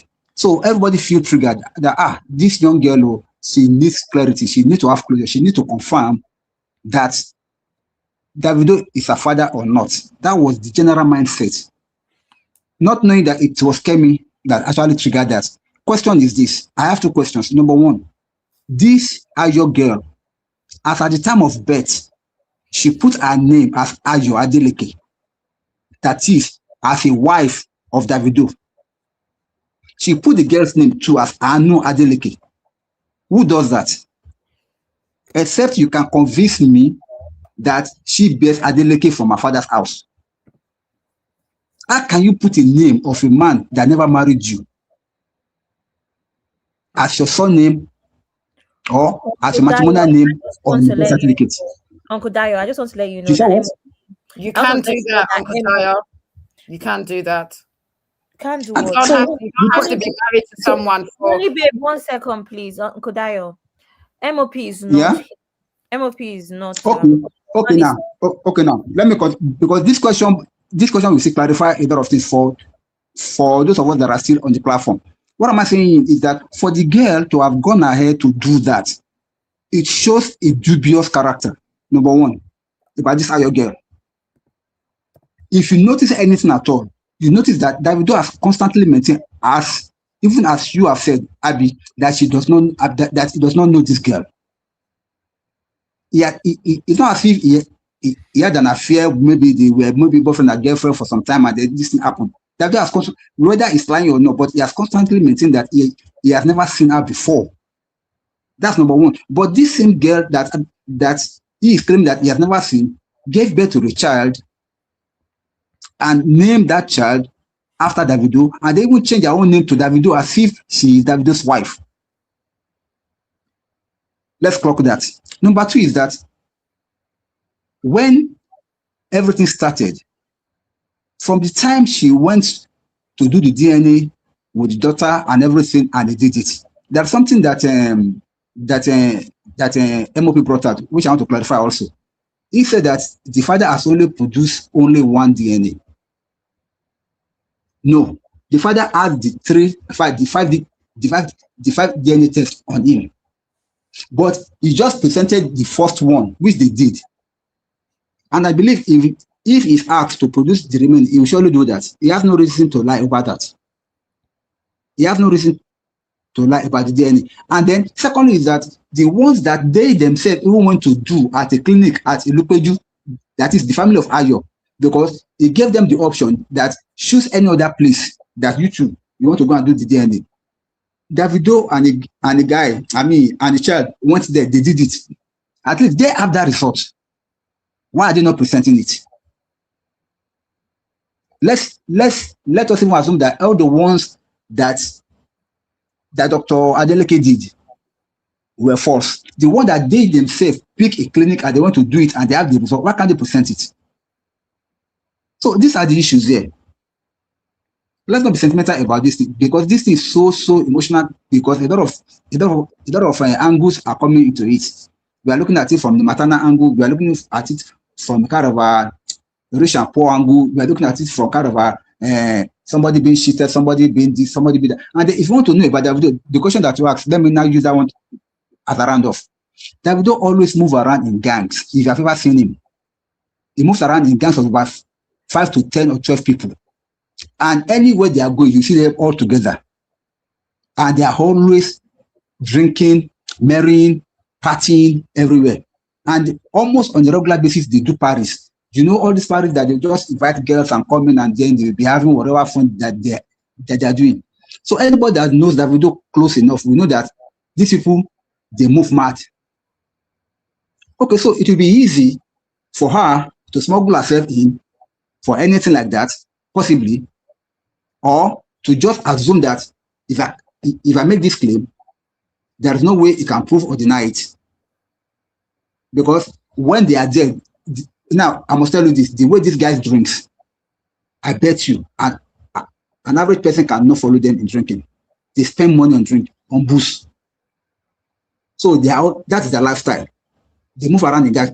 I don't know, maybe after Davido has gotten married now, he has stopped it. But then, when he was still in his 80s, when they're still moving mad, that's why he has all this issue of all these baby mamas here and there. Everybody knows that. It's out there. They came to the airport when my wife was working. They were about 12 of them at the VIP lounge there. The way they were spending money, the way they were just booze. They don't send anybody. They don't care. That's their own way. I'm talking about 10, 12, 13 years ago when this matter happens. So these are the issues. They can easily, the life that Davido lived earlier on was a life that any girl can make such a claim if he's smart enough. But what really baffles me is that this girl, for her to have put her name on a birth certificate with a man that claimed he has never seen you before, calls for a lot of concern. That means there's something fishy about that girl herself. That's my take. Thank you. Let me, can you guys hear me? Yes, Abby, Uncle can you Ben, hear me? I can hear Uncle Ben, but I want you to know I have somebody that's never spoken before in the studio. Okay. Let them go. Okay. Hi, good evening, Ibukun Oyedola. Can you hear me? Hi, good evening, everyone on the call. Yeah, like the whole conversation is just interesting. And I just feel like I need to add my take. Can I go ahead, please?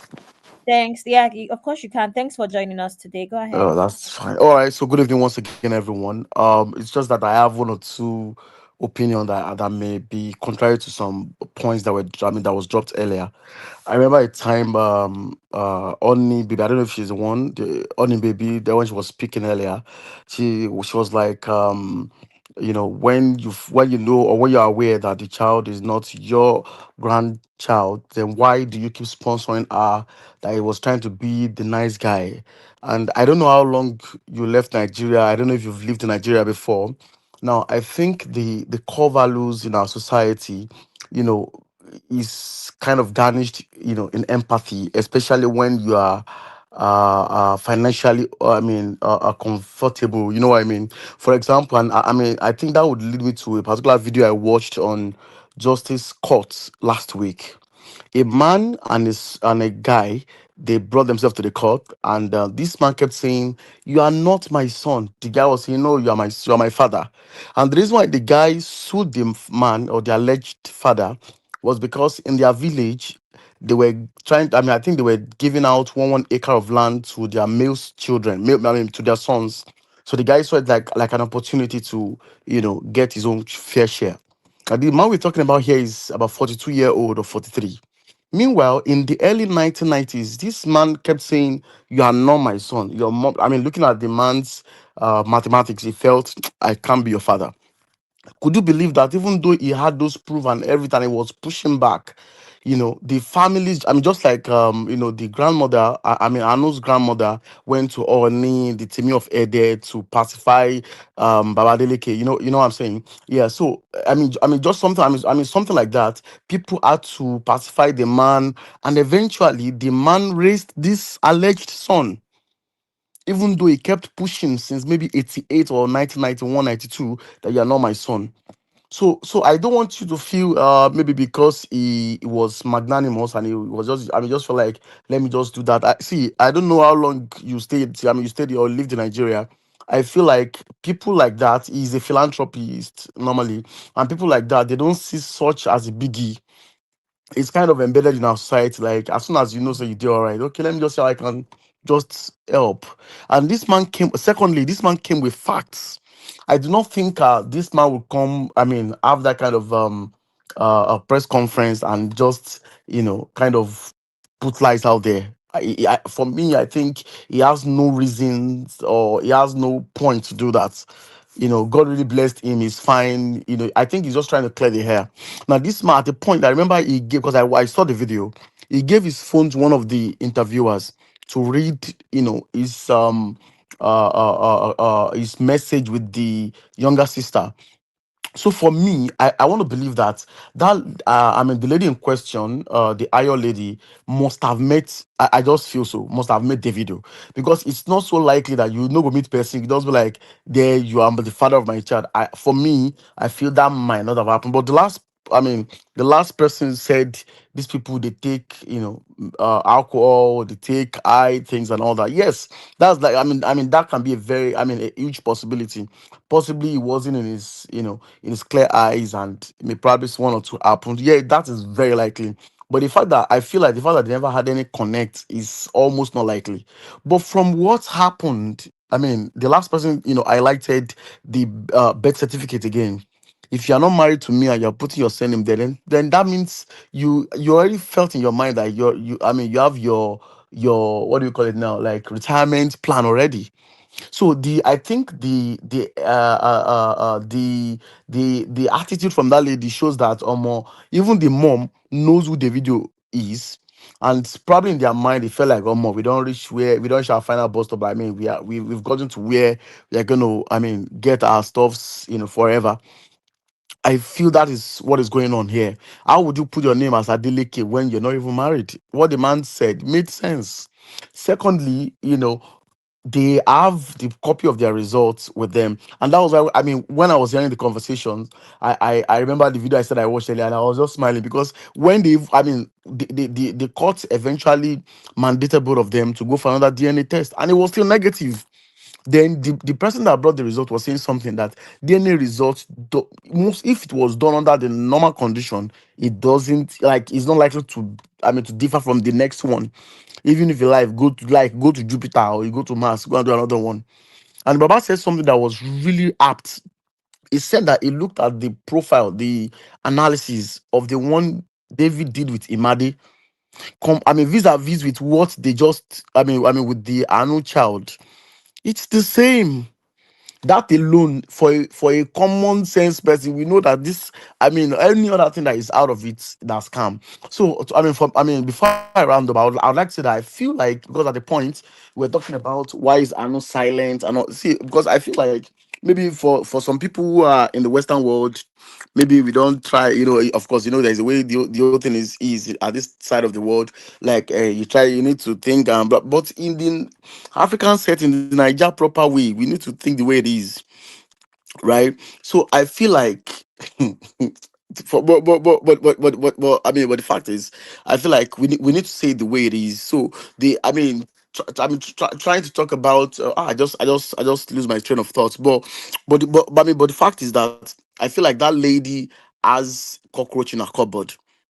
She has a huge one, and I wouldn't want us to be very emotional about it, saying because she being silent, I think it could be as a result of the fact that the mom had been the one pushing, and Kemi is actually involved. Kemi lawyer is involved as well, and at the end of the day, maybe she's just feeling like, oh, more, because I remember that the last issue, the one I referred to, at the point when they told the lady, the mom, to come for DNA, to come for maternity test, she never showed up. She was silent. So, and the same case, if you put it side by side, it's not so different. So the fact that she's silent is not because probably she's cleaning the whole thing. No. Imagine if you feel like this thing is gonna be positive and you have the result with you and it's negative. At the end of the day, shame go cash am because she don't feel like, I don't see my retirement plan.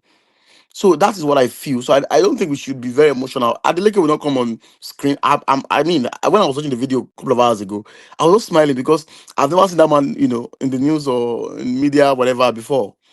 For him to come out, that means Baba don't choke. He's been tired, he's been frustrated. And it feels like, let me just settle this once and for all. So, I wouldn't want us to just be emotional and say, blah, blah, blah. No. The fact that he raised that child, the one I referred to again, the man raised the child since he was a kid till he was 42-year old. In fact, at a point, the man was referring to our own African DNA. The guy started stealing in their family, and the guy said, no, this is not my son. That is a bastard. That is like, the guy's behavior does not align with every other person in the family. And he did our African kind of DNA. Said, no, he's not my son. He was too sure, even though he never had any DNA test done then. So that's what, this is just my take, anyways. And thank you very much for having me on this, Thank you in this so studio. much Thank for you. coming up. I appreciate that. Thank Thank you. you. Come again, and don't be a stranger. Thank you, my brother. Abby, can I Yeah, just thank drop you very much. 2 points? Can Yeah. I just One drop two point. points here? 1 point costs $200. Lobato, you started again, Abby. Four All hundred. right. Okay, here is the question I have real quick. Besides the popular Ayo Ladejo photograph that you see on every top link, everywhere on the internet. In fact, if you have access to Google right now, Google Ayo Ladejo. Tell me if you see any other image of that girl anywhere. That's a question I want people to ponder about. Tell me if you see her anywhere else. Everybody watching now, at least we still have like 220 something people watching. Is there anyone here who know any social media handle belonging to that Ayo, where she shared anything? Even let's forget about Davido did anything. Where she just shared herself, a picture, anything. Did anybody say anything? No. This guy has been quiet all this while. Why is she like that? I will explain with one very popular example. Have we all seen or heard about grape cases before, where a guy is wrongly accused of graping, and the lady that is accusing him of graping We insist he did it, he did it. He na him, na him, na him. Even here in America, where we have everything, they will insist. The guy will go to jail. Years later, the same person that made that wrong accusation will come out and say, I lied. I actually lied. He didn't do it. My conscience is bothering me. Haven't we had cases like that before? That is one thing right there. This Ayo of a girl just want to like live a quiet life. Auntie Kem Kem is the one that is operating all this BS up and down. Eh? Just tell me, do you see the guy anywhere? No. And my instinct is telling me as soon as the DNA result all came out negative, the guy just feel like there is no need to continue pushing this. But her mom continued, right? Okay. Let's even look at another scenario here. This same girl that everybody who saw Kem Kem handwork just assumed that, yes, the guy has spoken, the guy has spoken. Like I asked earlier, what stops her from dropping just one video?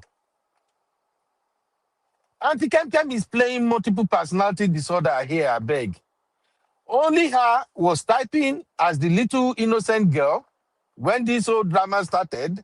Later came back and said, now I've collected the account from Anu. I am now the one who is tapping. I have been traveling. Yeah, yeah, yeah, yeah, yeah, yeah, yeah. Only Kem Kem is the one who is responding, who is doing everything. Let me also remind everyone here. When Kem Kem was going after Iyabo Ojo, did we not witness what she did to Priscilla? Lying about the innocent girl. The guy put to bed. Now this same guy can I can talk, say no. The guy get belay, he said a lie, na plastic, now the guy wrap around belay. And this is the same person that we are now we're going to take her side of the story seriously? No, I beg. The fact that we are not seeing Ayo anywhere, no receipt, nothing to show that Ayo is actually fighting. And if you look at how the impersonation that Kenkem is doing, how it comes off, imagine all the things that Davido's dad have done for Ayo. Do you believe Ayo will now come out talking to Davido's dad the way all those write-up on social media come out? The way it sounds, the way it came out. Do you believe Ayo will literally start talking to Davido's dad like that? In my opinion, this is lie. This is fraudulent. There is no case here. Yeah. Uncle Ben, can I ask you a Yeah, question? Mamba. Yeah, go ahead. Go ahead. My question is, but as a mother, when you see somebody's impersonating your child, putting your child out there, obviously causing her to possibly be bullied, all of these things, at what point do you speak up? As hasn't Kemi done enough? Because basically what you're saying is that is Kemi doing all of these things and she's not involved, she's not aware. I feel like she's just bought into Kemi's nonsense, right? Of course, most of us don't support her, but that's not even the point. At what point do you actually be a mother hen and say, listen, stop this nonsense and come out the way the sister went to Dr.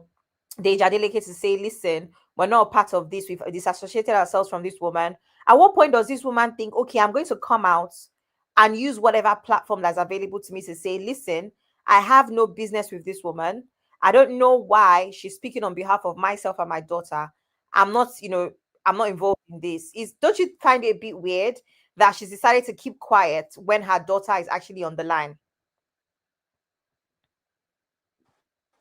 Thank you for that question. The answer is there is no case. Where is Ayo? Is she even alive?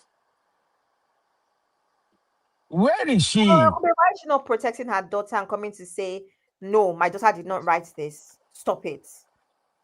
Why is she not That's the coming to same say, thing we are. tell me, what are you doing? I do not. Why is she not saying anything? Are you saying she's Sorry, not Okay, can alive? I it's the can I same answer? thing. It's the Can same I thing. answer? Okay, go ahead. Okay. So quick one, yeah. Couple of things. In Nigeria, you only have voice when you have money. Now, your status in the society determines how vocal you can be. So on a normal day, I think from the beginning they were, I mean, they were together kind of. They gave her the autonomy, like you can do this, just to get, you know, the family to accept the child. But at a point, according to the Jadilike, he said I mean, he was informed that they fell out. Do you understand? So at that point, even if they were still together, there is little or no influence that the mother can have, except probably she's of, you know, a better status in the society. And that's how it is in Nigeria. You know, not, you know, Kemi, who is, I mean, controversially known and all things like that.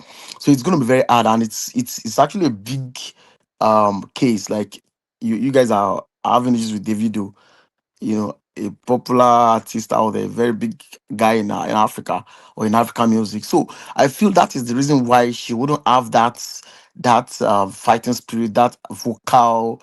I mean, even our vocal cord self, we don't cut. So that's what I think. In Sir, Nigeria, I don't whatever. think you heard my question. No. I got your Because point, all and she and the, needs, and the all answer she is needs is one popular blogger, one messy blogger. I'm not asking for her to fight. I'm not asking why is she not fighting the case. Because uh-huh. Uncle Ben, remember that my question is not based off of the whole conversation. It's based off of Hmm. what Uncle Ben said before I interjected or before I went, before I asked the Right. question. So my question here is your daughter, who is a minor, is being impersonated. You're a mother. Your sister is saying to Dr. Adeleke that, listen, my sister, my whole family, we've disassociated ourselves from this woman. We're not Uh-huh. involved. You are watching yourself, your family, your daughter especially being dragged, and you're not coming out to say anything. I don't think it has anything to do with being poor. Sorry, can I ask you a question? It has nothing to do with anything, because either way, she would even be helping David himself. Right. Can I So ask you a we'll be question? happy with her. Yeah, Do you live abroad, or you live in Nigeria? Sorry. I live in London. Okay. So it is because you have a fresh breath of the Western world. And No, that's why I you're don't. I'm thinking, very wait That's now, always wait now. irrelevant. So That's sorry, always sorry. irrelevant. I know of a friend, right, in Scotland, whose partner or the husband in quotes busted her face full of blood, and the mom was still begging the man. I'm telling you the facts. Sir, Police chances see are I live in London, but I'm even more conversant with Nigeria than the Nigerians that live in Nigeria. well, That's yeah, that's true. I my live in my Scotland issue. myself. My Do you get? issue here, sir, is very simple. We see this on a daily basis across social media. All she needs to do is leverage on one platform, whether it's Today, whether it's Instablog. Any Instablog does interviews on YouTube now. Either it's channels, anybody. She just needs one person that's going to. She doesn't even need a platform. She just needs to even just get one person to retweet or repost her whatever from her Just own turn the phone on. social Just turn the media. phone on. Literally, she just needs one thing to say, guys, I am not the one in charge of this platform. Kemi is. Nothing is going to happen to her. It has nothing to do with her being poor, being rich. In fact, it will even be in favor of David. That's all I'm saying. Especially because, again, I'm speaking from a point of view of a mother. Why would you allow Right. your daughter be dragged into this mess? And you're not even speaking up to say, I don't know who, I don't have any business with this platform. That's my issue here. I don't think it has anything to do with her status. It's just, I'm just asking if it's weird. Abi they have Yeah, disappeared. like, Ni. Where are they? Abi they have disappeared. Ni. Where are they? Both the mother, the auntie, and the then somebody in PT, the comments keeps everybody. saying she Where likes are the they? attention. She's not the one getting the attention. No, she's What's not the going one. on? I think so. The thing is, She's as a not the one mother of getting two, the attention. See, if she let you see, understand something. When people are cloud chasers, man of pressure would understand this. If you are a social media content creator, you understand that if you're a cloud chaser, this woman would have been using her own social media. You don't understand. She would have, but the Exactly. accusation here is that it is Kemi that actually is operating that social media. So she's not getting any clout or attention. What is very easy to understand. If she really wanted attention, wanted to grow her following, wanted clout, she would literally come out with her own TikTok account, her own Instagram, and keep dragging this case, but she's not doing it. So the question here is, why are you not now speaking against your own, speaking up for your own daughter at the very least? But Abby, it could be a case, some people, for me as a mother, I definitely agree with you. It's all about the mental health of now, she's 13, am I correct? So I think that she's been exposed. Social media is, to me, a den of it's just something else. But I think the issue that I'm thinking is that there are some people that, as much as they can see their children hurting, they're thinking about their payday. For all we know, Kemi has said to her, this is what's going to happen. Sometimes you have to go through certain things to achieve your goal. Maybe people have spoke to the mother and said to her, you're just going to have to push through it. I don't know. I'm making up nonsense probably. But as a mother, I just think personally, there are bigger things than money. If it was me, I would have shut it down a long time ago. I would not allow my child to go through 5 DNA tests. The humiliation, the rejection is just too much. But that's me. I personally think getting to the stage that it is, that if we know, or she's confessed that she set up the whole social media thing and put it in the daughter's name, is despicable. The fact that no one's charged Kemi, I do not understand. The fact that she hasn't been arrested, I do not understand. But I think the issue is, it goes to show, but this has been sidetracked, that there are mothers and there are mothers. And I think personally, it's very distasteful. As much as you're trying to say that, oh, this child is Davido's child, you don't care about the emotional abuse, the emotional torment that she's going through, and being bullied on social media. Social media is not for the weak. The comments that you get back and forth and the craziness that comes back, for a full-grown adult, it can basically deal with you. For a minor, is crazy. All I can think as a mother is that is not a mother. And I think personally, she should shut it down. Even to the extent of saying, I need another DNA test. Shut the whole thing down, because your child is the most important thing when it comes to things like that. But I just think that, like the gentleman said, I'm not based in Nigeria. And unfortunately, the mindset is very, very different, where the payday is more important than your child. And I think it's despicable. And I think personally, she knows what she's doing, and she probably doesn't even care about that people are dragging her daughter. Thank you, honey babe. Uncle Ben. If that is the case, no, just a minute, please. If that is the case, can't you consider the possibility of what MOP said? MOP said that maybe the Ayo we are talking about, allegedly, maybe no more. It's possible. It's possible. And the grandmother, if you're saying because that, nobody has heard about her. She hasn't said anything. Nobody knows exactly where she is. We don't enter that dimension now. Yeah, but I'm just looking at what MOP said. MOP was right. It's a possibility.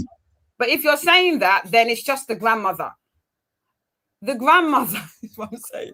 Now, it has always been the grandmother that have been coming up all this while. About the grandmother, I know what my mom, if anything happens to me today, my mom will move heaven and earth to look after my two boys. So I don't understand how you have a grandmother that, even if the scenario is that the mother, for whatever, is no more, which I don't personally believe, you have a grandmother that all she cares about is she wants to prove that her granddaughter is Davido's child, allegedly, and doesn't care about what is happening. I mean, I don't know. Maybe it's just me being too British, but this is crazy. Now, see, honey babe, the mother. Now, I'm not saying that the girl is no more, please. I'm just saying it's a possible scenario, please. But the mother is doing everything possible to secure the Adeleke's consent, or maybe at least for them to adopt the girl as their child, knowing fully well that she'll be well taken care of. She's not pursuing any legal route.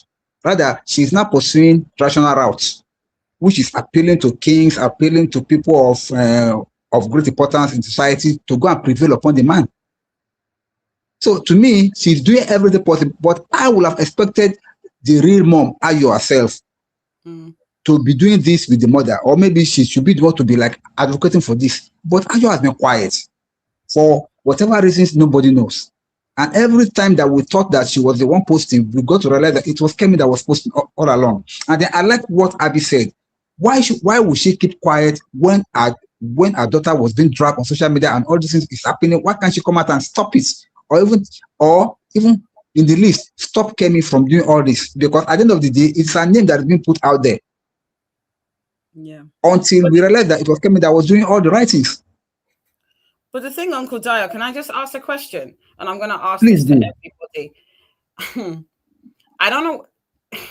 Is someone, like I said, the DNA test at the moment where we are now, what is it? The 22nd of January, 2026. It's negative. Why can't, I know obviously, let's put the money aside.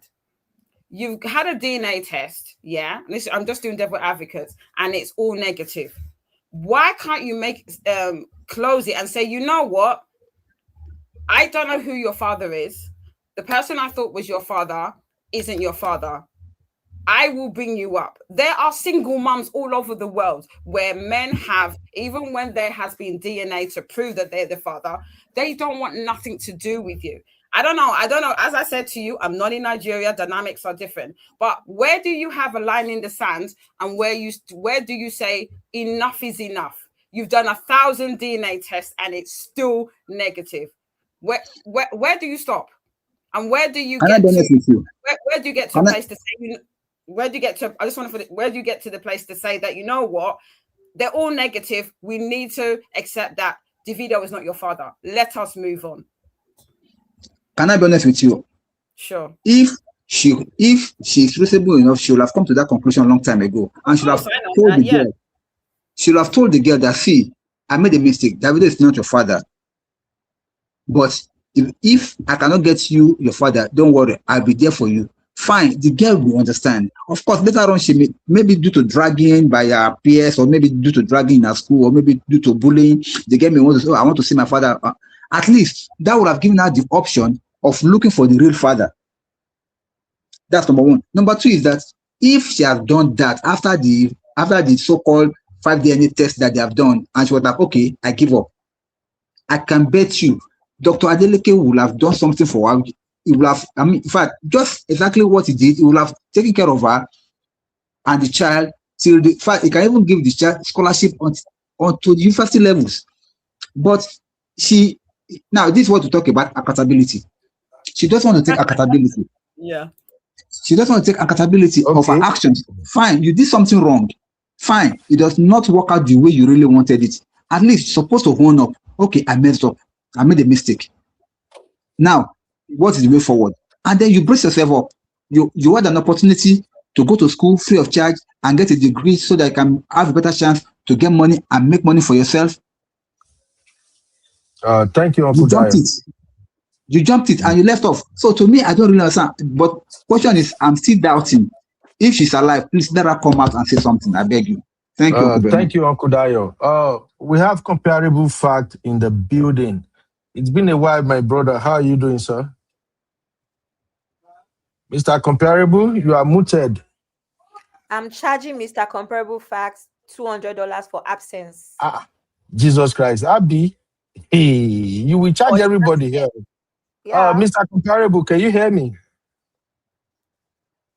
Okay, MOP Nobel, before we move on, I just want us to hear what Blessing Sihuhu got to say about this. Oh my God! I've avoided this woman. Uncle Ben, please. I'm begging you, Uncle Ben, please. Not you. Not you. Of what people. I'm begging. I don't know what you're saying. Absolute nonsense. Please let us hear Blessing Sihuhu. Ejo. Oh, see how weak. Even though this child, can you imagine, Abby? Look at the nonsense thing she's got in her head. You know, DNA. You still have a heart of gold. Aww. I think you should talk more often, sir. Talk to us more often, sir. I saw you seated there. I was asking, is this AI? What we know rich men, wealthy men to be is arrogance with dirty attitude. Once they don't pick one naira like this, so they go. But look at you, sir. The humility. God will bless you. God will bless you.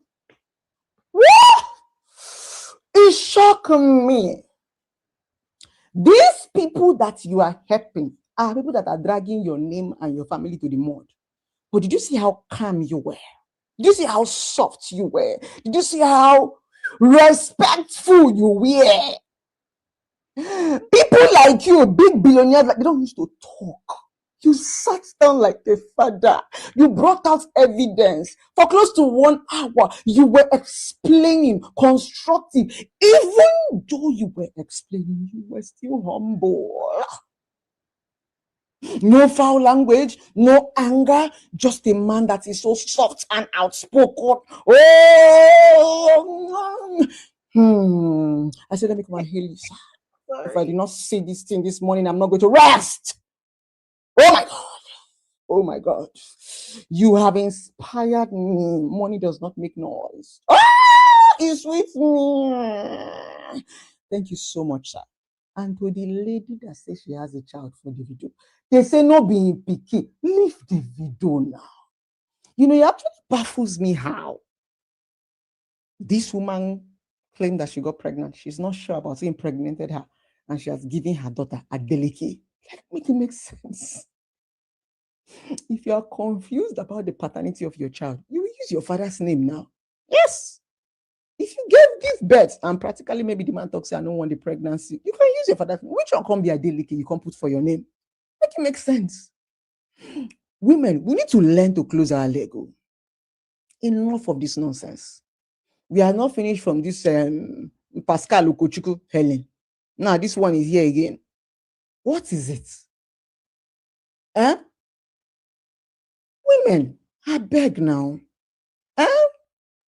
This is becoming embarrassing. Eh? When I go knock, bomb picking, can they constitute nuisance for social media? You opening your legs. What did you think? Please, let us be guided as women. This is becoming very annoying. Yes, very, very annoying. The real reality is the fact that a woman, you have to take care of yourself. I don't even know what a lot of you are always expecting when you have sexual intercourse without protection. What are you expecting to be inside your stomach? If you know you're not ready for this, there are things you can take if you want to be, going about having sex with people without protection. There are things you can take to protect yourself. You know, for you speaking, hold man. That one don't tell. Do not fit you speaking, hold man. So let us be guided. Thank you so very much, Sir Adeleke, for at least addressing this. Oh my God, your humility is worth emulating. Daddy, please talk more often. We need your motivation. Talk more often. Bless us, Daddy. Bless us, Daddy. It is not only when you give us money, Mr. Adeleke, that you are blessed. Sometimes you see this your word of This guy, another case. I agree with what people. Is it Ogochukwu Abi Ikechukwu, her husband? He's like she has new target too. She's targeting Baba Adeleke. You know the man is She has new single. target too. Ikechukwu, Where hold did your she put woman tight. IBD? Abby, where did she put IBD? What's that his Igbo name now, Uncle Ben? Uncle Dio. I can't remember his Igbo name. IVD. Yeah, now. IBD. Something Okay, Chukwu is Chukwu. okay. Okay, Something Chukwu or something. Hold your woman tight, though. She won't go. Mr. Comparable, are you back now, sir? I see you in the studio, but I can't hear you. Yeah, can you hear me? Yes, I can hear you now. It's been a while, though. Abby already said you are going to pay $200 for leaving us. Tell Abby that I'm broke. I just came back from Nigeria, so I have no money. Nigeria has eaten all my money. You Okay, went for Abby, them December, sir. I don't even have a penny to pay you. You did 30 You came for December. them December. Well, I was there a little bit. Then I went to Abuja. Then before I went to Imo, so I just traveled around Nigeria for more than a month. Wow, But I don't have welcome, any. sir. I don't have Welcome. any money to pay you. Okay, Abby, I'm sorry. Welcome, I sir. need to go get more job here so I can have money to replenish my bank account. That Thank comparable you, facts. everybody. Oga comparable fact, the fact that you came to Nigeria, you not Can even you hear bother me? to see me. I'm adding $100 to that fine, making it Hello? $100. I say the fact that you came to Nigeria, you not even bother to come and see Uncle me. I'm adding Beno, can you $100 hear to me? that fine, so making it Yeah, $200. Yeah, I can hear you, sir. I can hear you, sir. First yeah. off, I'm happy you went to Nigeria. You came back. You were not kidnapped. No, I want. Anyway, No, sir, I actually, believe. hold on, Uncle Beno. To Yeah. be precisely, because I did travel a lot of southeast, even south south, during that time. I mean, it was quite peaceful than it normally be. There was no only a lot of police everywhere, even air force and military everywhere. Just they collect. But besides that, Southeast was very extremely peaceful. I'm serious. I'm not saying there's no ragtag criminality going on, all that kind of stuff. But in terms of Yeah. all this, crazy unknown gunmen, all that kind of things, no, there's nothing like that. I even went to the village. I mean, we live in, where, the city, but we went to villages, just to explore what's actually happening in Nigeria. That was my main mission with the whole That's family. good. So it was quite That's peaceful. good. So thank God for that. Yeah, please continue to share the message so that other people can go back home. Many people don't want to go back. They are too afraid. But that's a good one. Have you been following the case of Davido and his dad and Kemi and all of them? A little bit. I think I had the tape, the dad spoke and everything. If you ask my own opinion, do I Yes, sir. believe him? Yeah, to a certain extent, I do believe him, but I would like Davido. Well, not necessarily Davido, the family of this Kemi. No, no, I don't even want to talk about Kemi, okay? I don't like to listen to Thank her. I you. don't like to listen to her. She's just a nonsense content creator, okay? She's on a different level, okay, Yeah. So let Yeah, me ask here in something before I America. proceed, if you don't mind, or anybody that has the information. What is the family dynamic between Kemi and that family? Because seems to be obsessed when it comes to the Davido family, particular Davido. Do you know the family dynamic? Are they friends or whatever? I don't know. According to Kemi has been their family special assistant, doctor, everything, house girl, house mama, whatever, according to her. Because I don't see anybody acknowledging ever knowing her. But I think, to be frank, I think Davido's dad and Kemi's dad and the Dodgers and other many people in that Oyo, Oshu, and Co. They are all like in the same group and stuff like that. So that is just the only established link between Kemi and the family. Now, Kemi have said a lot of things. Kemi used to show us the narrative that she's a close friend to the family. She babysitted the widow. She's the widow's mom, best friend. But you heard the doctor. The doctor said, "How can you be my wife's best friend and I don't know you?" So if you ask me, I don't think Kemi has close tie, like that deep tie to the family. So, as a journalist, maybe she might have done one or two things when she was in good time with her father, and whatever they did then, she was happy. She was maybe lucky to be in their midst. So, but I don't think they really have any deeper connection with her. That's just my opinion, sir. I think I believe the dad, okay, because a man of that caliber can just not come on national TV or in a broker, make such a broker. That's just strictly my opinion, okay? Knowing Davido, how close he is to Davido. So my point is that the other family that is coming out about talking about this DNA saga, okay, let them go and hire their own if they doubt that the DNA that was performed wasn't correct, maybe they should hire their own doctor then, or let them have the DNA test. I think it's about time they prove that the DNA, was wrong or whatever, or whether it was tampered or whatever. Why can't they hire a lawyer, or this Kemi just talking nonsense? I mean, that Kemi get on my nerve. I'm serious. I don't listen to her to begin with because she a doctor, she's a pharmacy, she got all kind of degree you can talk about, and she brag about it. Whether she has a degree or not, I mean, she's not the only one. But she just doesn't make sense, to me. But if you ask me, I don't like all these gossips. I just wanted to come and listen to you, or see what's going on here. I just came in. But I if you ask know. me, I would think that the dad is right. I mean, have you? He has not come out and defend the video like this. So because everything that he said, he has a receipt to buttress what he was saying. So that's the way I see it. So the family of the other side, they should come out. I think Kemi is the one pushing this narrative. Where because the other family, the little girl has not come out and spoke or whatever. But if anybody has seen the other family come out and spoke, maybe they should let me know. Like I said, I've not been following everything, but I watched the video yesterday, so that's about it. So Yeah. then I find out that you are talking about it. So let me come and listen. What Yeah, people are Mr. saying. Comparable. Yes, sir. As a senior uncle, a senior brother, Yes, do sir. you think the video dad shouldn't have made that public press conference he did yesterday? Do you think it was a kind of a bad move or a good one? No, in my own opinion, this is just strictly my own opinion. I mean, everybody has their opinion. You know how the world is like these days. Everybody have their opinion, how they feel. I think that was the right move. Because it's about time.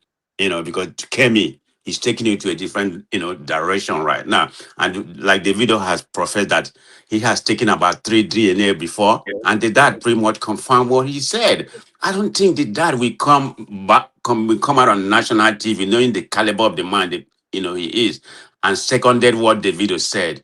I don't believe. I mean, I may be wrong, but I believe the man, and he should have what he did Okay. was right. Yeah. Would it have been better if he has used a lawyer instead of doing it himself? No, no, no. It's more authentic that he did it, because if he used a lawyer, then it's okay. Davido has gone and hired a lawyer, to come and defend. No, no, no. The dad, being that is the dad that did, it even sound more authentic than a lawyer. I mean, I think he took the right means to do what he did. That's how I see everything. Yeah. I mean, strictly my opinion. If you ask me right now, we lean toward that. The baby may not be the video baby. That's how I say it, but I may be wrong, but I mean, in my own opinion. So, but like I said, I don't really dive into deep about all these kind of stories, but All right. I just say let me come and let me come and greet Uncle Benu fans, Thank particular, you. Thank you. particular the young lady, that I like to hear her voice, Abby, So let me just listen. Don't listen to that young lady's voice. So she's No, no, no, charging no. everybody She she money she now. she, she makes sense most of the time, okay? Uncle Bena. You She's can't deny stressing me that. out. She's stressing me out. That's you need that. You need that. Somebody,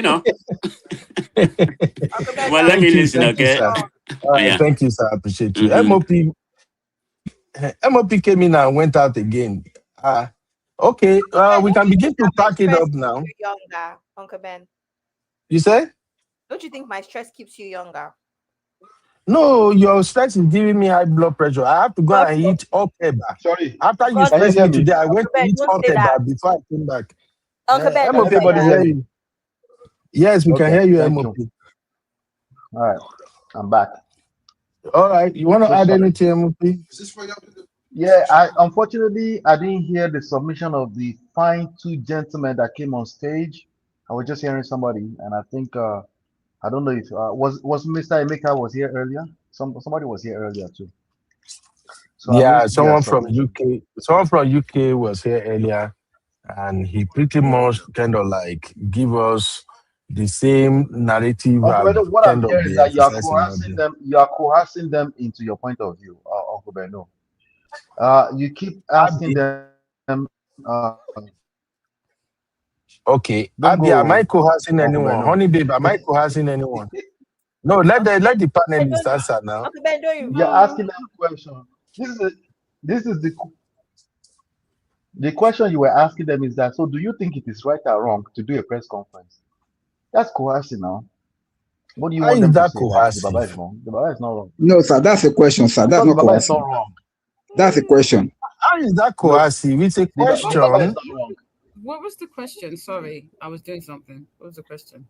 As So I I'm ask accusing, people, I'm putting it to Uncle Beno that he's coercing the guests, in cornering them, and asking them questions like, "Is the Baba right or wrong?" for doing a press conference.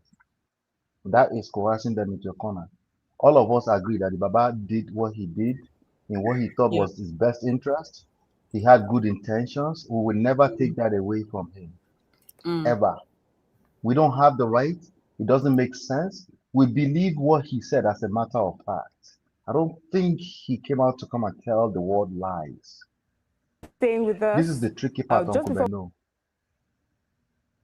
where it sounds like we're okay, on the fence, right? It's no, like, oh, you, you're saying me, he didn't do wrong. So what did he do right then? That's a problem. That's a problematic question, sir. you know me, MOP. You know I always explain my own side. When I take a side or I have a point, I try to explain it as best as I can. And like I've always said, it's my opinion. Everybody has their own opinion. The monologue I did at the beginning of today's program, I explained where I'm coming from, and I said I'm coming from the point of view of somebody who is a Yoruba, and I think Mm-hmm. what is going on is relevant to the Yoruba culture. So I explain all of Mm-hmm. that. So that's just my point. The other Oh, you point I was mentioned though, making you is said as a that father too. You said as a father yes, too. as a father too. And just like the top lane as today topic said, I'm just examining the shocking double standards of Nigerians. And you know, I've always said something before, and I'm gonna say it again. We Mm-hmm. can look at a situation and feel like, oh, I would have done better if it were me. Oh, this move is not right. I would have gone this way. What I usually tell people is wait until it is your turn. I would Wait, agree with that. And you know one thing I always say, Uncle Beno, wait I always until said it's your it's turn. easier. I always Yeah. said it's easier said than done, Abby. I always say that, Yeah, right? but That it's I easier said agree, than but done. you can't act with your emotions because that will tell on You you. can't. You can't exactly, honey babe. You can't. I've That's why been, you're I mean, Oyinkansola. you You know my cannot journey. I've been, use that to excuse acting out of your emotions. yeah, I mean, I've had to go to court before, and I've had to.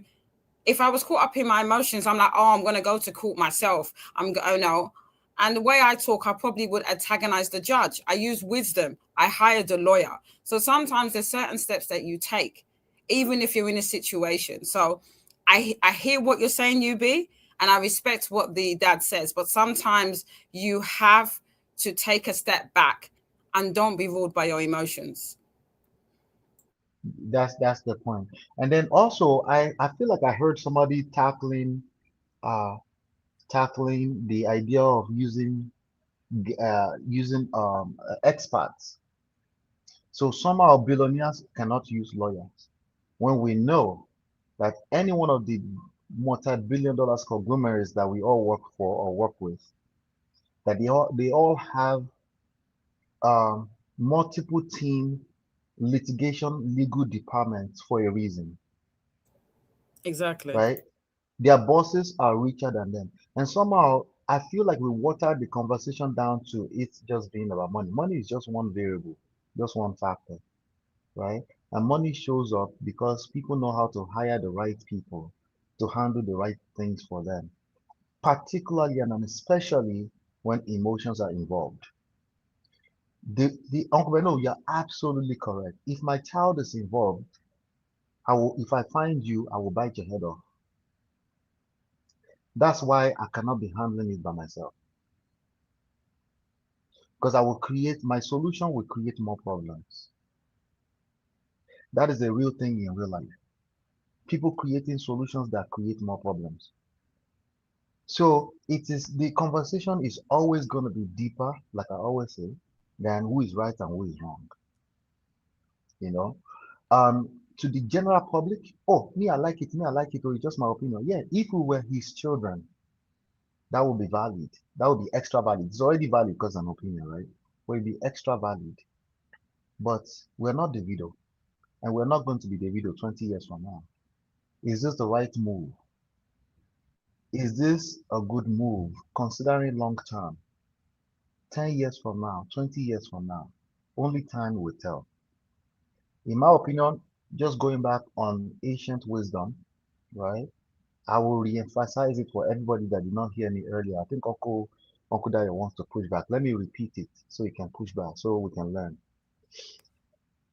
Anytime you talk too much, sorry, let me say it the proper way. The more you talk, the more you're going to tell on yourself. Shoki Lobeogi, there's a reason why that's Yoruba ancient wisdom. Oreniwon is Yoruba ancient wisdom. You say just the least important amount that you need to say to make your point. Because naturally, as human beings, we tend to ramble on. We ramble on. Okay. MOP, are you talking about Dr. MOP? Are you talking about Dr. Adeleke now, or you are advising people generally? Because if you are advising based on what Dr. Adeleke said, I will push back. No, Wala, but I'm anchoring it on two things, two events. The first one was Davido going into that DM to go and rant his mouth off in that DM, even though he claims it's Kemkem.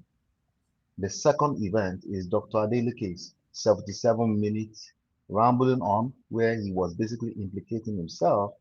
Potentially, he was buying over, whatever he was doing. I'm saying that because some people will interpret it that way. I believe he was trying to do the right thing, but my personal belief is irrelevant in the grand scheme of things. The general public, they're going to be divided 50-50. Some people would think he was trying to buy that girl's loyalty. Why did you put her in school? Why did you give her scholarship? We're not talking about giving. We're talking about particularly giving to a person who has accused you and your family. That's what we're talking. Those are two different things. Of course, you can give. We're talking about giving to a person that you just finished a DNA dispute with them. And it's supposed to, and by the way, they left. They left disagreeing. Can I chime in there, MOP? One last point. I know I was talking too long. One last point.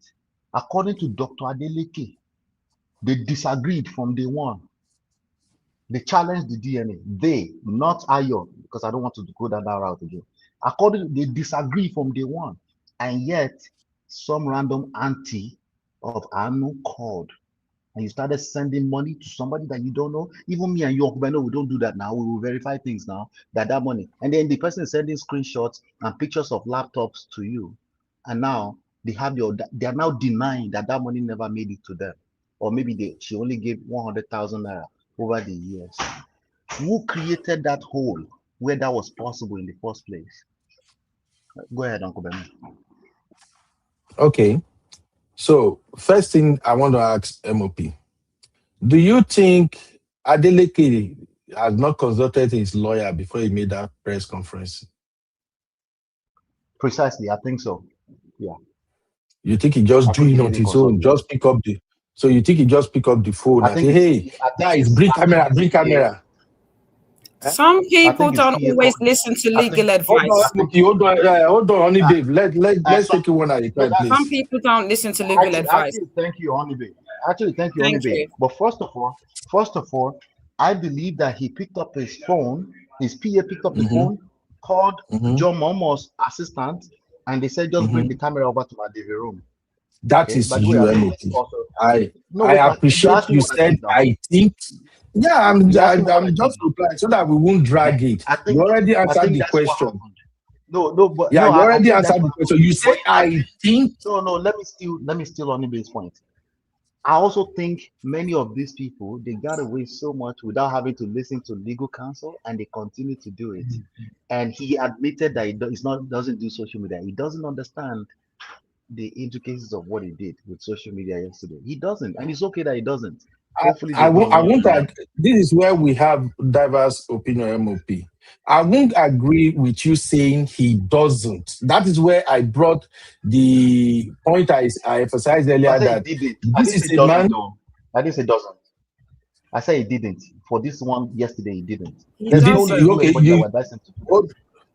Okay, so MOP, you are saying, based on your own opinion, because you know they there, you are saying the way you read it, it looks like this man did not listen to his lawyer, right?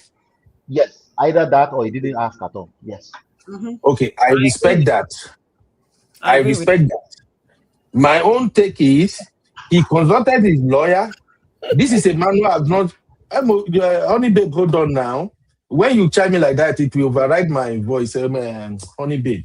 My own take is, I think he consulted his lawyer. He said, hey, this problem there, how do we tackle it? And I believe he has sent people to investigate to see what is going on with this constant attack. And the lawyer and his team, they came up that, Baba, since your name is in this mix all the time, I think it would be better if you do this press conference. And the reason why I believe so is because this is a man who we know have not come out to do anything like this before. So you are right, MOP, and I think in my own opinion too, I am right.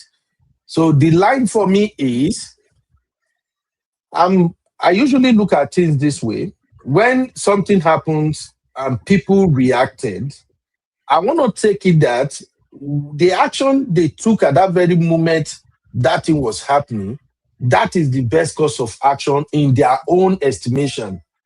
That's how I view it. So that's why usually I would say, look, yeah, we might think this person make a wrong move, this person did not do this thing right. But if you are in that person's shoe, what would you have done? That is usually how I roll. But if we are coming from a place of judgment or believe that, oh, I think the way I see it is better, then I think that is where we will be having buzz. So, and that's why I explained that in my own opinion, I see this man moving as a father first. And I also believe that if this man is this successful and he has this academic achievement of being a 2 PhD holders, then I don't think for him to have come out and said, let me make this statement, that he hasn't thought about it. He definitely have thought about it. And I think it is working already. Because I've checked Dr. Kemi's page on TikTok. Almost all the video there has been wiped out. She only has 4 videos there now. She shared one more video today now. The video she shared today, I listened to it while I was coming to work. She was attacking Adeleke, bringing all kind of things. Called the video drug user, drug abuser, cultist. Called the Baba, hey, he's still money with Babangida. They do this. To me, I think the Baba had just begin to reap the benefit of the action he took yesterday. Because so far, so good now. For some people who were still doubting, what is the extent of the involvement of the Adeleke in this? I think with what Baba did yesterday, he has cleared the air. And that doesn't go well with Kemi because now he has just opened Kemi's ears to the whole world that, look, this mama is after my son. All this thing that was going on is just Kemi pushing the narrative. So I think, in my opinion, he did the right thing. And that was why I was asking people, do you think the press conference was a bad move or a good move? Okay? So that's just what I wanted to add to the conversation right now. I see Mr. Kidola is in the building. But before Mr. Kidola, yeah, I wanted to say that I've been in a situation where I have been called, you mentioned one word starting with D. I've been accused of so many things. My natural reaction was to react. I remember going to court when we were going back and forth with my youngest child, and the accusations were ridiculous. I had to, I was accused of everything going to court. It's a very contentious court case. My flesh wanted to scream and shout and say, he can't say this. This is not true. My lawyer had to tell me, honey, babe, calm down. It doesn't matter what he says. Let's just present the facts. And I listened to my lawyer. So what I'm going to say is that sometimes your flesh, your emotions will get out of control. And it was regarding my son. So children, right? That triggers a parent. But I had to now tame my emotions down, not make a scene in court, and leave it to my lawyer to speak for me. And that's what I'm saying, that sometimes, regardless of the situation, regardless of that is children, sometimes there's a reason why their expertise. I didn't study. I'm not a barrister. So I hired a barrister. I hired a solicitor to speak in my behalf. And the court case went on for 4 or 5 years. Yet I had to hold my peace So sometimes silence is golden, and sometimes you leave it in the hands of the experts. So I've been there. So what I'm saying is not fiction, it's a fact. So what I'm trying to say is basically I applaud him, but I'm gonna be very honest. In terms of the what he did, it was disorganized. Phones were ringing. He had to give the phone to his PA. He was going through papers. So what I'm saying to you is that I'm not being negative in terms of the press conference, but I guarantee you that a lawyer would have told him this is a certain way. These are the words you should say. There's a reason you have PR and lawyers, so that you say things that are inadmissible in court, that you say things that you're very careful that you don't say in case it now leads to something else. That is why you have lawyers. That is why you have PR. So my mindset is fine. I personally don't agree with the press conference. So even if he had to have it, I personally believe that there's certain things that his lawyer should have told him or may have told him, and maybe he decided not to do it or did do it. But for me, for someone to say for someone to say they got legal representation and the press conference was the way it was, where I had to twist my neck because the camera was going upside down, I'm sorry, to me, that was not a press conference that, to me, any legal person gave any type of advice, because I had to twist my neck when it got to a certain stage because I couldn't see. Exactly. Yes, that was not his money. And that's what I'm saying. We have to move on, babe. Thank you. Let's just move on to other people. That was a good point to highlight. The neck, I was turning my neck. That is not a good point. MOP, don't do this. You do it. It's fine. It's not a good point. That is the fault of the cameraman. So we should blame. Do you have anything against the Adeleke MOP? Let me just ask real quick. No. Because I need to ask you, MOP. Because I forgot completely about that. I have to laugh. No. If somebody like you and I, who use phone, we record, and you are going to blame Adeleke for camera weight talk. It sounds like you have something against the man. Let me blame Channels TV. Okay, that was not. Because I don't understand. TV. That was filmed by a PA. That is establishing the point that they did not consult anybody before they recorded that thing. Why did they have that thing in vertical orientation first, and eventually it went to horizontal? And then I think it was going back. Okay, let me explain that. Please, everybody, hold on. Channels can do it. Channels can be that useless. I'm sorry. Even the question and answer session, we didn't hear it. We could barely hear it because there's no microphone. And MOP, on a serious note now, MOP, we're just proving because the point of your, that was not organized. No, that is not the point. I'm not getting that from you. I'm not accepting that from you, MOP, based on your level and everything. I know you are just making fun and joke out of it, but let's not do that. That wasn't. You are very okay. If you are very serious, should I take you on that seriousness? If you want us to go there, okay. Here's the thing. And I know Uncle Kidola is here, right? But let me just quickly say this. Let me quickly say this, MOP. Please hold on, guys, because we have to correct this thing. Anybody who has been a content creator, who have used a Gilbert, if you have used a Gilbert that works with remote, you definitely knew what happened with that camera yesterday. That's all I will say. So please, let not. I will never accept that. If you have. Stop MOP, the cap. I'm telling you, I'm telling you as a professional cameraman, MOP.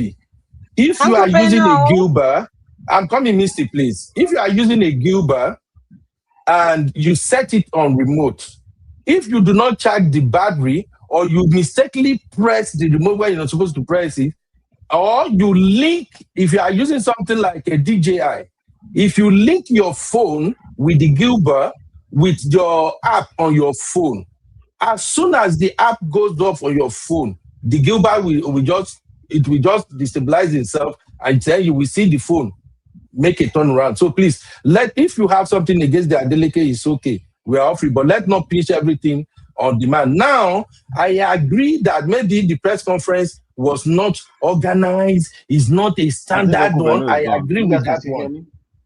We lost him. You can't hear me? Can you hear me? Anybody can hear me? I can hear you, I can MOP. hear you, Can sir. you hear me? I'm still waiting to push back. Oh, so I'm still waiting. Okay, so MOP, Did anybody understand what Uncle Beno just said? Did anybody understand what Uncle Beno just said? I do. I understand him very well. What did he say? Okay. I did too. I The Gilbert, understood. what the Gilbert, what? So the least you can do is monitor what you are recording, monitor Thank how you. it's being recorded. MOP, MOP. So That's Adeleke not should the be issue. the Yes, old man. that's not the The issue. old man. We are Wait, the old man debating. should be No, the the one point is sitting that the down. people around And him should MOP, be. you don't big past this one. Let us move on, MOP, we Baba. are Let me debating, say one please. thing. That's not the point. Allow me to say one thing. Don't. Allow me to say one thing. There's a MOP, people there's say a things major like point here. this. No. There's a major People point say here. things like this MOP, when they I are have two losing the questions for you. I'm argument. still waiting to ask. That's why. I have two questions That's for why you. I'm asking you if you are serious or you are not serious about it. People do I'm what you serious. are doing right now when they are losing the argument. They just look for any excuse. Let me just hang on this on. So please, No, I don't want to do that with your no, MOP. Uncle Seriously Beno, speaking. So Adeleke there's a that is major sitting point there here. explaining. Adeleke should be the one operating the phone himself. Come on. Why would If you we use a say phone? You're a billionaire. Why are you using a phone? MOP, they are not using a phone. Uncle Beno. Please, Stop the cap, please. It is not the fault of Papa now. Uncle Dayo, hold on. Uncle I Beno, will answer. 1 second, Nah, please. Okay, we Misty. are just debating from the point I, here. I, I, I am sorry that I have to interrupt. Hi, everybody. I'm sorry that I have to Misty, interrupt. please. Hi, Misty. How are you, Misty? Hi. Oh, Hi, Just I'm make good. it because I'm I good. put on Idola on hold. Okay. I put So Idola on hold, I Misty. just So just make it brief. I am Go just going ahead. to make it very brief before Uncle Beno moves on to something else. I want to really, really believe Mr. or Professor Dr. Deleke, he's an I exposed can man. hear you very well. Who's talking? I can you hear you hear very me? well. Yes, we can hear you very well. Oh, okay, go ahead. Maybe it's me. Okay. Go ahead. So can you hear me, MOP? I can hear you now. MOP, It's can better you now. hear me? Go ahead. Okay. Yes, now. Mr. Yes. Deleke is an educated man. He's exposed. I want to believe he actually got legal advice before he came on that show. However, he made it very clear that he's an old man, he's not tech savvy. So you have to, all that setting of the stage, you have to take into consideration. He made it very clear. He was very honest with you. I don't even go onto social media. All this thing came to my attention through a third party. So all that setting, he did not have any proper guidance to do it. But he's that old man who decided. Can you hear me? Can you hear me? Uncle Beno, can you hear me? yes, Yes, I can. Yes, we are hearing you, Missy. So he's that old man who decided, I'm going to sit here and appeal to my community, to Nigerians. He decided to appeal to them directly. He did not want to use a lawyer to issue a statement. He's dealing with people who do not have legal representation, first of all. So he decided, I'm going to do this myself, one as a grandfather, one as a father, and I want to appeal to just regular folks. And that is what he did. And I think he did a very good thing to hold that conference. It may not have been perfect, but he presented his evidence as it was. There's nothing that he disclosed that is out of the ordinary. He was part of the story. He told, he narrated his part in the DNA, issue and all of that. And if you're going to challenge that in court, he's still going to stick to the narrative.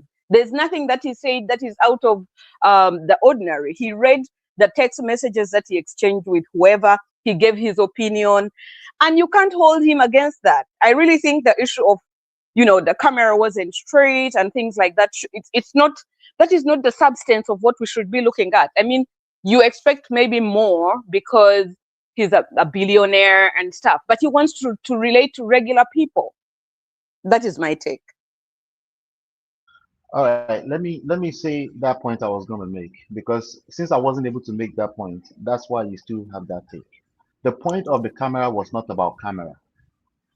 Can we be clear on that? Okay. The point of the camera is not about the camera. Is to make a point that the people around him that helped, because I don't expect him to be operating the camera, obviously. The people around him, down to ordinary small detail like a phone camera, were not competent to ensure that there was effective communication. When I say effective communication, I'm not talking about his ability to speak English. He clearly knows how to do that. I'm not talking about his records in terms of being a billionaire, in terms of being a respectable man and being a good father. That has nothing to do with anything. We're talking purely within the context of the objective of that press conference. The objective of that press conference is still confusing. It should be one thing. We can at least point at two things. Unfortunately, it should be one thing only. There's a whole book called One Thing. Go and find it and read it. The problem is that human beings get confused easily. It's not that human beings are not smart. That's how the human psychology works. Yesterday were confused if that press conference is about Kem or about a denial of a paternity allegation. My guess will be it's supposed to be about denying the paternity allegation. First of all, he's not accused personally of paternity allegations. Okay, his grown son was accused. His grown son, who is a superstar, who is our superstar, was accused.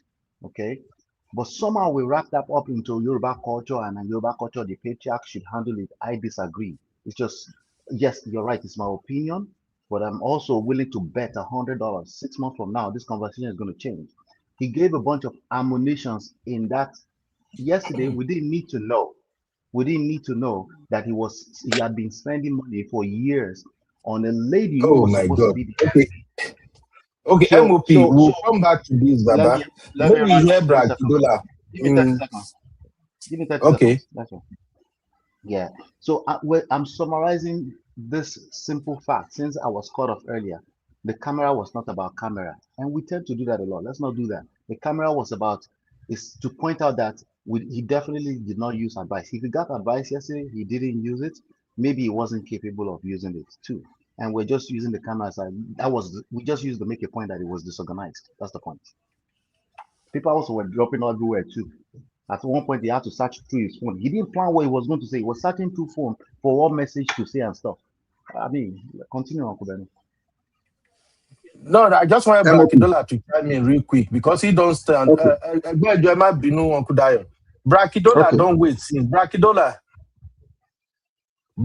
Oh help yeah. me start this Oh yeah. place.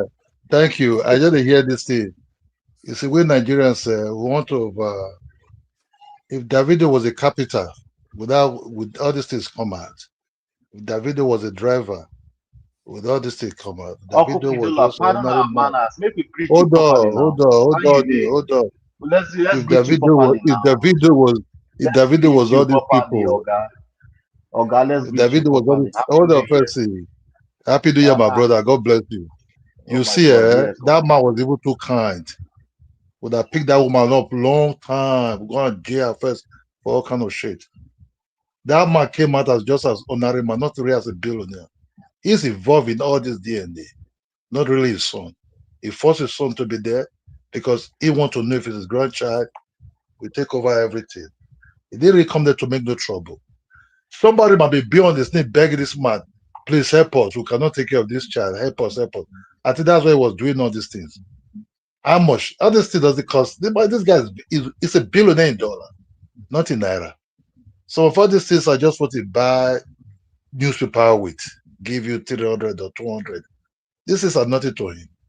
Out of a kind, due to his own personal, maybe he says he's a Christian. Well, okay, maybe they were just looking for it. Not do it ordinary men or people outside seeing it. You understand me? He was very kind. He just want to help somebody. Okay, I will help you or sponsor you so you can take care of your own child. I think that's what he was doing, nothing else. But you see, that lady have been trying to, do. I don't know if he asked Davido for money. Why maybe Davido didn't, because that lady said, paid in the ass, to these people, you know. And I think this guy came out kind of like a last warning to that lady. Wherever she stays, she can sue her there. You know, that woman will bring problem to herself. I think he came out and said, okay, this is the last warning. And he came out to people, I was involved. Look at the DNA. Look at it. Look at it. That's what we were just saying as a last warning. That man have nothing to lose. He's not interested in battling. He's not a Facebook guy. He's not an Instagram guy. This guy also talk money, billions. He was even patient. He was even too nice. Some other billionaires will pick that lady up. They will gum her mouth. She was not able to move. People like the Donald Trump. This guy is as rich as any other person in the United States. Very rich. But at least be playing this game. Okay, sometimes don't really just isolate everything for Davido and everything. I think he was forced to come out. Like, hey, what is going on? I was involved in this thing. Old men like this, they want to know if it's their grandchild or not. They want to be sure that they are not neglecting or abandoning their child, their blood. That's why he was involved. But somebody going for back to impersonate other person, saying, "Oh, this person is this one now. Oh, what your son wants is just DNA." Try to blow fire for what actually nothing exists. The guy was even too nice. He would have picked him up quick. Put lawsuit on her head. She will be paying lawyer in Canada, wherever she's staying there, or US. Do you know how much to pay lawyer? Huge amount. If you pay lawyer, bread and peanut butter don't go there grand again. Even the cheapest one self not go even there. But as you run, pay lawyer, pay everything. Then before the caller say pay this man maybe $100,000. She don't afford them now. She don't afford that. The man said, "Man, you're wrecking my name. You be involving me all kind of shit." That woman is just dropping evidence for her to be sued. Evidence. America or wherever the Western world they get sentiment to emotions. Now proof. Even this DNA, now proof. Everything I just proof. Okay, see. They can even compare Davido DNA with other children. That old man said can even do test to see if that child is even related to him. Because the fact of Davido, everything will match. If that child is even close relative, we should man that is not an Instagram man or Facebook man. In Nigeria now, they all into this nonsense now. Who want to blow, just come out, they talk nonsense. That man is not involved in this thing. This man, they may dangle thing and they share money. So I think we should respect the man. Grown up man like that, be forced to come out and defend his family. I think he just defending his name because David is his son. Just defending his name. That lady should shut up his mouth and go and sleep. Find something to Brakidola. do. Thank you, Brakidola. Brakidola, do you believe Kemi Olun lawyer? Zero, not at all. That woman is just looking for trouble. That woman should go and be doing babysitting in I have Canada. questions, so I have questions. For Brakidola, go Yes, for ahead, Brother Baba. Kidola. MOP the Yeah, question first Uncle of here. all, Beno, I'm still waiting. No, I'm still waiting. MOP No, and his Mumbo, question. sister Mumbo. MOP, your question real quick. I have question. Yeah, first of all, sorry to interject you, Brother Kidola. Happy New Year to you, my brother. Okay, My my brother. question for you is that, and I'm going to follow up with the question that Uncle Beno just asked. Now that we know that you don't believe Kemi, can you please correlate that to the original allegations of paternity denial, right? Can we can we make it relevant? I know it's kind of relevant because she's the one that's been pushing for it for years. She's the media person that's been pushing for it for years. But there's an original issue here, and it's the fact that Davido um, somehow, maybe You say indirectly, you has have a agreed. question. No, you are not asking I'm question. asking. MOPO. I'm asking now. So Davido has MOP, admitted. MOP, you are shalaye shalaye. You are No, shalaye listen shalaye. now. Please ask the question now. Ah, No, No, UB this is question getting we triggered ask now. now. This question we ask.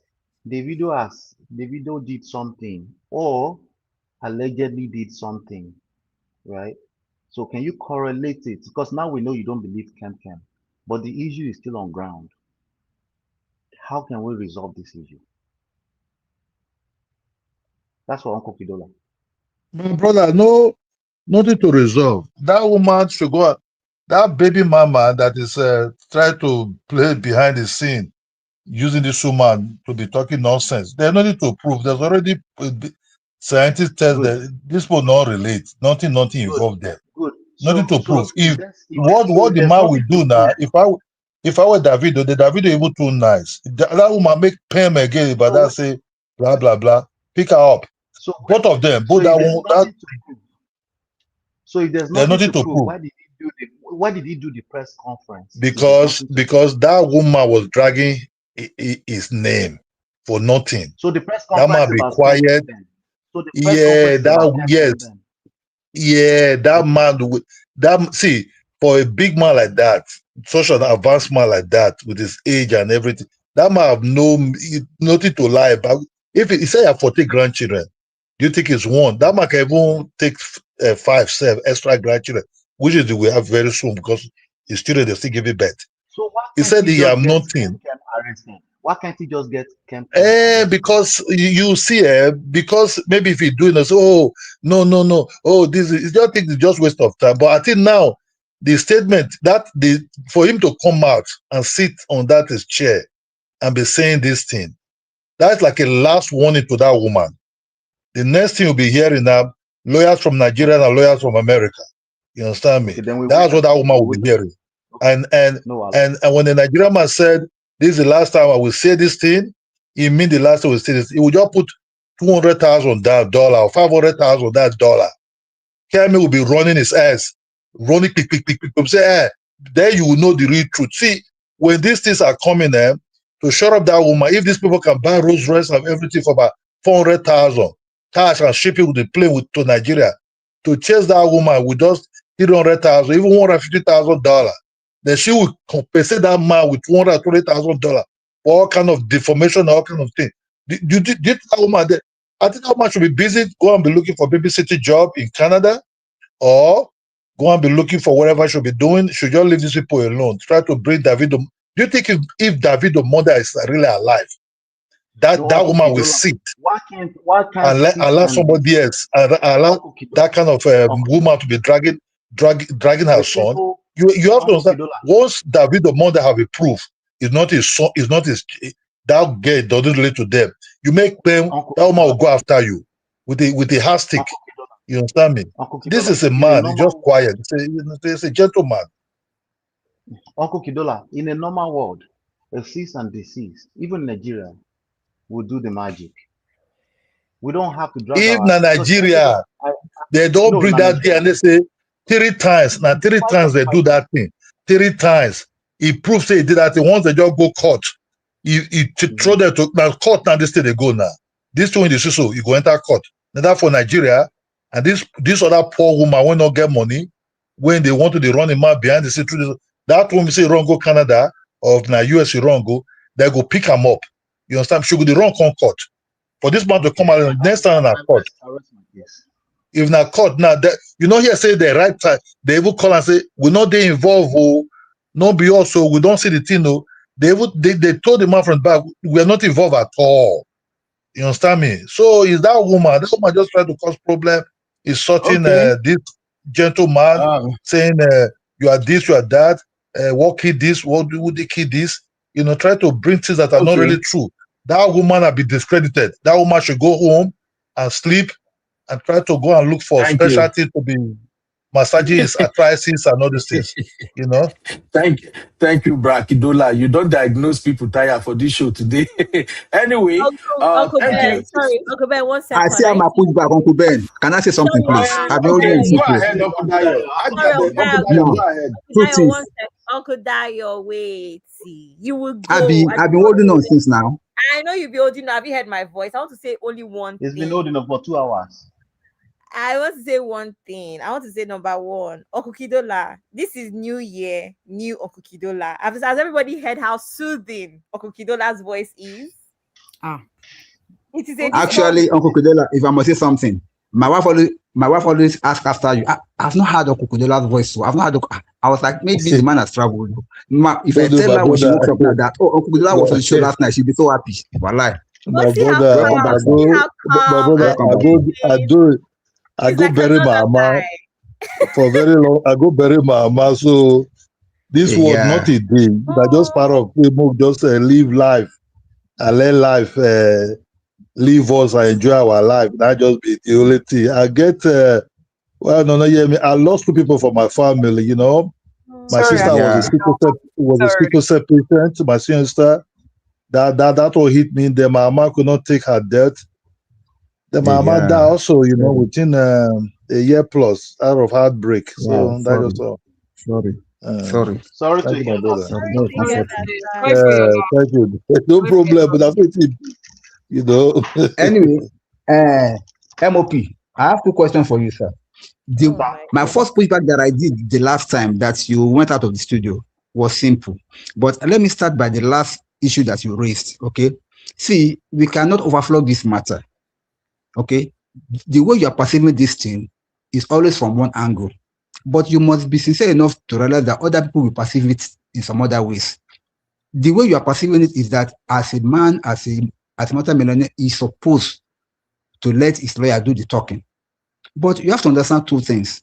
There is something that comparable fact said, which I bought into, because why? He said the fact. He said this man was not coming as a billionaire. He's coming first off as a father, then he's coming first off to like explain to his community. He has gotten advice from his lawyers, and he believes that his own speech, his own authority will be much more respected and much more highly valued compared to any lawyer speaking on his behalf. And secondly, also, if he has used a lawyer to come and say something, people will have thought that it's Davido that's using lawyer. Nobody will have known that he's the father himself. He believed that he, as the father, should come out for the first time on this matter to put an end to it. Because I believe he has more authority than using any lawyer. That's a fact. Number 2, this issue does not emanate from the fact that Ayo or the mother were like challenging the DNA. Mm-mm. This issue emanated recently from a post that came out, supposedly to be from Anu herself, a 13-year-old girl, that, oh, it's my birthday, I want to have closure about my father, blah, blah, blah, blah. People felt that message and they were like, oh, for this girl to have come. In fact, we even had a show on this platform when this thing came out, and we were like, this doesn't sound like a 13-year-old talking.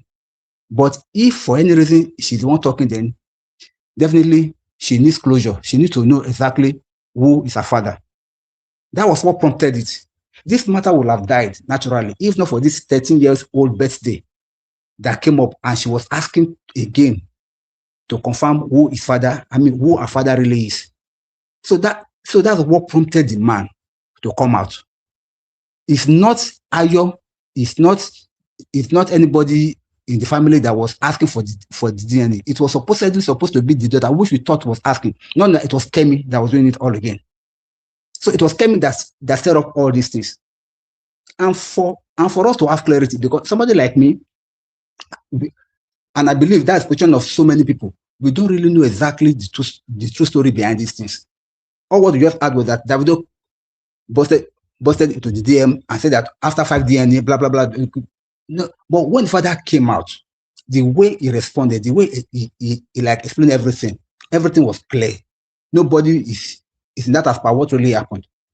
That's number 1. Number 2, you kept saying that it's supposed not to talk for 1 hour. There are some matters that you can finish analyzing under 5 minutes, and there are some that can take you 2 hours to really do proper justice to it. Time does not really matter. So far, what we're saying is making sense. Time that you speak does not really matter. You can speak for 15 minutes and everything you said will be rubbish. And you can speak for 3 hours and all what you are saying is like equally rubbish. And you can speak for the same number of hours and you'll be making sense. All through what the man, everything that the man said, he never repeated himself. He was saying it as fact upon each other. The one that you forget, you go back, oh, I skipped this one, and he mentioned it. And everything that he said is relevant to the case. So I don't buy that idea that man was just talking for no. Everything is said. My response will be 2 minutes or less. No, let me finish, sir. Yeah, let me finish, sir. But I also have to leave. So I also have to leave. No, so, but round up. If you're in that, okay, if you're in that situation, sir, and a lot of, do you know that before this time, all what you just saw was that a girl wants to know her father. And it's like these people are not doing enough. They are not responding. They are not like pulling their weight. Until the man came out and explained everything that they have gone through, how many times they have done it, where the grandmother has taken them to, what he has done for the family, and everything he said was there. That's when people now get to know, oh, so this is the real situation of the story. But the most important part of it is that this girl argued himself because just before you left the last time, I wanted to ask this question. This girl argued herself. When she gave birth to this girl, Anu, she put her name as Adeleke on the birth certificate. Who does that? Definitely, she's somebody that she has a scheme, or she already has a plan about this issue. You are not married to him. Why put his name on the birth certificate as if you are the wife, and you give the name also to the same girl? So we should not look at it only from the angle of, oh, this man just came to Shalayi. No. If the man has not come out to say what he said, nobody will have had clarity about this. Remember, Kemi has been dragging them for long, and people seem to be buying into her story. If the man has used a lawyer, the lawyer will have just said only the legal terms, blah blah blah. We are not saying this, and then we meet in court. People will believe that they just want to shut them down because they have the money. And that's why they are dragging them into court. And then they will not believe that it was even the papa. They will think that it was Davido. So please let us balance these things. Thank you. Okay, thank you, Uncle Dayo. I appreciate your keen observations. Let me say this, okay? First of all, we all have rights to our opinions. What I've noticed is that when there's a strong pushback, we also tend to say that somebody should let you have right to opinion. These are opposing views. That's what creates a 6 hours conversation. So I don't need to explain that too much than that. Okay. It's a 6 hours conversation is because we've been pushing back at each other. That's number one. Number two, you said the time is not relevant. It is. Time is literally life. What we call life is literally time. Like literally. Okay. So the more time, again, this is not it's not an opinion. When I give opinion, I'm very honest to say I give opinion. When I tell you that when you cho too much, it's not a billionaire thing, it's just a life thing. You talk too much, you're probably going to talk too much. There's a reason why we have too much. You are, and I also say probably I left room for, yes, sometimes you need to get out what you need to get. So if I put the word probably there, you have to understand that I'm also generalizing here to a large extent as a matter of fact. But what tends to happen when you're not organized and you're about to make a statement about your family, you're a person of means, you're a person that's very important in our society. Precisely one of the most popular statements I've seen since yesterday is people saying, okay, don't stress him. I agree with that. One thing that Auntie B said majorly on our show yesterday was major is that anybody more long, right? Once when anybody be more, is it Auntie B or Auntie Aduni? One of them said it, but it is true. We're not addressing that part. You understand what I'm saying? I don't think we need to address that part because I do honestly think Davido has taken a different route. However, as a grown man, every man here understands this. What you did in the past can haunt you. Now, the new test is how you respond to it. Okay. So, in my personal opinion, I think 77 minutes of a denial statement, precisely a denial statement, is too long. You have to choose one statement. It's either you are saying, can you lawyer back off of my family, or this is my last warning. That doesn't take more than 30 seconds to say. Or you are saying, we deny all allegations. We have results here. If a court of competent jurisdiction asks us for it, we will make it available. But we are denying all of this because we've done tests in the past. We don't need, the only reason why that Baba rambled for 77 minutes is because he was doing Shalaye. It's not a crime. We all make these mistakes. I'm just pointing it out that we need to be careful for it. Once you have to talk too much and it's involving your personal life, let me even say something to what Misty said. Last point, then I have to leave. I might come back later. Misty said something about lawyer. Was it Misty or somebody, right? Even if you're a lawyer, right? If it becomes a personal issue for you, it is just simply wise to have another lawyer handle it. You see, it is not about billionaire. It is not about the school you went to. It's about context. It's just careless. Okay. From what we can see, obviously, because we were not there. That's my pushback against you, Uncle Dayo. Thank you. Okay, I think it's very important. I'm going to say that regardless of my own points from the beginning, the one thing that I do not agree. Why No, is it no like verse. MOP, no verse, I be no verse, my dear. I beg no verse. MOP, see what this person talk. What happened? Listen, what you say they say now? that you've been What you paid say? by Kemi? Eh? MOP, is YouTube that live true? stream. MOP, is YouTube that live true? stream will not kill On my me. show yesterday, on my show yesterday, no, they accused, it wasn't Oh my our show god. yesterday. They accused Oh Auntie my god. Abini yesterday of being paid by Kemi too. You see, these are the issues. Eh? These are the Allow issues. me. Oh my god. Okay. Let's go on Abby, that go one. on, please. The I'm comment not is going just funny. I just let me highlight it. Go on, Abby. I think it's very important to understand again, this is social media, the whole idea, regardless of what we believe, the general idea is some sort of appeal or some sort of debunking. That is what it is. If there was nothing to debunk or there was nothing to fight against, Dr. Adeleke will not come and say he wants to sit in front of the camera. Like we've established, it's something that he's never done before. Now, there's a psychology behind that. And the psychology is that you want people to be on your side. So I understand the importance of him coming out himself, right? To do the press conference. If they used a lawyer, it would not touch Nigerians the way it has touched Nigerians. That's the general idea of this that's the general idea of that press conference. At least we can all be honest about that was the end goal. So I don't really agree with the whole lawyer thing. And like I said, I don't know why we're thinking about this thing from the perspective of Davido. Davido is a man. He has been in way worse controversy. Davido that I was accused of buying people. He has been in way worse controversy that would have tarnished his image. So please, my opinion, I don't think that this man came out because of Davido. This man came out because he has a reputation of looking after his grandchildren. He even said it so many times in different ways in the press conference where he said, "I do things for my conscience to be clear." He said it in different variations. I think this was a case of in my family, right? As the head of this family, we don't abandon our own. I did my due diligence. I summoned. How many times he tell us he's the one that summoned David? I don't want to hear it. I don't want to hear your story. Just do DNA. He made it God clear in bless so you. many ways God that bless you. A he typical Nigerian dad move. exactly. How many times he says, Shh, don't talk to her. Don't talk to me. Just come here. Come here. He said it, right? So I don't think this is about David. I think it's about him, about the image of the Adeleke family and what they stand for when it comes to their children. Because remember, one thing is consistent amongst all the men. They are womanizers, allegedly. So, okay, womanizers, or no problem. But the one thing you cannot take away from us is that we look after our children.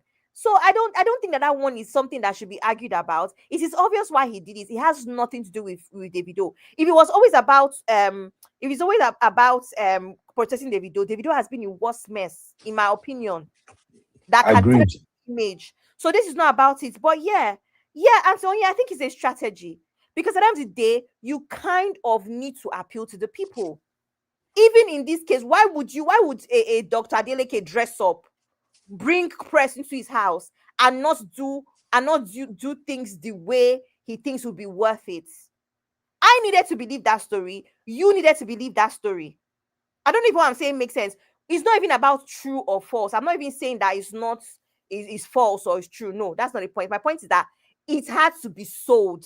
Their own side of things, their own side of the story, right, had to be sold to us. And selling it to us is now all of us saying, oh, daddy, such a good father. He's never even come out to speak before. Oh, Yoruba culture, respect. That is how you buy the audience. It is common social media. If you that I mean, we're on social media. That's why we're here. We'll be here for 6 hours because he sold us something. That's how it works. And we have to be honest about that. It's not about being disrespectful to him, but that is just the reality. He had to sell us their side of the story. So that's what I have to say. Thank you. All right, we have to round up now, but I want Misty to help me clarify a couple of things. I'm glad that Misty is able to join us last. So Abby, just please for us send my to invoice. don't bring invoice into And this what's thing, Misty. even You funny started. about this invoice thing is that 2026, the rate went up. The rate Thank has you. gone up. Thank you. Thank you. No, my sister Natu, no, my Abby. Abby has been fighting me all day long because I started with Yoruba culture. I will still say it. Yoruba culture is different, Abby. I'm If I telling said you, business, if you're not Yoruba today, you'll be feeling very bad. You'll be feeling Today, very today bad. I became Yoruba because everything you were saying, Uncle Beno, is in my culture as well. And I'm from East Africa. Oh, So really? yes. Thank Yes. God. So I was Yeah. Yoruba today. Yeah, Misty, actually, anyone who missed the beginning, please go and watch. Just keep the video I started with. Just go to like about 1 hour into the show, then you get my monologue. I started the whole thing with the Yoruba thing just because I thought like people really don't understood what Baba Adeleke was doing yesterday. And as a Yoruba person, I kind of think in my own opinion, I kind of get what he was doing as a father, and the fact that a lot of people do not know that in our culture, as soon as when we're talking about marriage, self, when you want to marry somebody, your parent and the parent of the woman are the one that will negotiate everything. I don't know other culture, but I'm talking about my culture. You find the girl, you like her, you want to marry her, you go and do introduction. From the moment you took, even when you took your father there for introduction, your dad or your uncle will be the one negotiating with the father or uncle of the girl. So when there are issue of paternity or you impregnated somebody, you don't want to take it or something, the parents are usually the one who sort it out. And one thing about Yoruba culture is that they no send you, like I said in my monologue, you can be rich, you can grow old. Yoruba culture, they no send, as I did like this, my auntie will still call me. If my auntie call me 3 times, I no respond, she go give me like maybe 12 hours. If you reach a whole day, I no respond. By the time I will call her back, she will still be like, oh, Ayo. So you are now so grown that you can't even respond to my call. Now my auntie be this so. But say I don't be grandpa now. So in Yoruba culture, things like this, parents handle it. And I also established the fact that Davido dad said, I told Davido not to go after Kenny, which for me, knowing Yoruba parent, he would have said, File, when the time comes, I will handle it. So I just say, okay, Baba is just coming out at least to say, my son, I got you. Don't worry about this. Now, the question I want to ask Misty, because I just want people to take a couple of things away from today's show. First off, Misty, in all of these allegation fly and everything, I asked a question earlier. I don't know if you heard the question. This girl, Anu's mom, Ayo, because there are 3 people involved here. Ayo is Anu's mom. Anu is the lady, the innocent girl that we are discussing her paternity now. Then Ayo mom, which is Ayo, Anu's grandma. These are the 3 people I asked question about earlier. I said in all of this, nobody had seen Anu made a video or said anything to either acknowledge or debunk anything. Anu was missing in all of this. 2, Anu's grandma was the one who is going to meet kings, meet, eminent people in order to get Davido's dad to at least accept this child. Now, if we want to look at this legally, Missy, a DNA has been done. According to what Davido's dad told us, they've had 5 DNAs. 3 for Davido, 2 for B-Red. And Davido dad says the narrative out there is that this DNA result has been manipulated.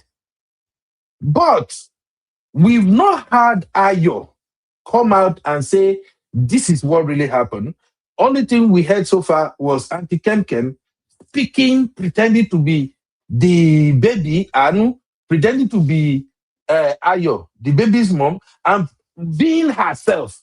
So, Misty, is there a case against the Adeleke if Anu did not initiate paternity lawsuit to say, I want another DNA? Is there any case against the Adeleke in all of this? First of all, when you make an allegation, he who alleges has the onus to prove in court. So they are the ones who are alleging that Anu is the daughter of Davido. They were the ones supposed to initiate the proceeding in court or go and do the DNA. But because they haven't done that, and Dr. Adeleke has an estate, he has a reputation to protect. He took it upon himself. So he's not just protecting the reputation of his family, he's protecting his estate. This matter has been going on for over 10 years. It hasn't been handled well by David and Tim. That is why he has decided to come out to protect the reputation of his family and to protect his reputation. Should anything, to protect his estate rather, should anything happen to him, he wants to have these matters resolved. He doesn't want to leave it pending. And the matter doesn't seem to go away. He has done 5 DNAs.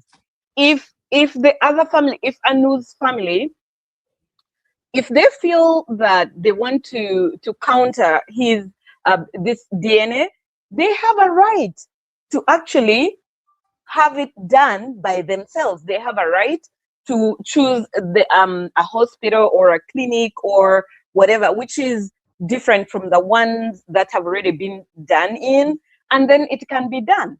They can go to court and have summons provided compelling David to appear before a particular clinic or hospital to have the DNA done. They can do that.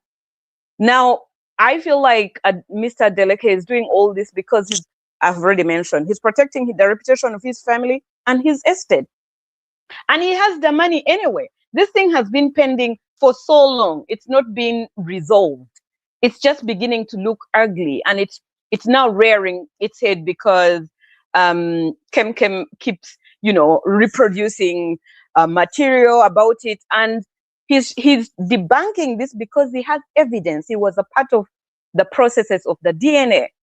So in a proper setting, if it were in the diaspora, a minor, first of all, you cannot do anything that involves a minor without permission from the court. Whatever you do regarding a minor or a senior or somebody who has a disability, you cannot do anything without permission from the court. So this, the mother or whoever, those are all lay people. The court would, whatever has been done, the court would say, no. We are taking the initiative to commence the proceeding of a DNA to be done. That is what is done. Okay, at least in Canada, that's what we do. A minor will have to be fully represented by a lawyer. And if you don't have one, legal counsel will be produced for you in court to represent a minor. So if anything happens when you're still a minor, even when you turn 18, you'll have to get permission from court. Even when you settle matters with a minor, you cannot settle a matter with a minor where you're paying them money. It has to be paid into court. They have to make an assessment, and then it will be given to the proper legal representatives who represent the minor. So in this case, Dr. Deleke is just taking the steps to do the right things. I don't know if in Nigeria, minors are protected in that matter that, they have to be represented by legal counsel. Okay. Thank you, Misty. Another question I have is this one, Misty. In the course of the press conference, Dr. Adeleke actually make reference to another guy, and he said Ayo has admitted that there is another guy she was dating around that time when she got pregnant, and the guy was a banker. Now the guy is married. So I want to ask, from legal point of view, can the Adeleke compel that guy to take a DNA test? Yes, they Or can is initiate. They it can Ayo? initiate. They can Okay, initiate. The court can do that, but somebody needs to bring that matter, bring a motion before court. So court is in the know. Or Dr. Deleke himself can go before court, and the matter is brought forward, and then a summon will be issued against the potential father to come and have a DNA done. All that can be okay. done. So they don't need Ayo or her grandma to make that move. The Adeleke can make the move on their own. There are usually like three ways that you can initiate something in court. Either you can, and this would depend on the rules of civil procedure where you practice from. The law could provide that you can initiate it if the other party cannot. If the other party cannot, because they could be incapacitated, meaning they don't have the money or they are disabled or whatever, but you are in position to do that, then you initiate it with the court. You go before the court with a motion and say, this is my story, the other party cannot do it, I want to start it. So you can commence it yourself. So Mr. Deleke can actually do that. Okay. So now, just two more questions and I'll let you go so that your invoice will not be too long. Just two more questions, I'll let you go, Misty. No worries. One question I wanted to ask now is because I'm confused. Right. The culprit here, the alleged culprit here is Kemi. Okay. As it is right now, she's not in Nigeria. She's hiding somewhere in exile. Nobody knew exactly where she is. So, is there anybody here who know exactly where Auntie Kem is? I don't know. If you know, please drop it in the chat.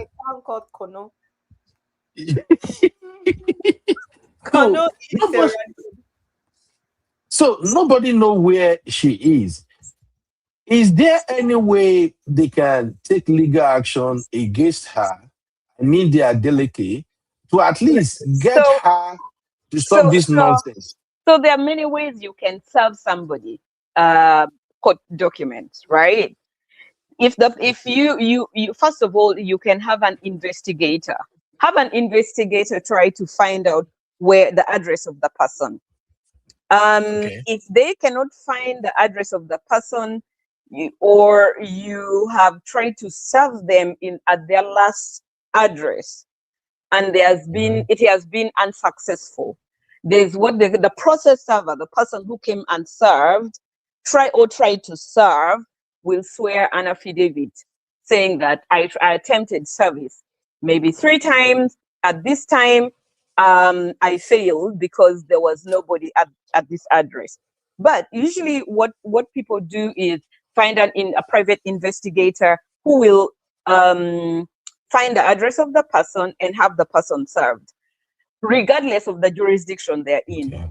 If you cannot find the person, like physically, the last thing is court will permit you go to court, file a motion, and the court will then allow you to do what they call substituted service. A substituted service is a service where you will put it in the newspaper that Mr. Ben Oru, or we are looking for you, you're hereby served, you're supposed to appear at this court on such and such a day, blah, blah, blah.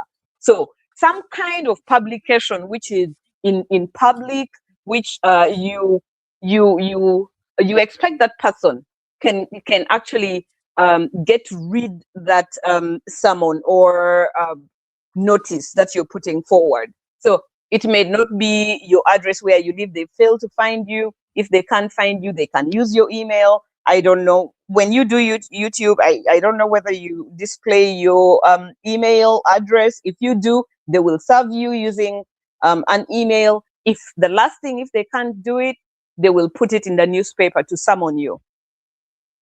Okay, thank you very much. Now, lastly, this last question is for educational purpose. You know, Right. now that we are in the era of social media, everybody now, as soon as things goes wrong, they turn on their camera and then they start shalaye, shalaye, shalaye. Misty, you should know the What meaning is of shalaye. shalaye? No, I MOP will tell you. forget. MOP be Uncle Dayo. They will tell you what is shalaye. MOP says it a lot all the time, and I think he's Yeah. already told you the meaning before, but Shalaye, I Uncle forgot. Dayo, what is Missy, shalaye, Uncle Missy. Dayo? Shalaye simply means explain, explain, explain. You are just explaining, Oh, explaining, okay. explaining. That's what it Oh, means. okay. Got Shalaye, you. shalaye. Is to explain, to explain. So, Thank you. Thank you. so, Misty, we are in the era of social media where everybody turn up camera and then they are just yapping away.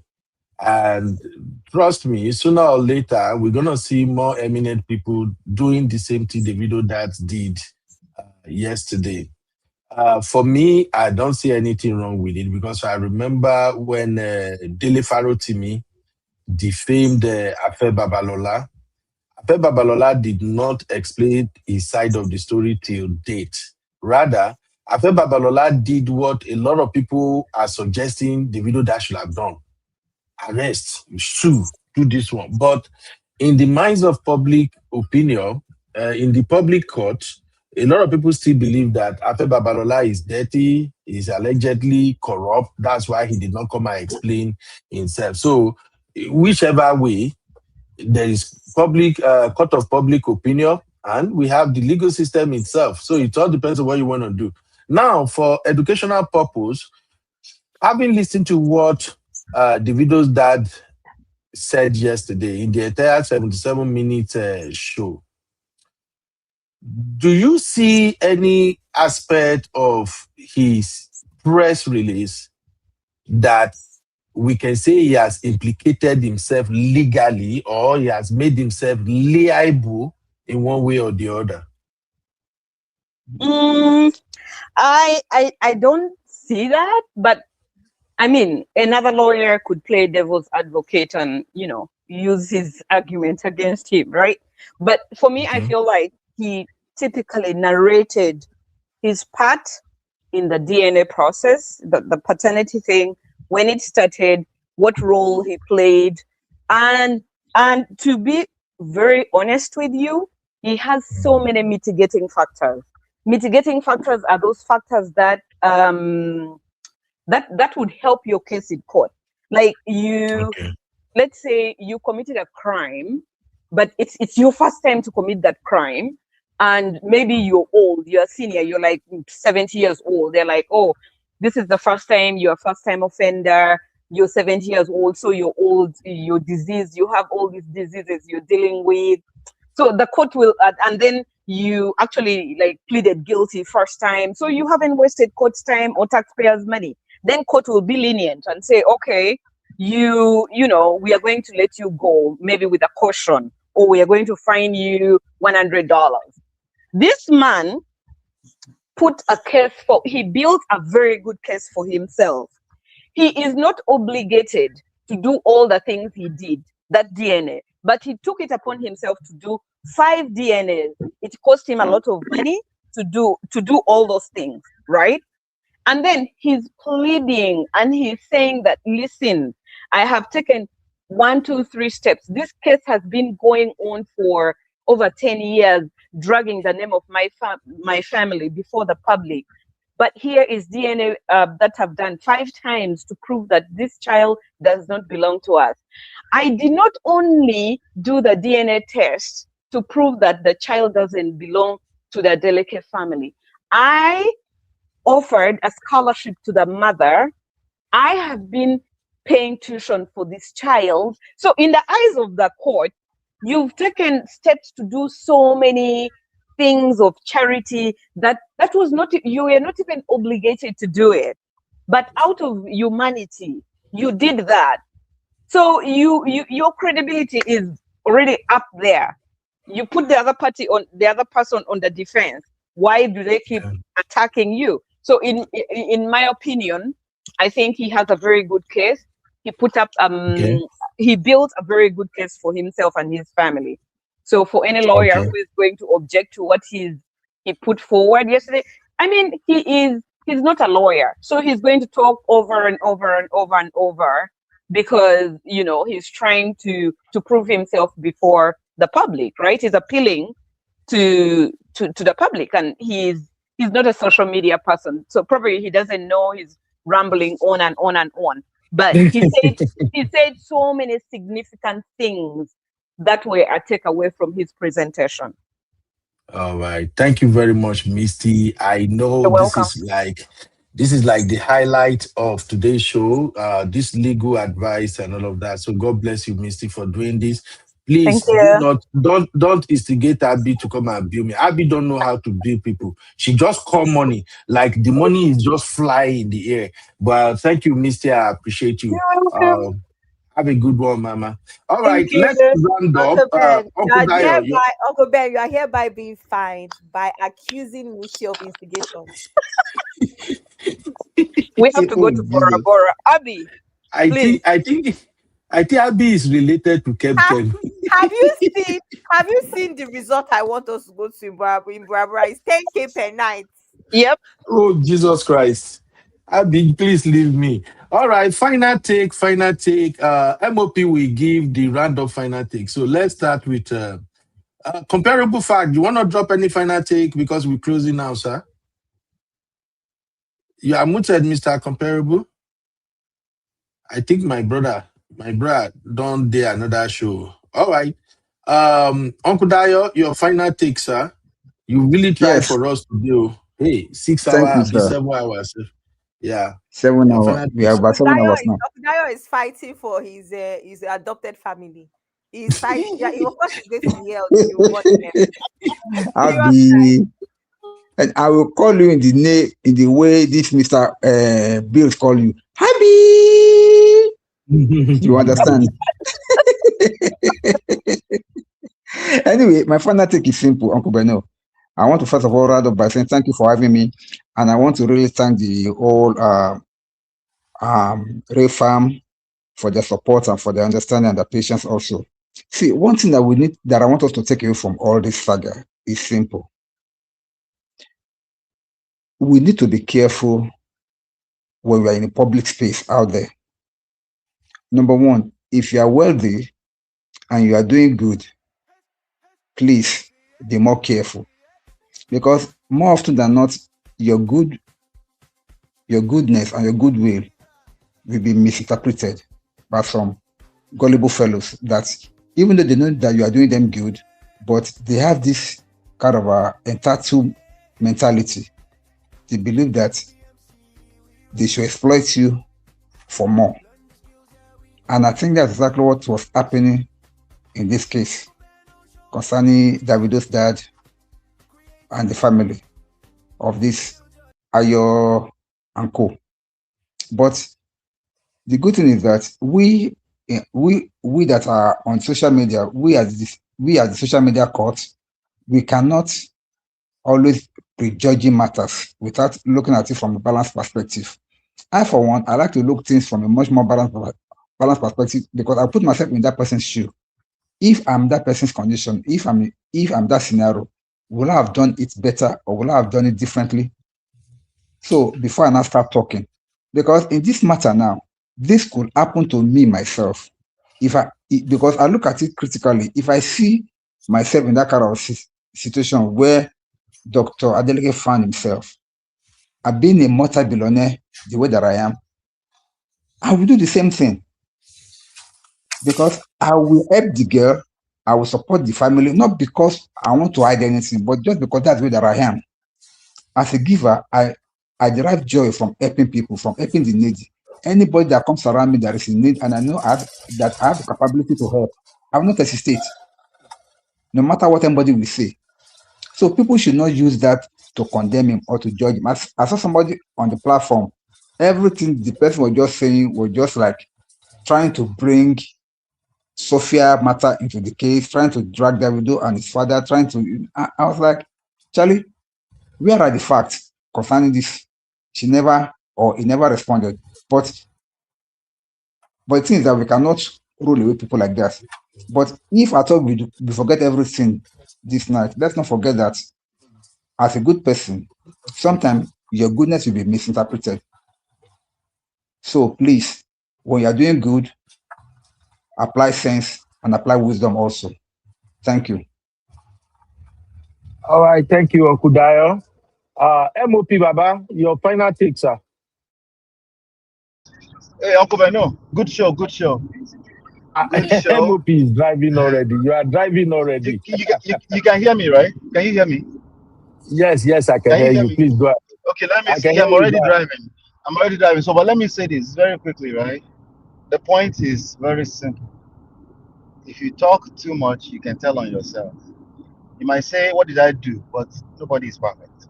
So the point is that you can say things that can be used against you. If you would know what it can be used against you, then we won't need to have the conversation. Only saying this to everybody to protect yourself. Just say just minimum enough, and that concept is not only true when we're talking about public relations. It's true in everything. All the technology you use today, if you're thinking security, then you're thinking least privilege. Don't give people all this extra privilege of doing explanation for them when they didn't ask you. That's why I asked Misty just now, what case? What case? Why are we talking about cases? There's a reason why it was a strategic question. They say, does he have a case? What case? You know, the people we're talking about, the onus was not on them to have to prove anything. So why are we talking about cases? Like, just shut up. If you have reputation, if it's about reputation, then just make your few statements of denial and leave it alone. Let it go and let it fall where it may. If they sue you, you answer honorably and avoid using emotions. The rest of the conversation is just emotional stuff. And sadly, that 77-minute statement yesterday was also laced with emotions. I saw you play a video earlier on of him still talking about this behind the scenes with somebody. He was, I can't judge him. He was, I can't judge him. The point is not to judge him. It's just to point out for all of us, the rest of us, that if you find yourself that you're emotionally charged like that, there is a good chance you will say something that you don't see now but can be used against you later on. That's the only point, Uncle Bello. Thank you so much for having me. All right, thank you, MOP Baba. Let me know how weekend will be, whether we go do back boats again. I really appreciate your time, Baba. Thank you very No, much. Allah, no, Allah. I'll reach out to you. Okay. No, Allah. Okay, Baba, take care. Drive safe, bro. All right, all All right. right, all right. Over to you, Abby. Uncle Ben, all. Okay. So this comment is from Peter Adetunji. He says, Oga, you're judging already with your already formed opinion without hearing from the other side. Your opinion is one because of Kemi's involvement. You're not fair on this, Mr. Not sure who that's directed towards. By Dupsy Read the star comments, please. The starred comments. There are about 27 of them. If you yeah, I can go saw them through from the them. beginning of the show though. Okay, thank you. I don't know if they are relevant anymore, you know? No, they are. I think many of them are. Okay. I only Dipsy. start the one that are educational. All right. Okay. Okay. Dupsy is saying my final take is that we like cho in this place. Thanks, Yubi, for this platform of amable lovers. Hey, this shade. And Tinkus Pepper is saying, Yubi, you're right, sir. It doesn't matter if the Abby, yes, I'm Dupsy said we they do short. How much be her fines? I don't find women, Uncle Ben. What do you mean? Okay, we I should don't still find women. go to Bora Bora. 100% VIP room. She's not I going. mean, Dupsy is as not a going. VIP. Continue. Presidential She's suite. Antikus is saying, you're right, sir. It doesn't matter if the man does not accept a child. Once the grandparents accept, they take full responsibility of the child, regardless of if their son accepts or not. Uncle Patrick is saying, if it has been established that Kemi is the main person using the girl, let her be sued. No need for shalaye. Talk on social media.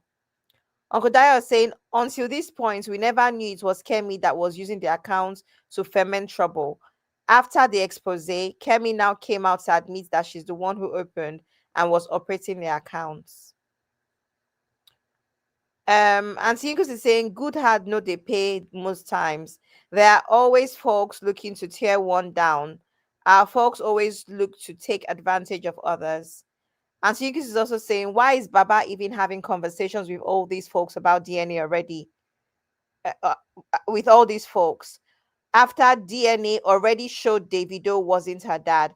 Learn to disassociate. Give money if you want to be nice and block them. B-Flex is saying this man seems to be sincere. He's done this much for persons he's not obligated to, but they literally took his kindness for granted. Sissy is saying this is why Grandpa needs a new wife. She will be blocking some of this unnecessary help he is giving every Tom, Dick, and Harry. Ogachoki said, how can they be putting so much pressure on their daily case and don't test the other? Make it make sense. Sissy is saying the good sister just use her own not so obvious tactics on him. Abby is saying Grandpa is impressed by my yearly birthday messages with the PhD. Wahoo. And Sionyi is saying, na God will save Uncle Ben. You for put mouth for Mike on Kokoro Alate. I don't know what that means. But it just sounds funny. And so he's also saying, I would tell you hands down, I can't say it's about culture.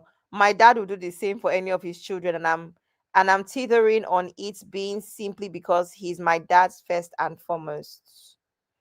M. Jones is saying, I don't think it's a Yoruba thing. It is a good and responsible people thing. I know other cultures who are just like Papa Adeleke.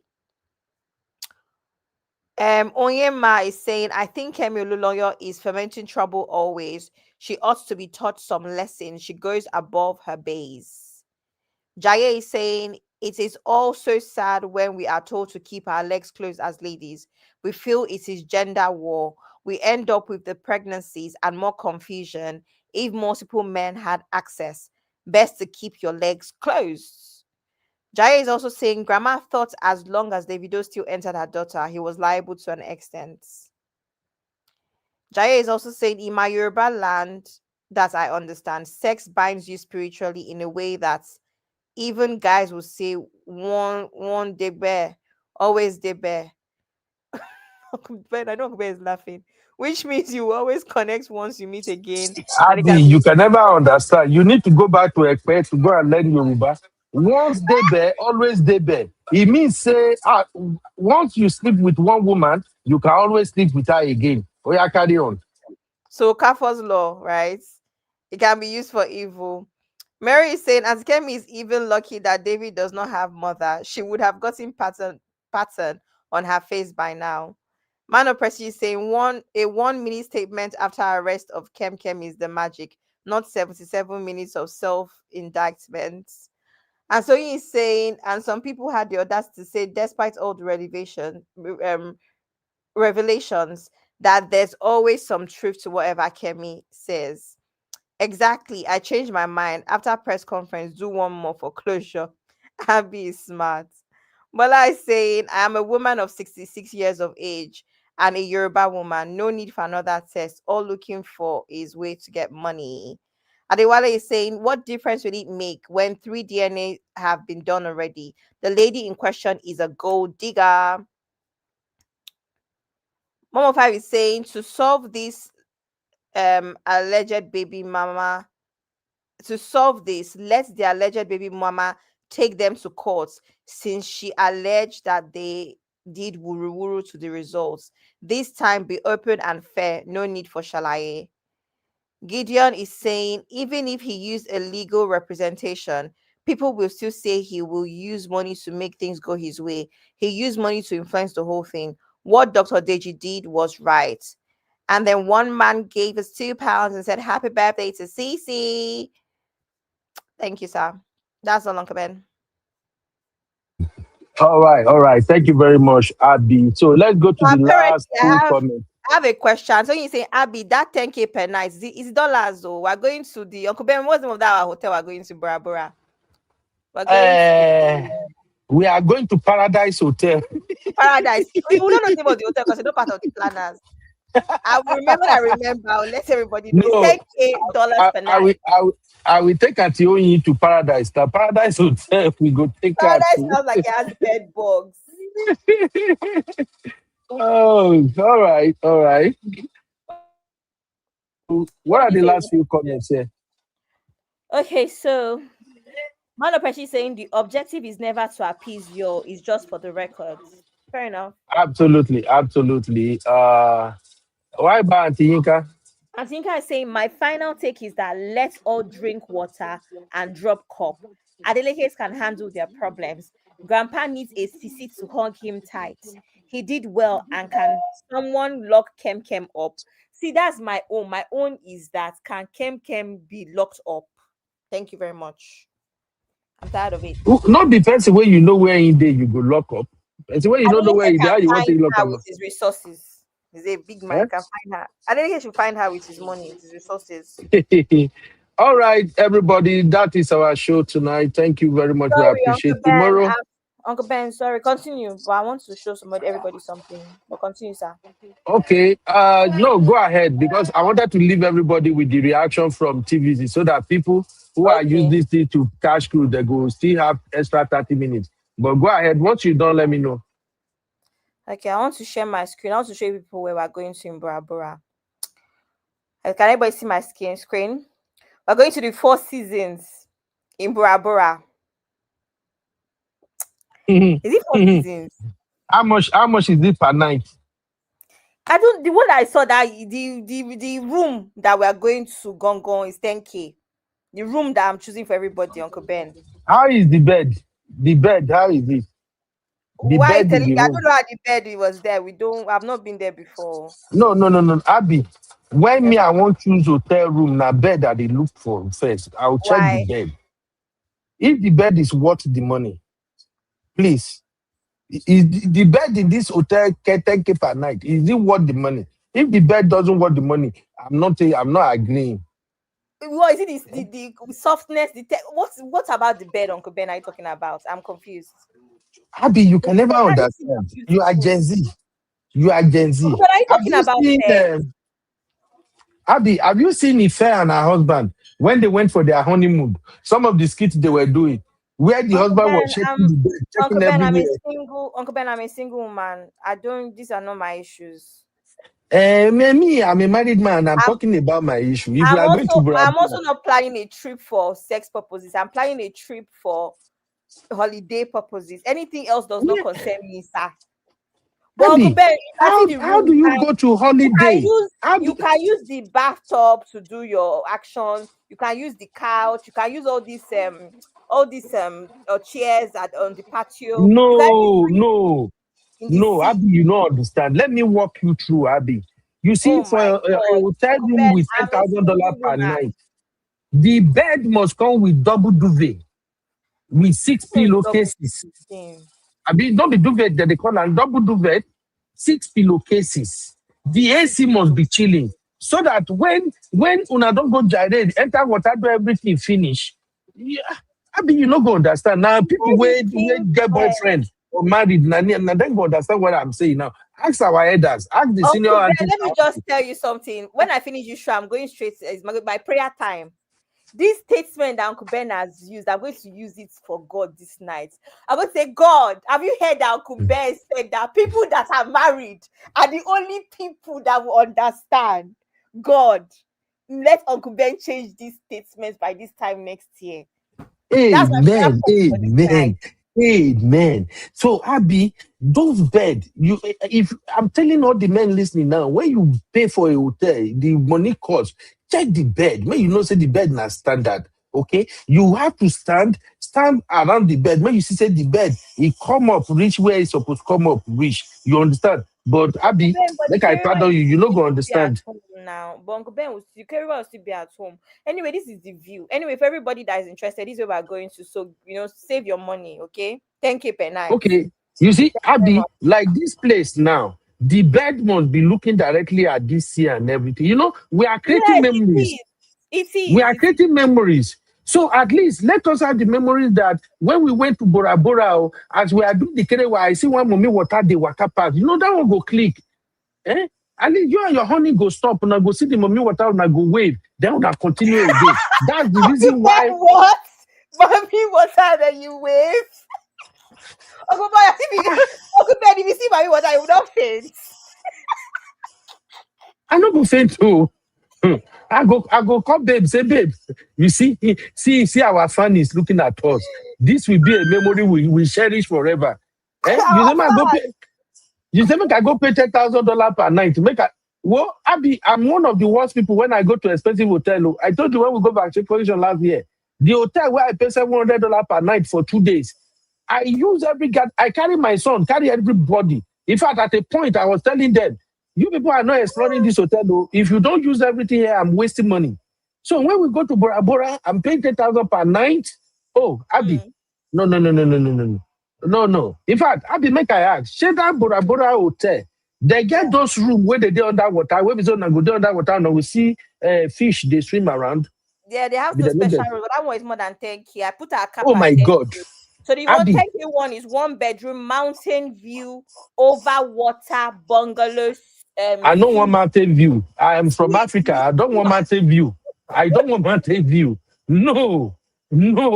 Uncle Ben, I want it to be like so that I can swim. You know, as baby of the house, I have to disturb everybody. So I can swim to the next bungalow and knock and disturb people. So you go the sisters the room, go disturb them, Abby. Everybody, I can just knock and run away. Swim to the next knock.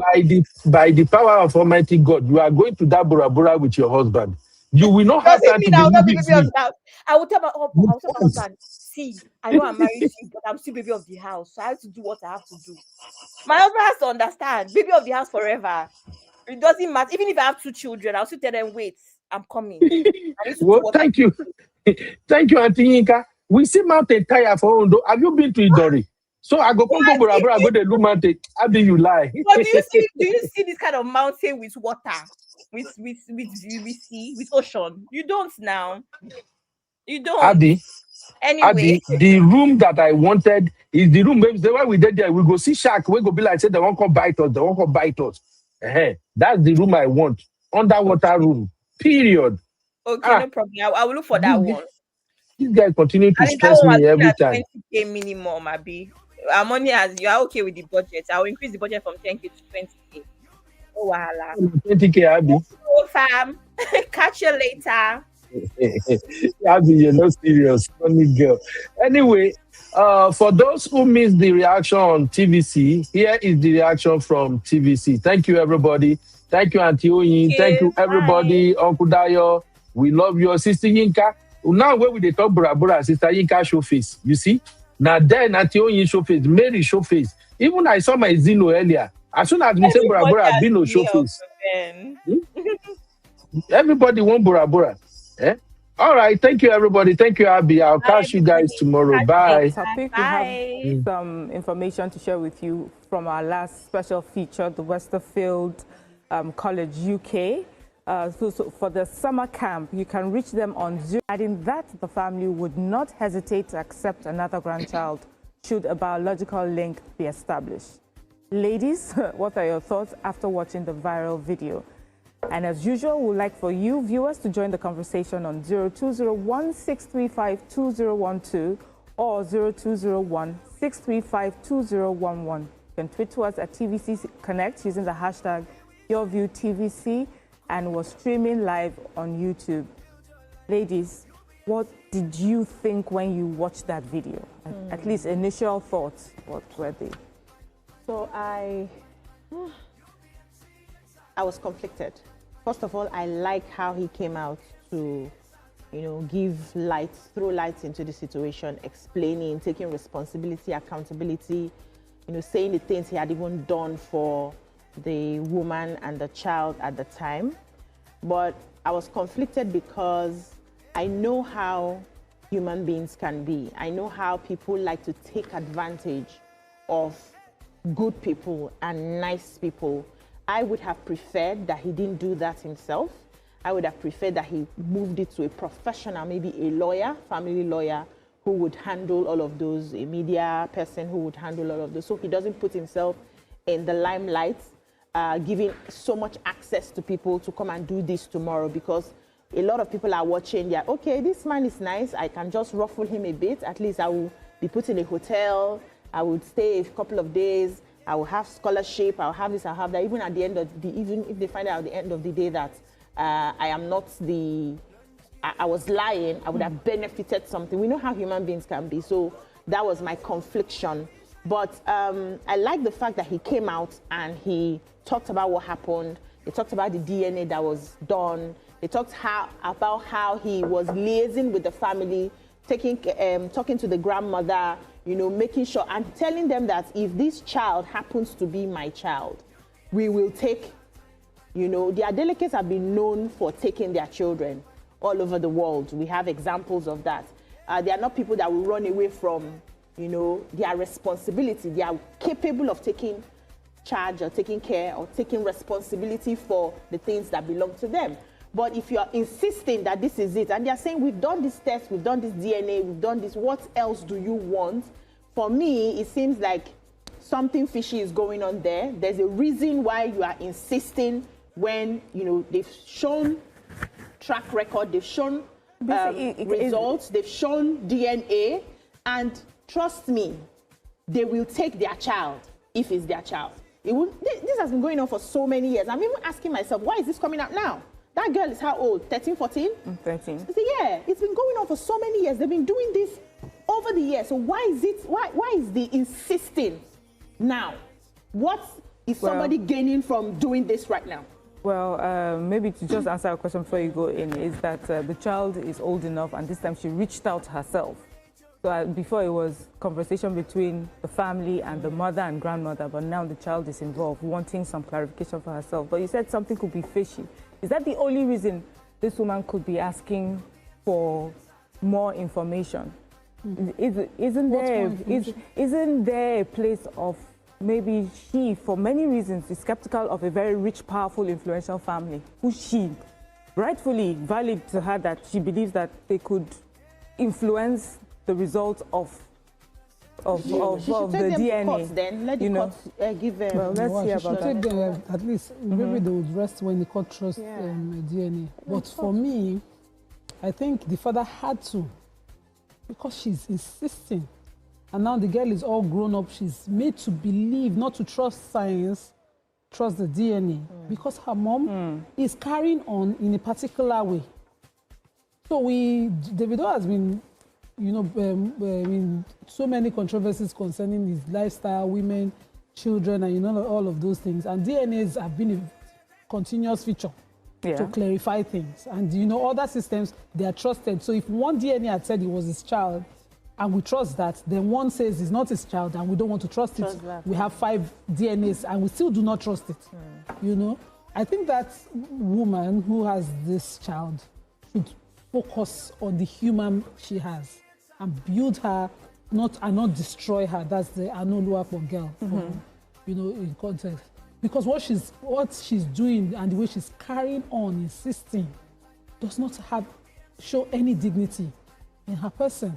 And she's not passing on any dignity to her child. I could differ a bit on that. I don't mind. But because, you know, I'm listening to you, and as a mother, if you feel that you're right, I think you will do anything, whether it makes you look bad or not.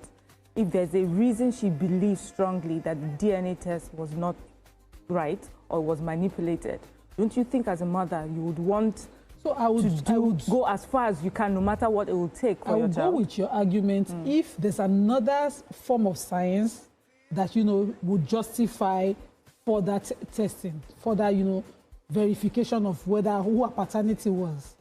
I would, if there's a science that comes and says, oh, we can't trust the DNA 100%, but this new science, or there are ways DNAs come and there's a mistake. It's not the science she's questioning. It's the process. No, it's not the science, yes. Is the validity, is the influence that this family has that they could change the result of the DNA. That is what she's questioning. They had done DNAs at hospitals of her request and at hospitals of their request. And at neutral hospitals outside the country, they've done 5. Okay, let me just assume that the child is his. And he continues to say the child is not his. If he continues after we've exhausted what, you know, in Kwanwan's case, I was like, send us to DNA. Let us get it over with. So that when you continue to say the child is not yours, we can respect you. Let it rest somewhere. And he didn't do that. That, you know, he was singing at an event of a grown-up 15-year-old and accepting him on stage, not even relying on science. Now, somebody who is doing the right thing, we're not saying because he's an influential family, although he has accepted that of Sophie Momodu, he has accepted other women, but he doesn't want to accept my own. So what is the BC uses this word, his track record as regards if illegitimacy and legitimacy of his children. In the past is that when the DNA is done, any child proven to be theirs, particularly because the father is sitting publicly to talk about this, it was. I feel that the father was forced to be at this point. Only Adeokin Suta is a Yoruba culture. They are royals in Ede. Okay. Ordinarily, if this child is their own, the child will not Suta. It cannot be in Ibadan. It will be with them. You know, the arrangements would have been made. And in the same press conference, the father said, even without being confirmed as his grandchild, he was already supporting the girl financially. So money wasn't the issue. Whether I don't think they have comported themselves in ways that you should doubt them that they are trying to use their class or status to something is fishy. Why? What's fishy? For me, my own is to women. Why will you not know the father of your child? Why will you? You know what that woman is doing to that child? The psychological trauma that she's putting that child through is she deserves to go to jail. Yes. Because in her heart, she probably knows. Because I am now talking on assumption that the DNA is right. Yeah. Exactly. She may know. So she knows that she had other partners. And she's still insisting that this is, and they have done it, they have called you, they have done DNA, they have done everything, and you are still insisting. Take them to go and meet the other men you were sleeping with or the other man you were sleeping with. Check your calendar. Check your calendar that day. How many? Why? Okay. You know, I hear you. No, okay, you see, you're not done yet. I'm not done because this thing is very, it's very close to home for me. Okay. Do you understand? Women keep doing this kind of thing, and it's not fair. It's not fair to the child. Forget about the man. It's not fair to the child. I agree. When you put your child through this kind of psychological trauma. Just to win war, so that you can be. No, be say go kuku marry you. Abi if he's not under marriage act, you have already married. So you know, I've seen I these. wanted to say something. Okay. Yeah, you know, I said something is fishy, and I was asking a question. Why is it now? This has been ongoing for the past couple of years. This girl is a teenager. Why now? What's pushing this now? And you know, you had said the girl had reached out. The family members of the girl, the mother of the girl, sent a private message to the Adelekes telling them that she's not the one. So somebody is championing this. Somebody set up an account. They mentioned the name of the person, whether journalist or not. Set up an account and is the one champion. The parent, the mother, yes, the mother is not involved in this because the Adelekes have even done well beside them, done well for them. The girl, I think she's in school on scholarship.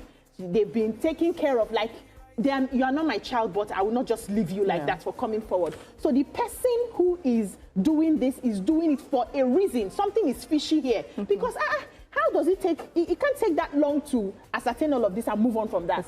Now, I like the angle you went to, the psychological need of this child. The last time we had this conversation, we're saying that a lot of times we don't pay attention to the children, the offspring that we have. We're focusing on our battles, our own head, and we leave these teenagers to deal with this for the rest of their life. Now, everybody knows, I'm sure people know her face in school.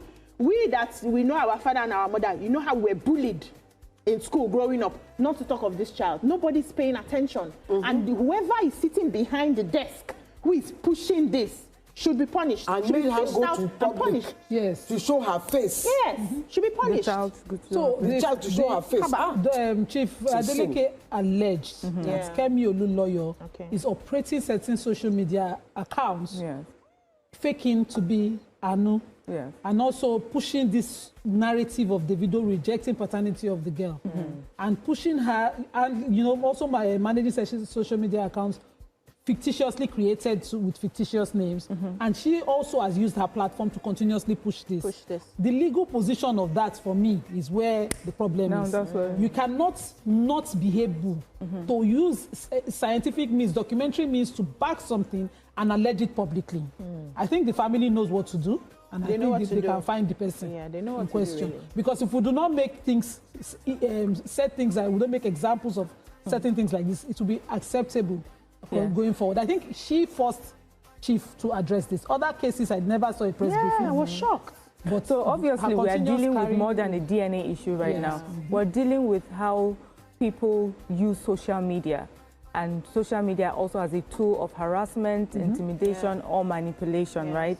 And I think that is what the chief, Davido's father, was addressing. But you know, you said something when you started that you felt that he shouldn't have been the one to make that address.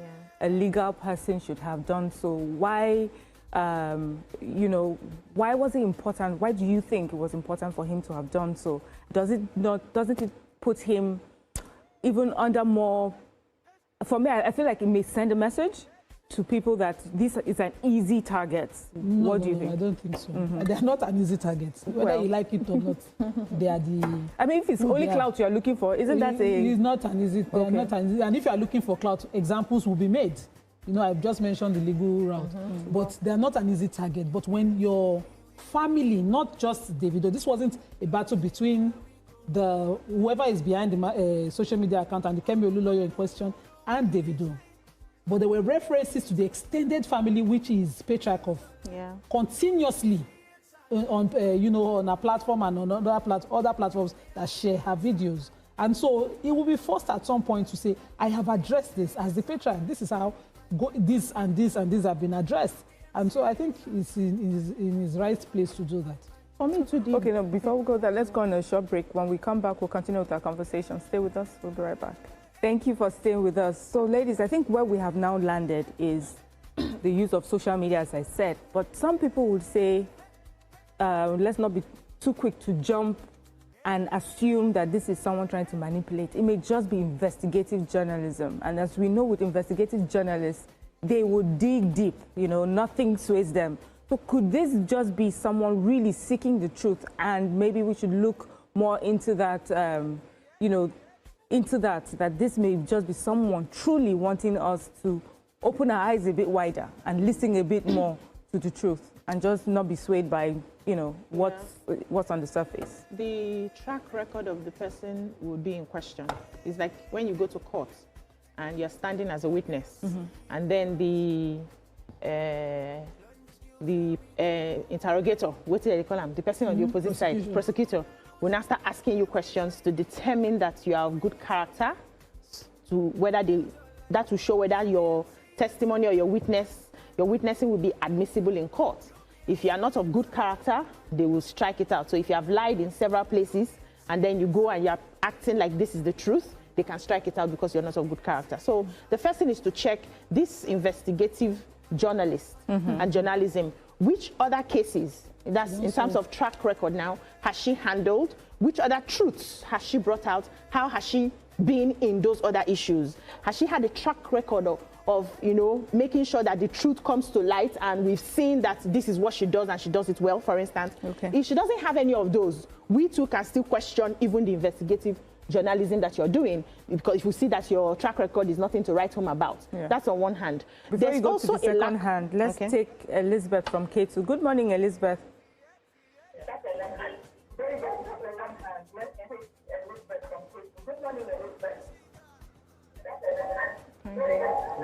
Good morning. Good morning. Good morning. We can hear you. Can you hear me? Good morning, Elizabeth. The blame usually goes to the rich man because a lot of people are afraid that, are angry. A lot of people are angry that the man is rich. So nobody sees the truth. There's no objectivity. You just assume that this man, because you are rich, you want to oppress. Yes, you must take the blame. You want to oppress the poor. And that is what is playing out. A lot of anger that I see, many of the comments I'm seeing, they are not focusing on the facts of the case. They are focused on the fact that this man is rich. He wants to oppress this poor lady. All right, BC, let's take this call from Femi. Good morning, Femi. Good morning. Good morning. Okay, I just want to make my own contribution based on the video I watched Mr. Adeleke make. There was an instance that he mentioned that the investigative journalist probably had some mental health issues. And these are things that have been recurring in her posts. If you have been following her, making wild statements, unfounded statements like that, I'm aware that she was in prison at the time when she said something that could not be substantiated against a pastor, and she had to be in jail. So before we make news out of this, what is just like your Obi, the other lady was saying, what is the track record of this lady? If the mental issues are involved, if somebody is making unfounded statements, those are what we call delusions. And those delusions, whether the truth comes out or not, the person will keep insisting, even despite the fact that the truth is obvious, until treatment is established. Thank you. Thank you, Femi, for your contribution. Thank you, Femi brought us back to... We had interviewed Kemi after the defamation criminal detention that, the pastor later forgave, that linked to one of these actresses and all of that. And, she was so sober. And right after she left our set, we were trending for the wrongest reasons. Kemi is known to make bold, unverifiable, unsubstantiated allegations, but she makes them bold. And I lost respect, if I even had any, for her by 2021 when the young boy, Sylvester, that was whose parents were mourning and calling for justice because he died in boarding school before his parents got him from Warri. And she fed on the death of that boy, every day churning out, as if the people who were grieving were not grieving enough. I was driving on my way to Lekki once and I was listening on the radio and somebody was talking about, I went online and it was so painful. I was like, there should be some form of, some sensitivity around this matter. These are grieving parents who have lost a 12-year-old boy. And she made it every day. She go on ring light on the matter. I just felt, no, this woman, no. Let me take this call from Vanessa, Abuja. Good morning, Vanessa. Vanessa, good morning. Good morning. Okay. Can you hear me? We can hear you. Please go Very ahead, well. Vanessa. Okay. So I want to contribute on this topic because over the years, since this allegations, or should I say these allegations anyway, coming from Anu and her family, I have followed most of the discussions online, and there's something consistent that DNA has been done, and it is negative. So I think at this point, for this man that is not, even he doesn't like coming on the public stage, we know him as a good person. He's a very kind person. I sat down and watched the full video yesterday, and I teared up because for a man like that to sit down, call a press conference for just this reason, it means it has gotten to the highest level he can take. Do you understand? So he has played the role of a mother, he has played the role of a father to Davido. So at this point, I think they should just make these people scapegoats, because I see, because of what happened yesterday, this press conference, I'm seeing that a lot of people may come out and take his kindness, for granted, because he has been in touch with the girl's auntie, he has been in touch with the girl's grandmother. This is a very rich man, a billionaire for that matter. He calls them directly. They have his WhatsApp.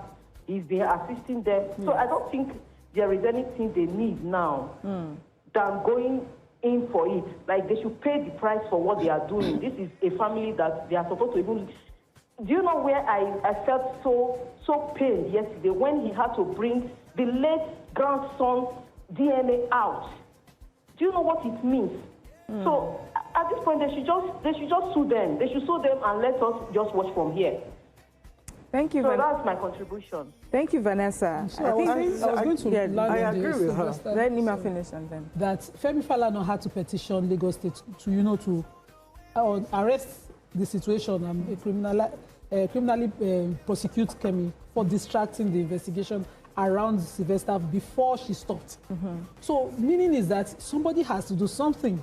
Now we've seen this old man come out to join issues publicly with her.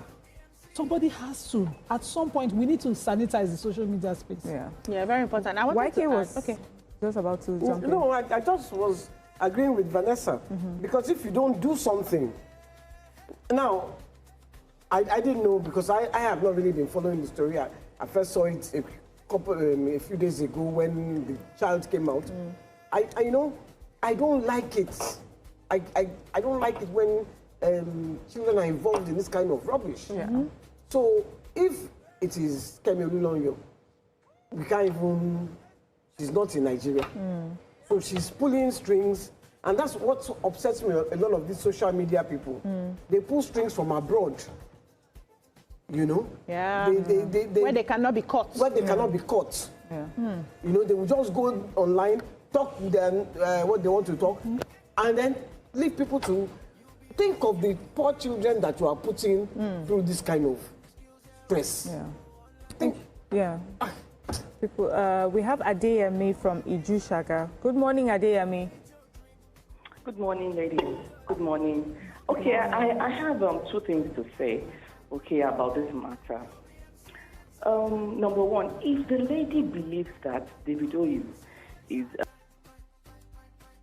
child's father, and they've done series of DNA tests, I believe that she should do maternity test.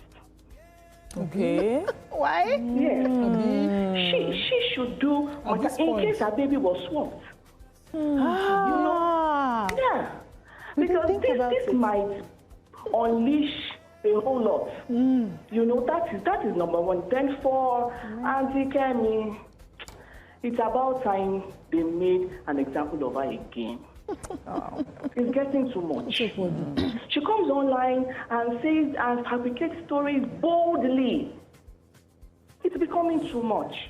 Thank you. Thank you, Adeyemi. The only thing with DNA is a proper DNA. They always do the mother and the father. So just in case, you know, there's been a swap.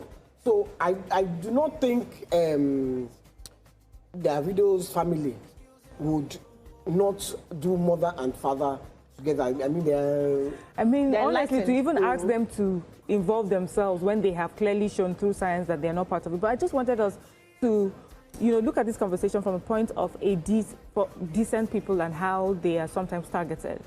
I know this person who is quite wealthy, and she's found herself in some very interesting situations because she's decent. So she assumes that because she's good and she's nice, people will be good to her. But she forgets that she has a lot of money. And so people who are around her, she's constantly trying to figure out who is with her for the right reason and who is with her for the wrong reason. So I wonder if, you know, like when I watch movies, you see Oyinbo people that come from these families, there's a way they carry themselves. They know to protect themselves from people that can take advantage. Well, I wonder if in Nigeria, people who have made money understand that there has to be a way that you carry yourself to protect yourself from potential parasites and predators. Do you understand? Yeah. We're quite religious, so we let some things go. You God know, will fight for us and all of that. So, you know, when I started, I said I didn't like how he came out. That's Adeleke now coming out to do that video because a lot of people may feel this is an opportunity. He's a nice man. You know, if he had stamped it, his lawyer is speaking, we are suing, we are all of that. People, before you want to target such a person, you would think twice.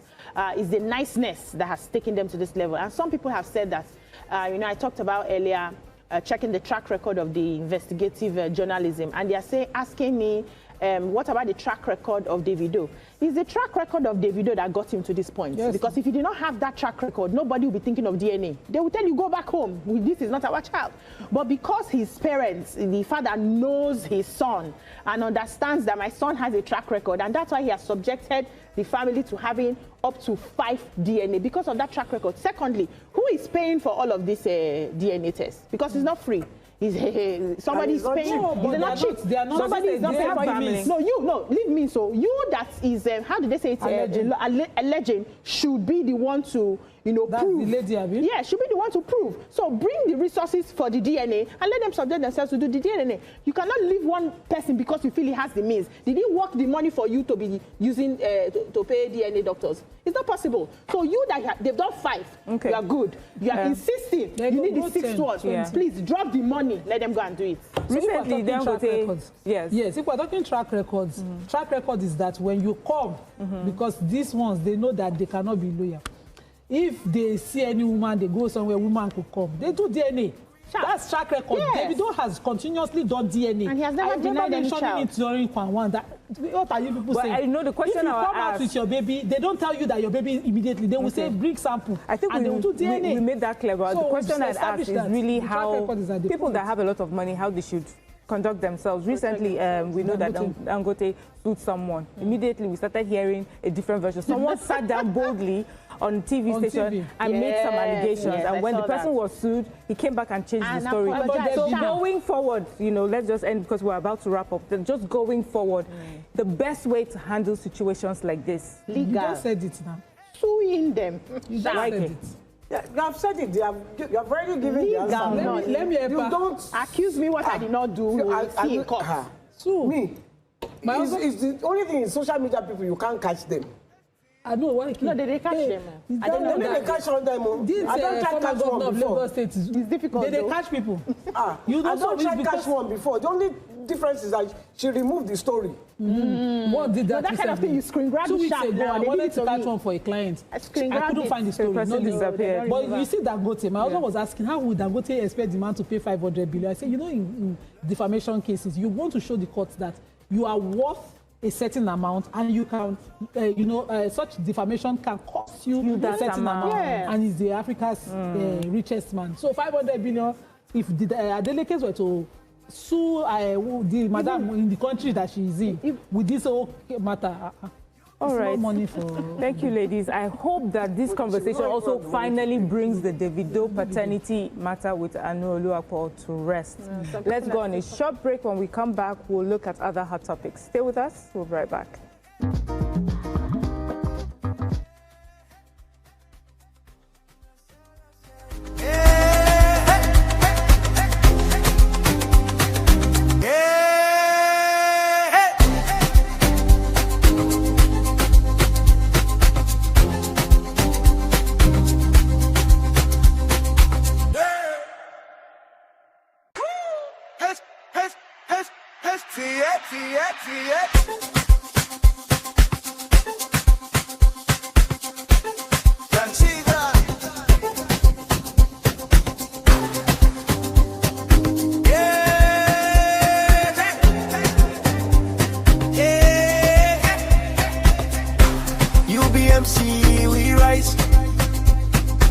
Learn the skills, yeah, we go online.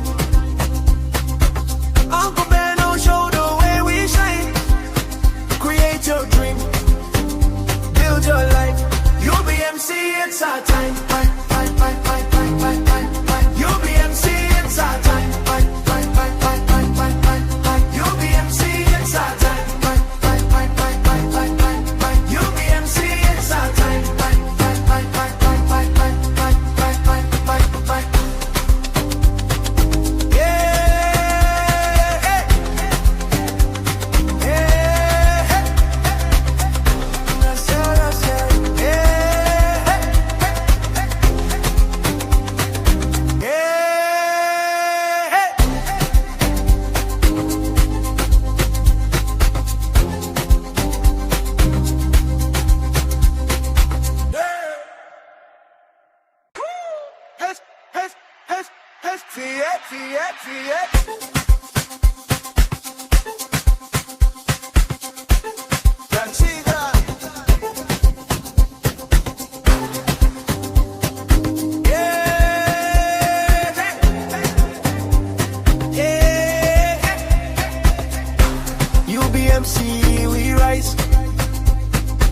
Learn the skills, yeah, we go online. Uncle Ben will show the way we shine. Create your dream. build your life. You'll be MC, it's our time. You'll be MC, it's our time. You'll be MC, it's our time. You'll be MC, it's our time.